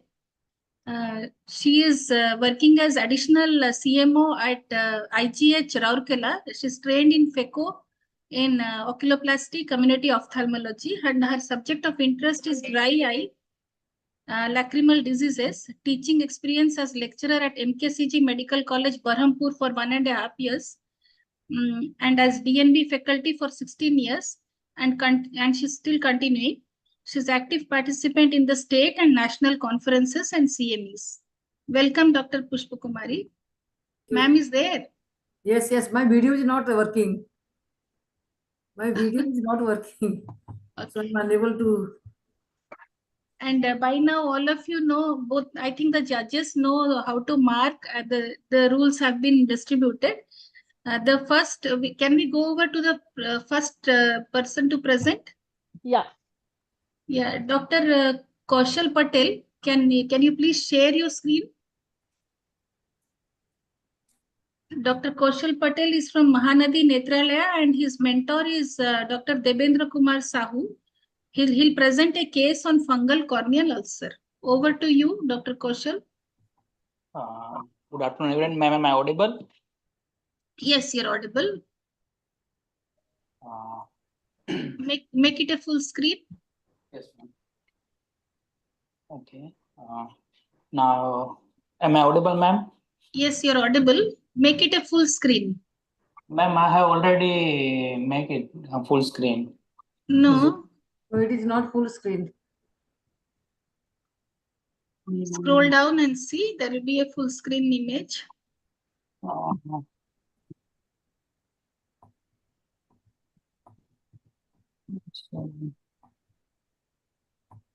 Not working, ma'am. In my computer, it is.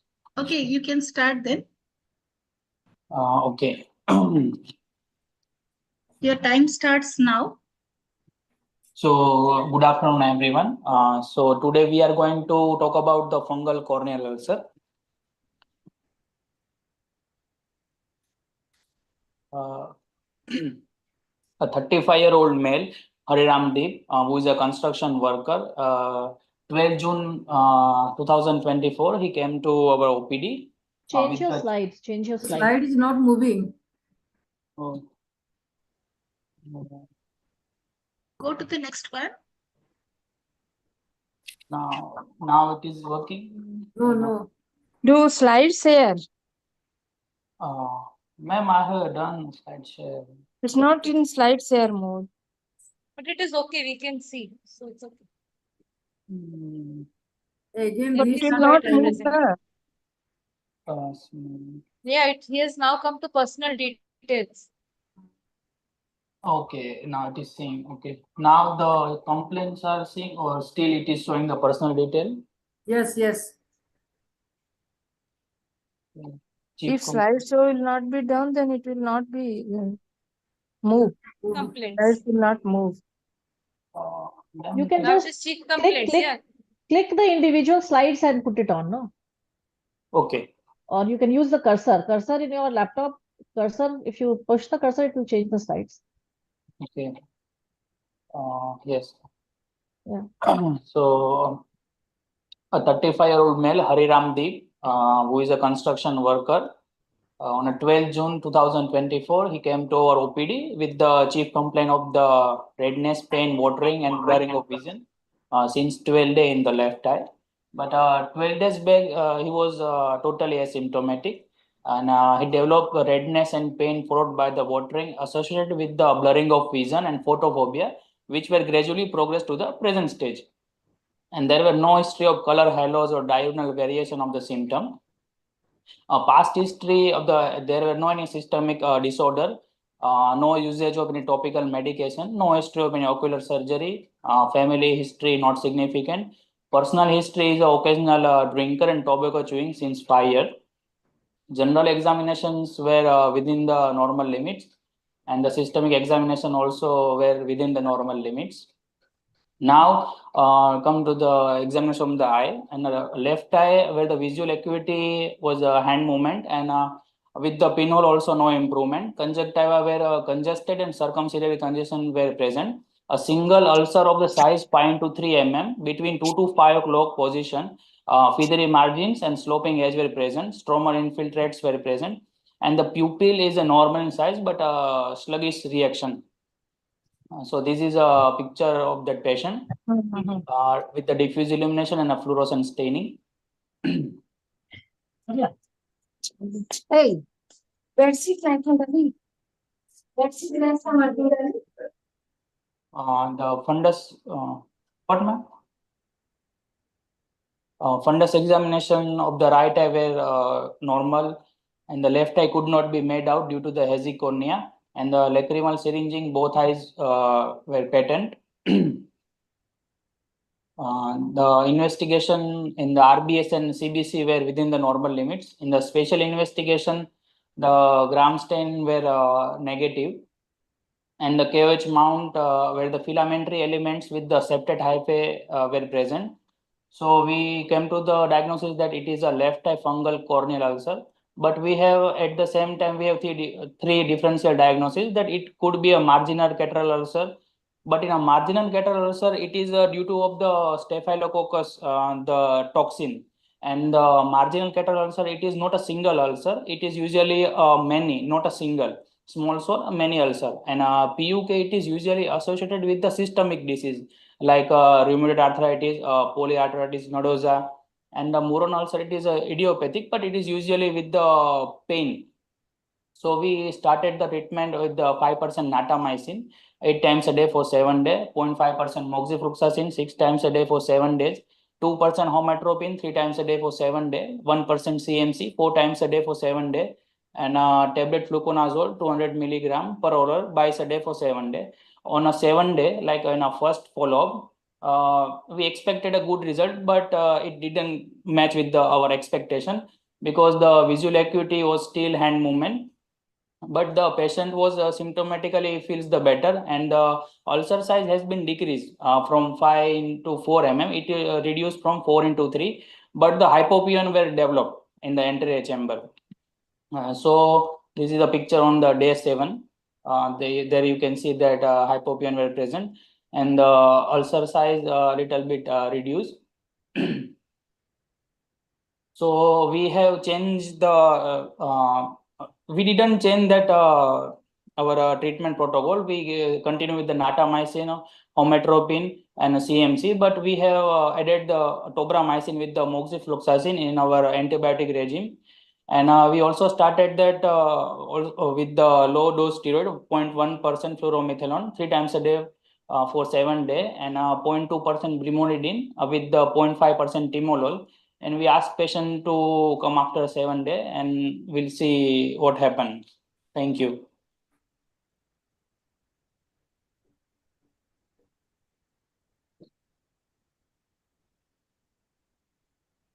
Okay. Okay, Yeah. thank you. Can the judges ask? What was the time? Timing was okay? Time, he was a little beyond the time Okay, limit. okay. First thing I wanted to know that how do you diagnose clinically? What are the features of a fungal corneal ulcer if you see it on the slit lamp? Can you enumerate a few features? Ma'am, first of all, if in the slit lamp we see, then it would be a feathery margin and sloping edge, and usually it has a satellite kind of lesion. And we usually ask the patient that is there any vegetative material injury or not. But I asked patient twice, and he's a construction worker, and I asked him that whether there any history of any injury, but he denied. And we did the corneal scraping and sent it, but it was positive with the KOH mount. So we thought that it is fungal. But after 7 days, as I said, that it didn't match the expectation. So we started with the low dose steroid 0.1% fluoromethalon. Since you had a culture positive, what was the rationale, and you do not have any follow-up of the patient after starting a steroid? No, Since ma'am, because the already you had a culture positive thing, and then you started him on steroid. So you do not have any follow-up? No, ma'am, because the patient came on 12th June 2024. After the day of the nomination, I nominate my name in 11th June, and 12th June patient came. So first follow-up, as you can see that this is the first follow-up picture. And after that, he came on 19th June, and I asked him to come after the 7 days. So the second follow-up is still remain.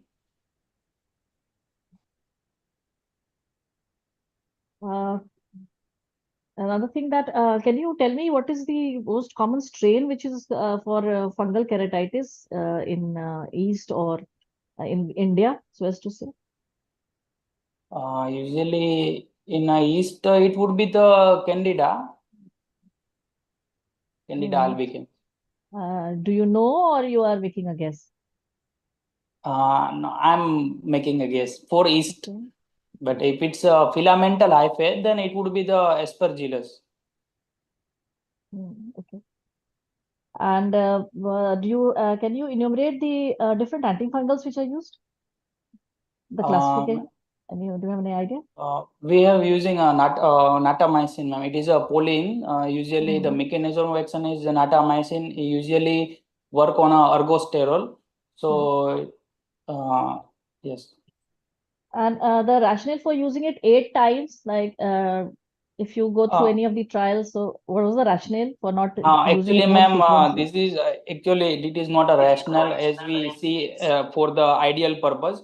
But patient came from the 100 km away. So usually in a textbook they are saying that 1 hourly we have to put the natamycin, and after 2 to 3 days we have to ask the patient to come and for the follow-up. But in real life it is not possible for all the patients. So usually 8 times a day for 7 days we are using.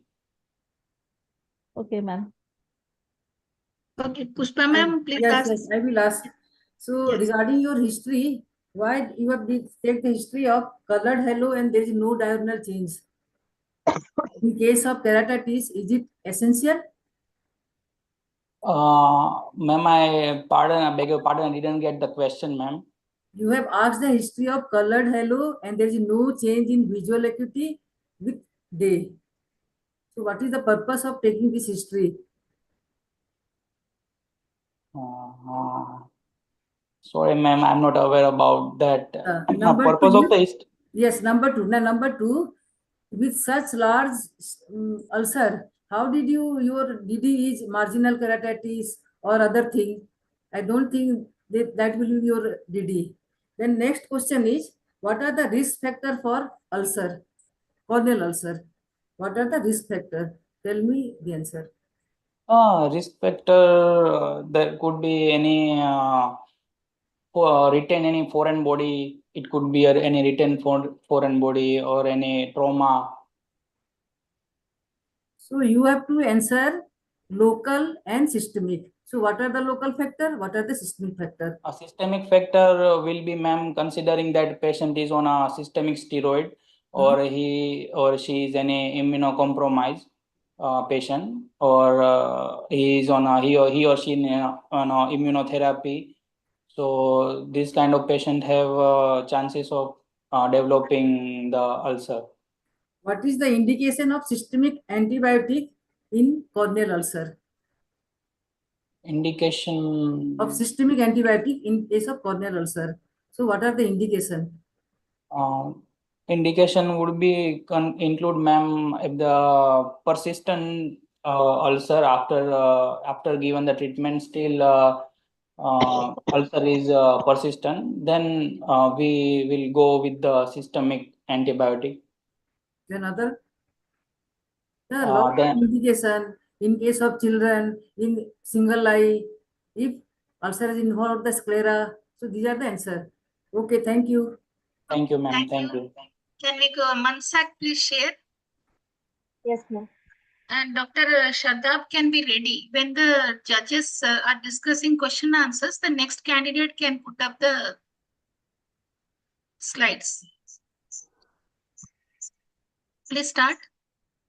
Good afternoon, everyone. This is the case of abaxial proptosis.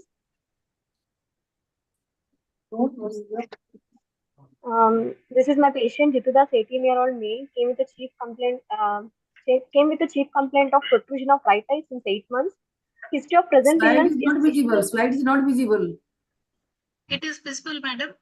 The mere visible is not visible here. No, it is visible. I am not able to see. You might be having network issues. It is visible. Okay, I am continue. not, so I will not. Sarmishta, you mark. Okay, take it. Okay. History of present illness. Patient was apparently all right 8 months back, after which he noticed the painless swelling of right eye in the superior-temporal quadrant, which is progressive in nature with protrusion of eyeball and inframedial displacement of globe causing dystopia. The swelling was not associated with pain, diminution of vision, diplopia, watering, headache, discharge, and vomiting. History of present illness. Patient is not a known case of hypertension, diabetes, TB, thyroid, or any other chronic illness. No history of any malignancy, trauma, recurrent swelling, or past surgical history. The personal history is fine, it's not very evident. And the family history, there are no similar complaints in the family. The general examination is within normal limits, as well as systemic is also within normal limits. Coming to ocular examination, in the right eye, the visual acuity is 6/18 for distance with pinhole, no improvement. The BCVA is minus 1.75 cylinder at 30-degree axis with VA 6/12 part. Near vision is N6. On exophthalmometry, it is 25 mm. Whereas in the left eye, the VA is 6/6 for distance and N6 for near.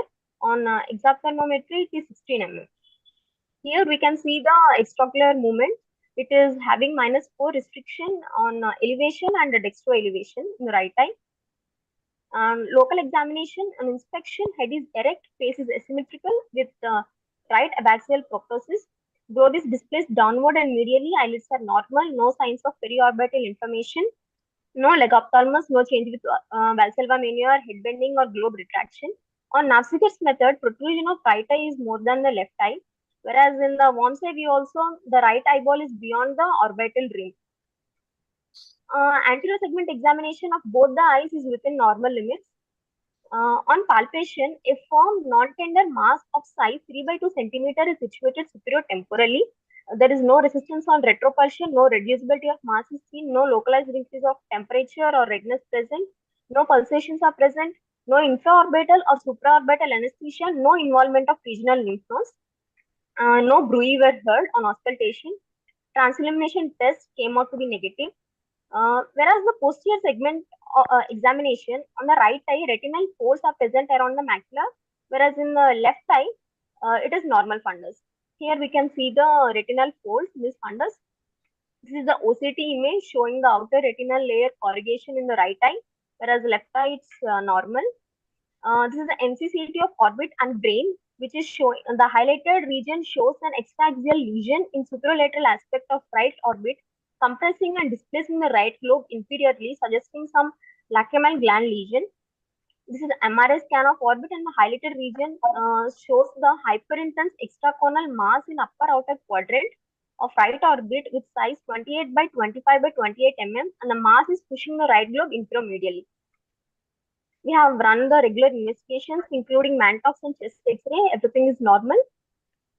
The treatment was we have given antibiotic eye drops followed by anterior orbitotomy via superolateral subro approach with an incision of 5 cm under local anesthesia, and excised a mass of 4.5 by 2.5 by 2.5 cm and was sent to histopathological examination. And the biopsy report came out to be pleomorphic adenoma. So the final diagnosis of my case is pleomorphic adenoma, and this is POD3 of the patient. And the post-operative follow-up, the VA is 6 by 18 with pinhole 6 by 12, and there is mild restriction of movements. And the patient was referred to radiotherapy for further consultation and later lost to follow-up.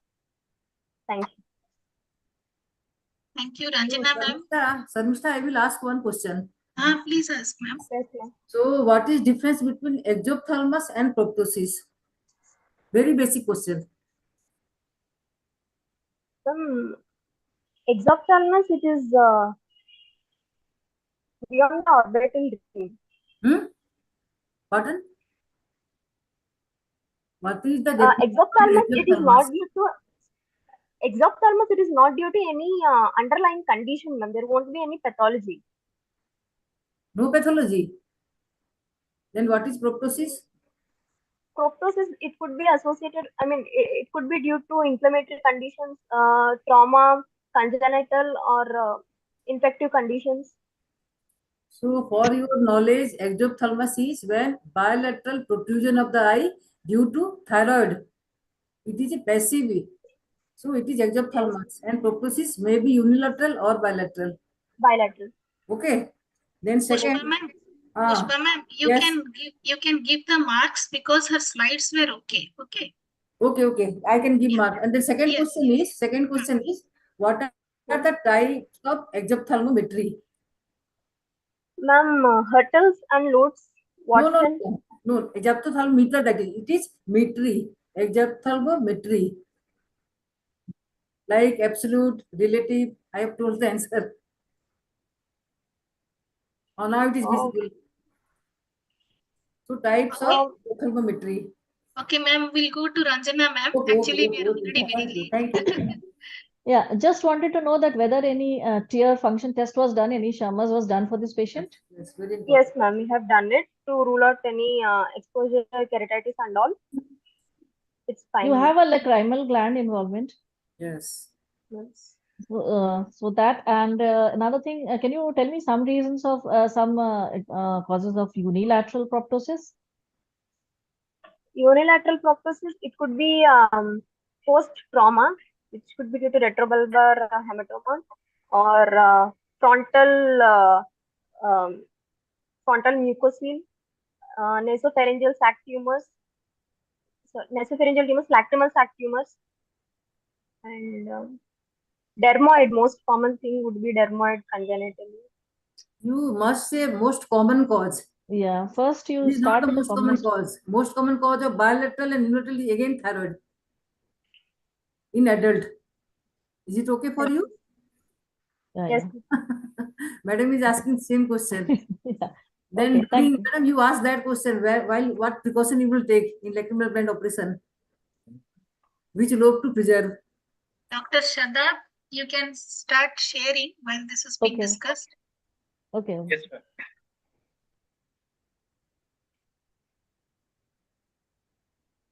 Dr. Srijit Mohanty, keep your Okay. slides ready for you're the next speaker. Yes, ma'am. Okay. I'm ready. Shadab, full screen karo aap.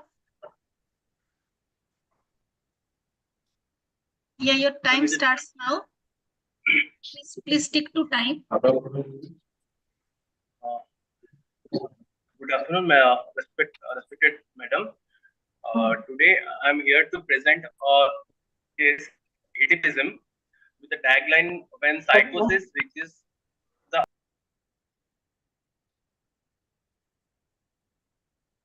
We are not able to hear. Hello. Hello. Now. Okay, start speaking. Oedipalism, first of all, is defined as the self-enucleation of the eye, which is itself a rare but serious ophthalmic and psychiatric emergency that usually occurs in patients with severe mental disorders such as schizophrenia, and this can be life-threatening. We report the case of unilateral Oedipism in a 26-year-old man suffering from later diagnosed schizophrenia who had visual, auditory, and mental automatism syndrome. The patient was followed up at MKCG Medical College Ophthalmology Department for over a month with prosthesis implantation of the enucleated eye at the final step. Its management was multidisciplinary, involving ophthalmologist, psychiatrist, and neurologist in order to detect any associated lesion. Introduction. According to Greek mythology, a victim of a curse, Oedipus, he killed his father and married unwittingly his mother Jocasta. When he discovered the truth, he himself gouged his own eyes to repent his sin. It is from this Greek mythology that the term Oedipism was described, meaning self-enucleation of the eyes. Although it is very rare, like 1 in 3 crore, this phenomena is still important to be addressed because of its visual and vital prognosis. In this perspective, I present a case came across at MKCG Medical College casualty on my emergency duty day. The patient name is Punachandra Patro, 26 male from Badguma village, Guduri, Raigada district, Odisha. First of all, history of present illness. The male came to casualty at MKCG Medical College at the late night of 17th February 2024, accompanied with his father and a friend, just to us to find out that he has enucleated his right eyeball completely. And his family had brought the enucleated eyeball in a plastic container with a request to doctors kindly replant it back.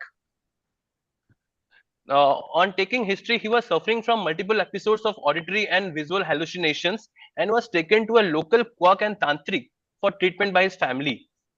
Later one day, after having alcohol with his friend, he came and locked up himself in the bathroom for over an hour. After several attempts, when he didn't open the bathroom, he was forcibly taken out just to find out that he has self-enucleated his right eye with his own hand in the bathroom, and was also attempting for his left eye as well. He had also some minor cut and scratches in his private part.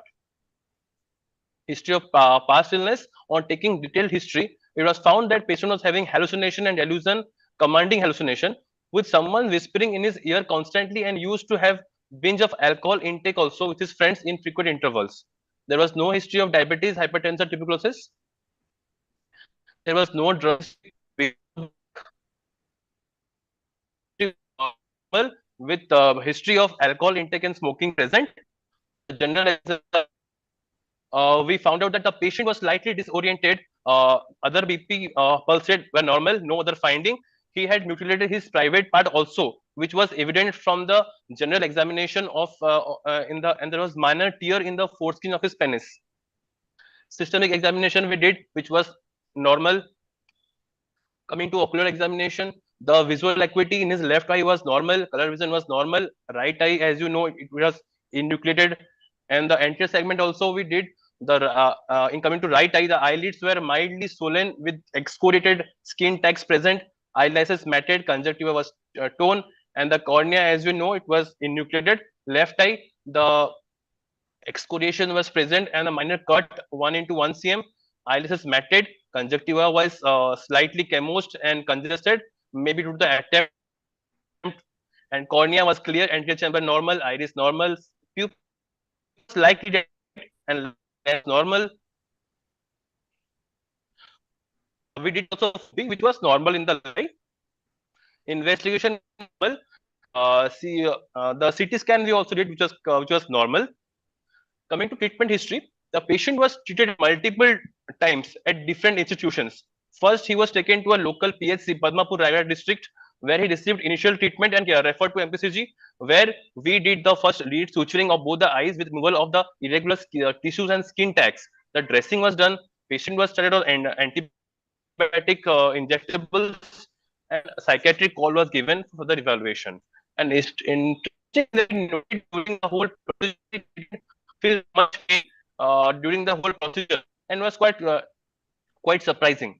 After 2-3 days, patient was again operated on minor OT, where stitches of the underlying conjunctiva tissue, trimming of the dead cells, and trimming was done. And finally, a conformer was placed to retain the shape and contour of the right eye.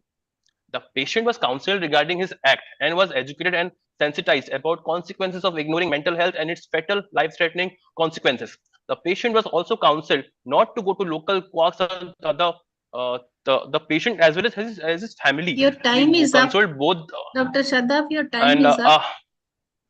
1 minute, ma'am. A month later, he showed up. The injury had healed and excellent tissue recovery with contour formation had taken place. The prosthesis was then finally implanted in his right eye and was advised for follow-up. Finally, take-home message that psychiatric illness can be life-threatening and escapism is a rare but dreadful example of it. Rural people should be made aware of ill practices prevailing in far remote places by local quacks and sorcerers and tantrics, and the myth about the cornea transplantation and eyeball transplantation in the villages should be addressed. Thank you for your patient hearing. Yeah, please unshare while Dr. Srijit will share, and the judges can go over to the questions, please. So, nice presentation. As you know, this is a competitive session. So, what has compelled you to take such subject? What message you want to give? Madam, I want to give that this was a unique case which I came but across very in rare, my. But very rare. We have not seen till 35 years in my practice. That's what fascinated me to take up this case, madam. That is the implication of psychiatric in also eyes. If someone ignores his mental health, and this can lead to a complication of his life-threatening complication, which involves eyes as well, ma'am. Okay, and how is it possible to auto-inoculate? Just with finger. Madam, he must have the history he gave. He was slightly disoriented, but the history his family members gave that he was locked up in the bathroom, and there must be some instruments or maybe blade. Yes. Through which he has nucleated. Okay. It is not possible. Okay, Ranjana ma'am. Okay, Pushpa ma'am, let us be. We are in a hurry actually. It's a rare case, but I just wanted to know, is there anything that would concern you to look for in the other eye in follow-up in future? Yes, ma'am, because he is under psychiatric consultation right now. Yeah, so but it's a very well that he again his other eye. Yeah, no, what I wanted that's me why, that madam, since the patient pulled out his eye, so a lot of times it damages the chiasmal area and might have visual field defects in the other eye. So that is something also that you have to pay attention to. But since yes, ma'am, we evaluated the patient on day 1. The next day after the incident, the visual acuity was normal. 6/6 color vision was normal. Fundoscopy even came out to be normal, ma'am. So there was, as of now, there was no finding, ma'am. There was just external finding. Okay. Thank you. Okay, can we go over to the next one? But Shadab, I would just like to tell you, did you put your photograph in every slide? Yes. Was I the only person who saw, or did No, I have seen. That is not the way to present. Okay, yeah, you should not. It's okay. Next time he will not. No, this is not the way. Okay. Okay, Dr. Srijit Mahanti, please start your presentation.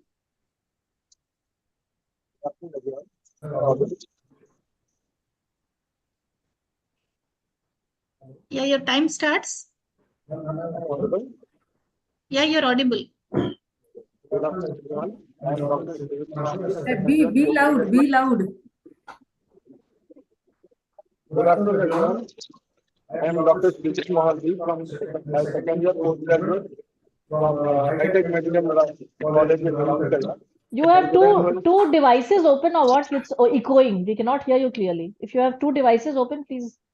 So please close one device. Your voice is echoing. Your voice is echoing. Please mute one device. Is it okay now, And ma'am? be loud. Is it okay now, ma'am? Yes. Good afternoon, everyone. I'm going to present a novel case of a mask in the right eye. So, a 34-year-old male presented with a painless mask in the right eye since 4 months. I would suggest if Sumanto and Srijit are in a single room, better shift to a separate room. I think that is creating the chaos. Okay, ma'am. Yeah. Now, the patient was apparently asymptomatic 8 months back when he had a uneventful pterygium excision with a conjunctival autograph with sutures in his right eye. Post pterygium excision, he was put on a course of antibiotics with steroids, that is moxifloxacin and dexamethasone, and lubricants, that is TNC, for 1 month. Following this, after 2 months, he developed a stable eye near the graft area. We have no history of in the past. In family history in the family. In general examination, patient was conscious, cooperative, and well-oriented to time, place, and person. His systemic examination is a normal findings. In examination of head was maintained. In ocular examination, visual acuity was physical feature in both eyes. Orbital margin, the eyelids and papillae are normal in both eyes. And eye movement was in and coordinated in both.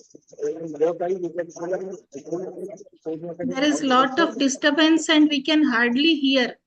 It is not at all clear. Is it audible now? Yes. Now it is a little better. Okay, ma'am. Then it is the problem of the microphone I'm using. Sorry for the inconvenience. Am I audible now? Yeah, it's better now. Keep it close to your mouth, yeah. Okay, ma'am. Ma'am, the eyes were the orthopedic and orthotropic in both eyes. In conjunctiva, we found a yellowish, non-tender round mass of about 4 millimeter diameter, just inferior to the junction of the graft tissue. It was not adherent to any underlying structures, and there was mild congestion present. Left eye conjunctiva was white. The sclera and cornea were normal. As you can see, this is the image. A yellowish round mass of about 4 millimeter diameter was present just inferior to the junction of the graft tissue in the conjunctiva of the right eye. Anterior chamber were normal in depth in both the eyes. Iris was normal in color and pattern. Pupil were round, regular, and brisk and symmetrically reactive to light in both eyes. Lens was clear. The fundus examination in both his eyes were normal. The mass was excised under topical anesthesia, keeping the cyst wall intact, and it was sent for a histopathological study. The adjacent conjunctiva was minimally cauterized, and the patient was kept on a course of topical antibiotics with steroids and lubricants for 1 month, and was followed weekly for 2 months, and there was no decrease. This is the image of the first day follow-up, and the second on the right is a 2-month follow-up. In the differential diagnosis, we have granuloma associated with tumors, a pyogenic granuloma. It could be lipogranuloma, oncocytoma, or conjunctival retention cyst and dermoid cyst. But on histopathological examination, we found out the cyst was lined by stratified squamous epithelium with corrugated cystic cavity, and the cyst wall contained a eosinophilic cuticle on the inner surface, as you can see by the arrow mark pointed. So, from this finding, we got a diagnosis of a steatocystoma simplex. Coming to the discussion, the common complications of pterygium excision, the early post-op complications are the subproximal hemorrhage or hematoma, graft edema, graft retraction or granuloma. Late post-op complications would be recurrence, corneoscleral necrosis, scleritis or endophthalmitis. Coming to the discussion of steatocytoma, it was first described in 1983 by Brown. Your time is up. Okay, please finish it fast. Okay, ma'am. Solitary lesions are called steatocytoma simplex and multiple lesions are known as steatocytoma multiplex. Lesions are usually found in such areas such as forehead, scalp, nose, neck, chest. But in eyes, it usually occurs in caruncle. Histologically, the distinct structure lined by non-keratinized squamous epithelium and with the eosinophilic cuticle. In some cases, sebaceous glands are also found in the fistula. But to mark here, only a few previous cases of caruncular steatocystoma has been reported, and no case has yet been reported of pterygium excision following steatocystoma following a pterygium excision. This is the first primary case in the world we are seeing that steatocystoma has been reported following a pterygium excision. Thank you. Over to the judges for the questions. Yes, very good presentation. But what is In the the reason? meanwhile, How Sumanto did can get ready. Yes. How did it originate? What is the site of origin? Because it When is the very site- rare on the conjunctiva. Yes, ma'am. How The to site of explain? when the site of origin was just inferior to the junction of the graft and the normal conjunctiva. So, but it is very rare. So, Yes, ma'am. can we think it is histopathological misdiagnosis? There is a chance. So, you can confirm with the other. Ma'am, But if you think histopathologically, it is very as first case. So, yes, you have to ma'am. confirm your diagnosis. Yes, ma'am. As I have mentioned in the differential diagnosis, it could have been many other things. That is pyogenic granuloma. It could have been a That is the most common. lipogranuloma. Most common. Yes, ma'am. These all are the common findings. But histopathologically, these are all different.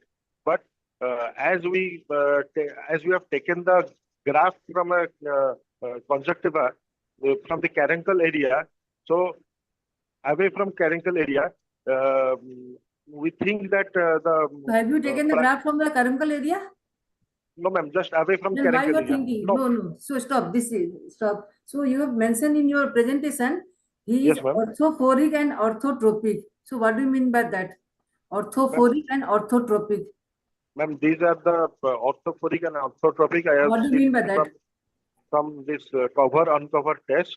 I have found out orthotropic and orthophoric. I have found out from this cover uncover test. So what do you mean by orthophoric? Ma'am, orthophoric is when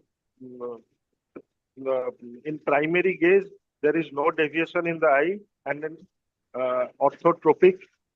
Orthotropic is orthophoric. I have first explain orthophoric. Orthophoric is, ma'am, from uncover test. If there is no deviation, that will be known as orthophoric. And in primary gaze, if there is no deviation, that will be orthotropic. Okay, Maranjana ma'am, over to you, please. You want to ask something? No, I just wanted to ask that did they use any adjuvant or any history of use of mitomycin C or anything with during surgery? No, ma'am. There was no use of mitomycin C. The surgery was done using sutures. And what was using sutures. And when the patient presented with this growth, was there any treatment? How long was the treatment used? Any topical treatment was used for some period of time? Ma'am, after the excision of no, the patient came, so the mass was excised immediately. No, ma'am. Previously, the first patient was treated for a pterygium excision 8 months back. After that, pterygium excision was done 8 months ago. After which he had used with moxifloxacin and TMC eye drop for 1 month. And after that, after 2 months of that, he developed this mass. Ma'am, can we go over to the next presentation? Yeah. He's the last presenter. Over to Dr. Sumanto. Please share your slides.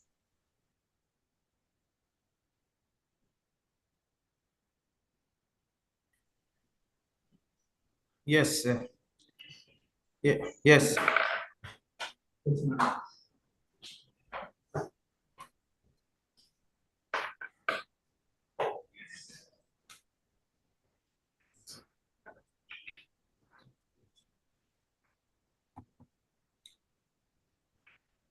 Yeah, am I audible? Yes, Yes, you're yes. Please audible. continue. Your slides are also seen. Please make it full screen. Yes. Yes. No, no, So, it is not full screen. Yes. Now it is okay. So your time starts now. So, good afternoon, all. I will be presenting on a case of bilateral optic atrophy following SLE. So, 35-year-old female patient came to our OPD with chief complaints of diminution of vision, and she had apparently all right a year back when she developed gradual painless diminution of vision. So, along with the gradual painless diminution of vision, there was no other ocular symptoms associated like photopsia, micropsia, and floaters. So history of past illness was in 2007. Actually, she developed left abdominal pain, ulceration, and peeling of skin from both legs, butterfly rashes over malar prominences, and aphthous ulcers. And she was diagnosed with SLE. She was continuing her treatment for SLE, but then she stopped it abruptly in 2021. Now she had presented to the OPD with diminution of vision. So, drug history, she was on azathioprine, hydroxychloroquine, and omnicotil for SLE, and there is no other surgical, social, or family history. Now, in general examination, the patient was conscious, oriented to time, place, and person, and all other general examination were absolutely normal. Temperature, pulse, and BP were normal. So were CVS, CNS, and respiratory report symptoms. Now coming to the retinal function test, her visual acuity in right eye was PL positive and left eye was 5/60. Color vision was non-recordable in both eyes. Contact sensitivity in left eye was 1.35 from a distance of 1 meter, and Amsler test was non-recordable in right eye, and no abnormality was found in the left eye. Now on auto taking her refraction readings, the objective refraction reading where this -1.5 spherical with -0.75 cylindrical and 0.75 spherical with 0.50 cylindrical, but on performing the refraction there was no improvement of vision. Now the ocular examination, the position of head was erect and facial symmetry was maintained. The IOP was 20 and 19 in right and left eye respectively. The orbital margin, eyelids, palpebral aperture, and eye movements were all normal. Conjunctiva was normal. Sclera had no abnormality. Cornea was clear. Anterior chamber angle had a Van Herrick grading of 4. The iris was normal in color and pattern, and pupil was round and regular. Now coming to the pupillary reaction was sluggish in both the eyes. The lens was present and vitreous, there was no abnormality seen in the vitreous. Now coming to the optic disc examination, the media was clear and the disc margin was defined. The size was normal, the shape was round. Now the cup disc ratio could not be ascertained due to the pallor present in the optic disc. The neuroretinal rim, we had pallor. The color was more than contour. Blood vessel on both the disc were attenuated, and there was no RNFL defect seen in both the eyes. Now on general fundus examination, this is the general fundus picture. As you can see, there is sheathing of vein and attenuation of arteries in both right and left eyes, and the general fundus appears pale, and there is a healed choroiditis lesion below and around the superiotemporal arteries in both the eyes. The FR is absent, and there is no bull's-eye maculopathy is not seen in both the eyes. Now these are the right and left fundus pictures. This is the OCT pictures of the right eye, and this is the OCT picture of the left eye. These were the investigation which were done to rule out other systemic causes. These were all under normal limits, and MRI also showed no abnormality. Now, my differential diagnosis for this case is vasculitis due to SLE or occlusive disorders or lupus nephropathy or primary optic atrophy. But after doing all these reports and investigation, I have reached a conclusion that this might be vasculitis due to SLE, due to long-standing SLE. The patient was advised to continue her medical management for SLE, and she was started with tablet ceticolin for nerve regeneration, and she was asked for follow-up after 1 month. Now, coming to discussion, SLE is an autoimmune condition due to chronic overactive Please stop. immune. Please stop. If your time over, Okay. please So I will ask you one question. So you have written in color vision, it is not recordable. So should we comment color vision like that? Ma'am, we tried to record the color vision using Please chat, but answer you. So how to record? Yeah, how to comment color vision? ma'am, we tried to show her red pen and green pen in left eye to ascertain the color vision if she could see, but she could not answer even that also. Okay. Then what about the Emsler chart? Why did you use the Emsler chart in this case? Madam, we were trying to see if the macula was involved or not, but there was no macular involvement, madam. Acha, then what about the RAPD? No, there was no RAPD, madam. There was no RAPD. What is the vision in reaction right was eye and left sluggish. eye? What is the vision in right eye and left eye? The vision in right eye was PL positive and left eye it was 5/60, madam. Then, so there is a disparity in the visual acuity. Yes, You madam. can get the RAPD. There was no RAPD, madam. So you have missed it. There must be RAPD. Okay. Then how to quantify RAPD? How to? Quantify RAPD. Means how to test for RAPD? No, quantify. How to How do you grade? How do you grade it? How to grade? So there are two grading, subjective and objective. So what is subjective? Then what is objective? I'm not aware, madam. Yes, you have to read. Huh? You have to read. Okay, Ranjana madam. I just want to know, okay, in SLE, if you're looking at the retina, then anything else, any other feature that you might, which is commonly associated? Ma'am, sorry, madam, again. Other than the retina, what else can you see in the eye that the SLE has affected? Actually, all her other ocular features were absolutely normal in the eye. The only thing she was complaining was intermittent watering, madam. That's the only thing. Okay. Did you do a Sharma's in that? SLE can be a cause for keratoconjunctivitis sicca. No, ma'am, we didn't do a sir. Okay. Okay. Okay, please stop sharing, Dr. Sumanto. Thank you. Now, I request all the judges, moderators, and all the participants to please join. We have here Dr. Devi Aishwarya Das, who will be speaking on Project RED, Rare Eye Diseases. Now, there is also, every one of us has a chance to join, though it's a little bit late as investigator, and it's a great offer by WOS. Over to you, Dr. Devi Aishwarya, for your presentation. Please start sharing. Yeah, thank you. In the meantime, I would request Dr. Ranjana and Dr. Pushpa to send me the score sheets so that by the end of this talk, by the end of the session, we have our winners. So I'll be talking on Project RED.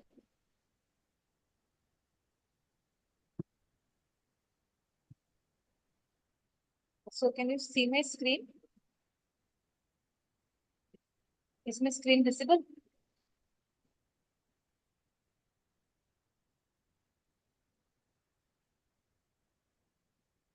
We can see your screen. Visible? It's visible. It's visible. Yeah. So now coming to RED, that is the rare eye diseases. We'll wait forward just a minute. I think this is the wrong slide.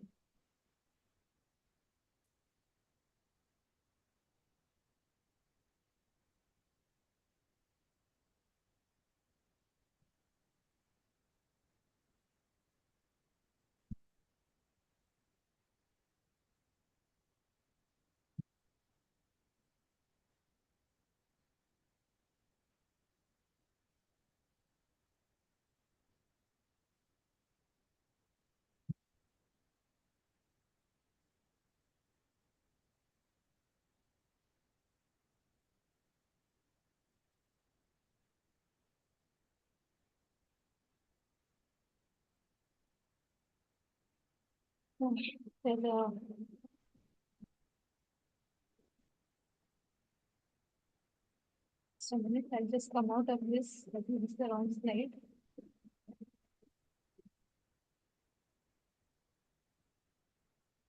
हाँ पठेदेली दी जन को देवी को भी तोते भी है हाँ देख भला वो तो लास्ट टाइम रे वीडियो ही चली गला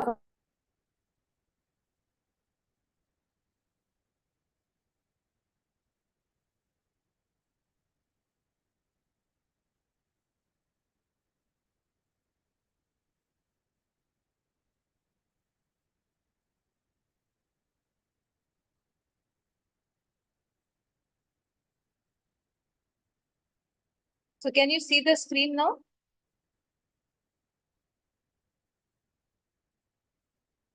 Is my screen visible? No, it is not visible. Not visible. But we are seeing only project red. Red Yeah, and so now it is visible. no, It no. is visible, but it is not. Not in full screen. Now? Not in No, not in full screen.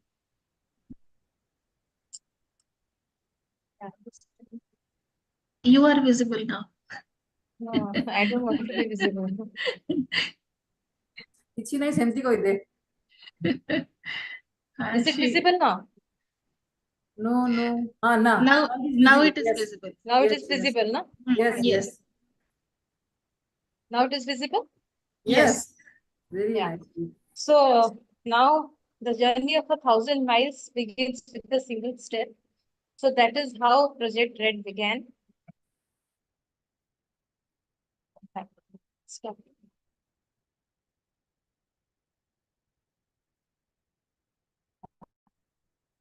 So way back, this idea started forming in a few heads, about starting something called a rare eye disease study group. This was first published in 2022 in IGO. Now, what were the objectives of this red group? Was to form a common cloud-based template customized to each disease under study, to give a common platform to all the ophthalmologists working in any sector to record and report their cases. It could be male or female. To find drugs or treatment modalities for these diseases from the existing therapeutics, as well as initiating new drug discoveries, and to provide genetic counseling, rehabilitation, and support to patients and the families. This is also part of Project Red. So till now, what have we done? We have identified diseases like myopia. Like it is either rare eye diseases or rare features of common diseases. Like what are the rare features in myopia? Or like retinitis pigmentosa or Stargardt's disease. So few diseases have been identified. In the initial phase, the ethics committee was formed, WS ethics committee, and a clearance was taken. Investigators were enrolled. Team leaders and group coordinators have been earmarked. Proforma for the patient data entry has been finalized. The team leaders, coordinators were sensitized by Zoom meets. That again keeps on being done at regular intervals. So one is already coming up. So what do we do? What is there in the hands next? One is each one fills up data. Each one gets an individualized link to this database.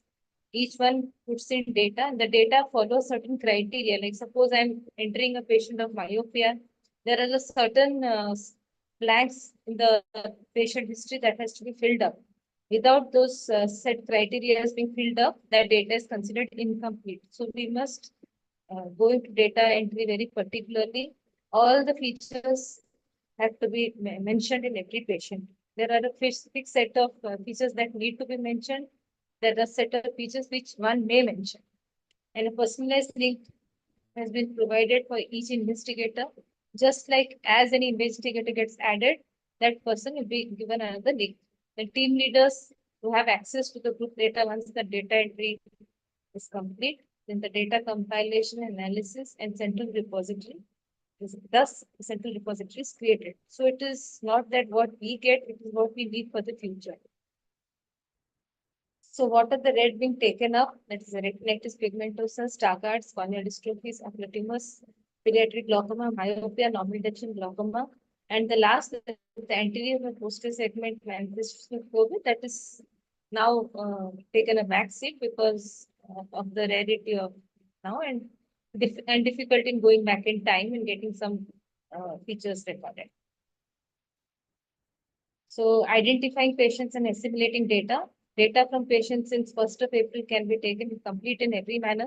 Data entry to begin once the individual links are provided. Now links have been provided and I am seeing certain data being entered. Then links have been provided, and as we add investigators, and if anyone of you is interested, you can become an investigator, and link will be provided to you then. All data entered should be complete by 30th of April. We have far overshot this deadline. Data compilation analysis to be completed by 30th of June. Again, this is way behind. But however, I must say that even if we cross the deadlines, even if the project, the data collection is considered complete for a certain interval, we still go on making it a continuous process so that it doesn't stop with deadlines. So this is the link and username and password. Password is common, but once you log in, you can change your password and your username has to be registered so that only then you can get access into this database. Then genetic testing and counseling is to be taken up as a objective of Project RED. It will help create a national repository. Genetic analysis will look into RED that still do not have a genetic diagnosis. This will possibly help find drugs modalities for RED from existing ones, as well as to initiate newer interventions. Then, with support, logistic support from MedGenome, genetic counseling, rehabilitation, patient support programs will be started. So this entire RED project is being funded by CIPLA. So that is my declaration. So the woods are lovely, dark and deep, but I have promises to keep and miles to go before we sleep. So all of us have a lot more that we can contribute, and we should stop looking as individuals and start looking beyond us, the world beyond us. Thank you. So as I talk, that was a very nice talk, Devi. So I'm Can we just have give me 5 minutes. Yeah, I'm just sending you the mark sheets. Just help me total. So while the totaling is being done, I think the other 3 sessions totals are already there. So this is only the 4th session total that needs to be done. I've sent. Please. I've sent. Sharmishta. I'm seeing. So, yeah, so there are a few things that I need to announce at this point. Like we will have one first winner and 2 runners, second and third positions. So all need to be members of WS. At least the first needs to be a member of WS because you will be representing the state at the national level. If you are already a member, well and good, because we don't know who is a member here. If you're already a member, well and good. Please give us your membership number. We'll get that verified. If you're not a member, you have the option of applying for membership, or else if you don't wish to apply for membership, or if it turns out to be a male, then please make way for the second person to go and represent the state. You will still be number 1 in the state, but the second person will go on to represent the state at the national level in the WOS. And there are other few points Dr. Mohit has asked me to mention in particular. So the mentors today who are already not WS members, please share your names and you will get a complimentary membership of WS. So this is for all the mentors who are not WS members yet. Those who are WS members, well and good. It's a temporary loss for you. And please give us a few. I think, Sharmisha, the marks must be ready. Yes, I have sent it to you. All. I have sent you the last session. Last session. So the highest number is 72 is in this session, 72 is the highest. Okay, the highest marks are all from the session number 3. That is, number 1 is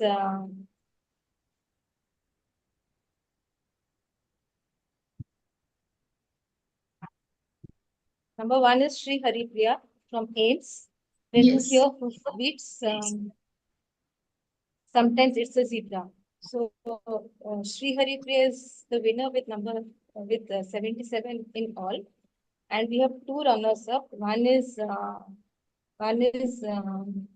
Akanksha Dubey, that is a chronic discharging lacrimal fistula again. She has got 76, and she's tied with Dr. Elisa Nanda, and Yes. disease with lag ophthalmos. So all three of them are from session 3. We have got some other very good numbers from other two mentions. I'm just mentioning the highest from every other session.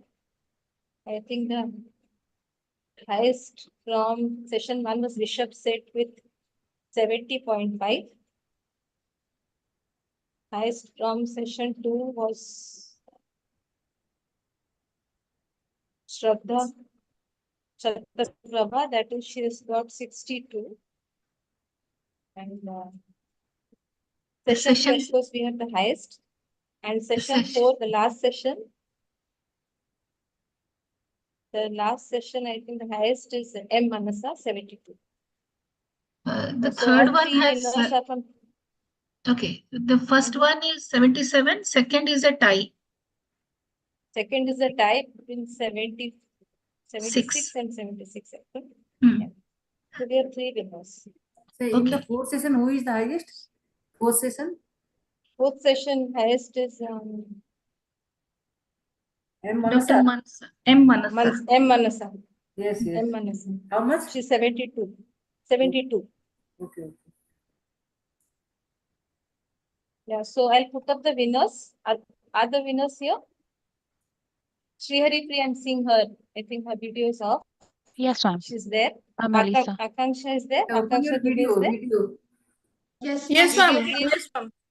Yes. Yes, Sri Haripriya, you're the winner. Congratulations. Congrats. So are you a WS member? No, ma'am, not yet. Please be Yeah, so you have the option of becoming a WS member. You can Yes, apply ma'am. for it, and then you go on to represent the state at the final, and mostly you'll be getting your registration with the compliment.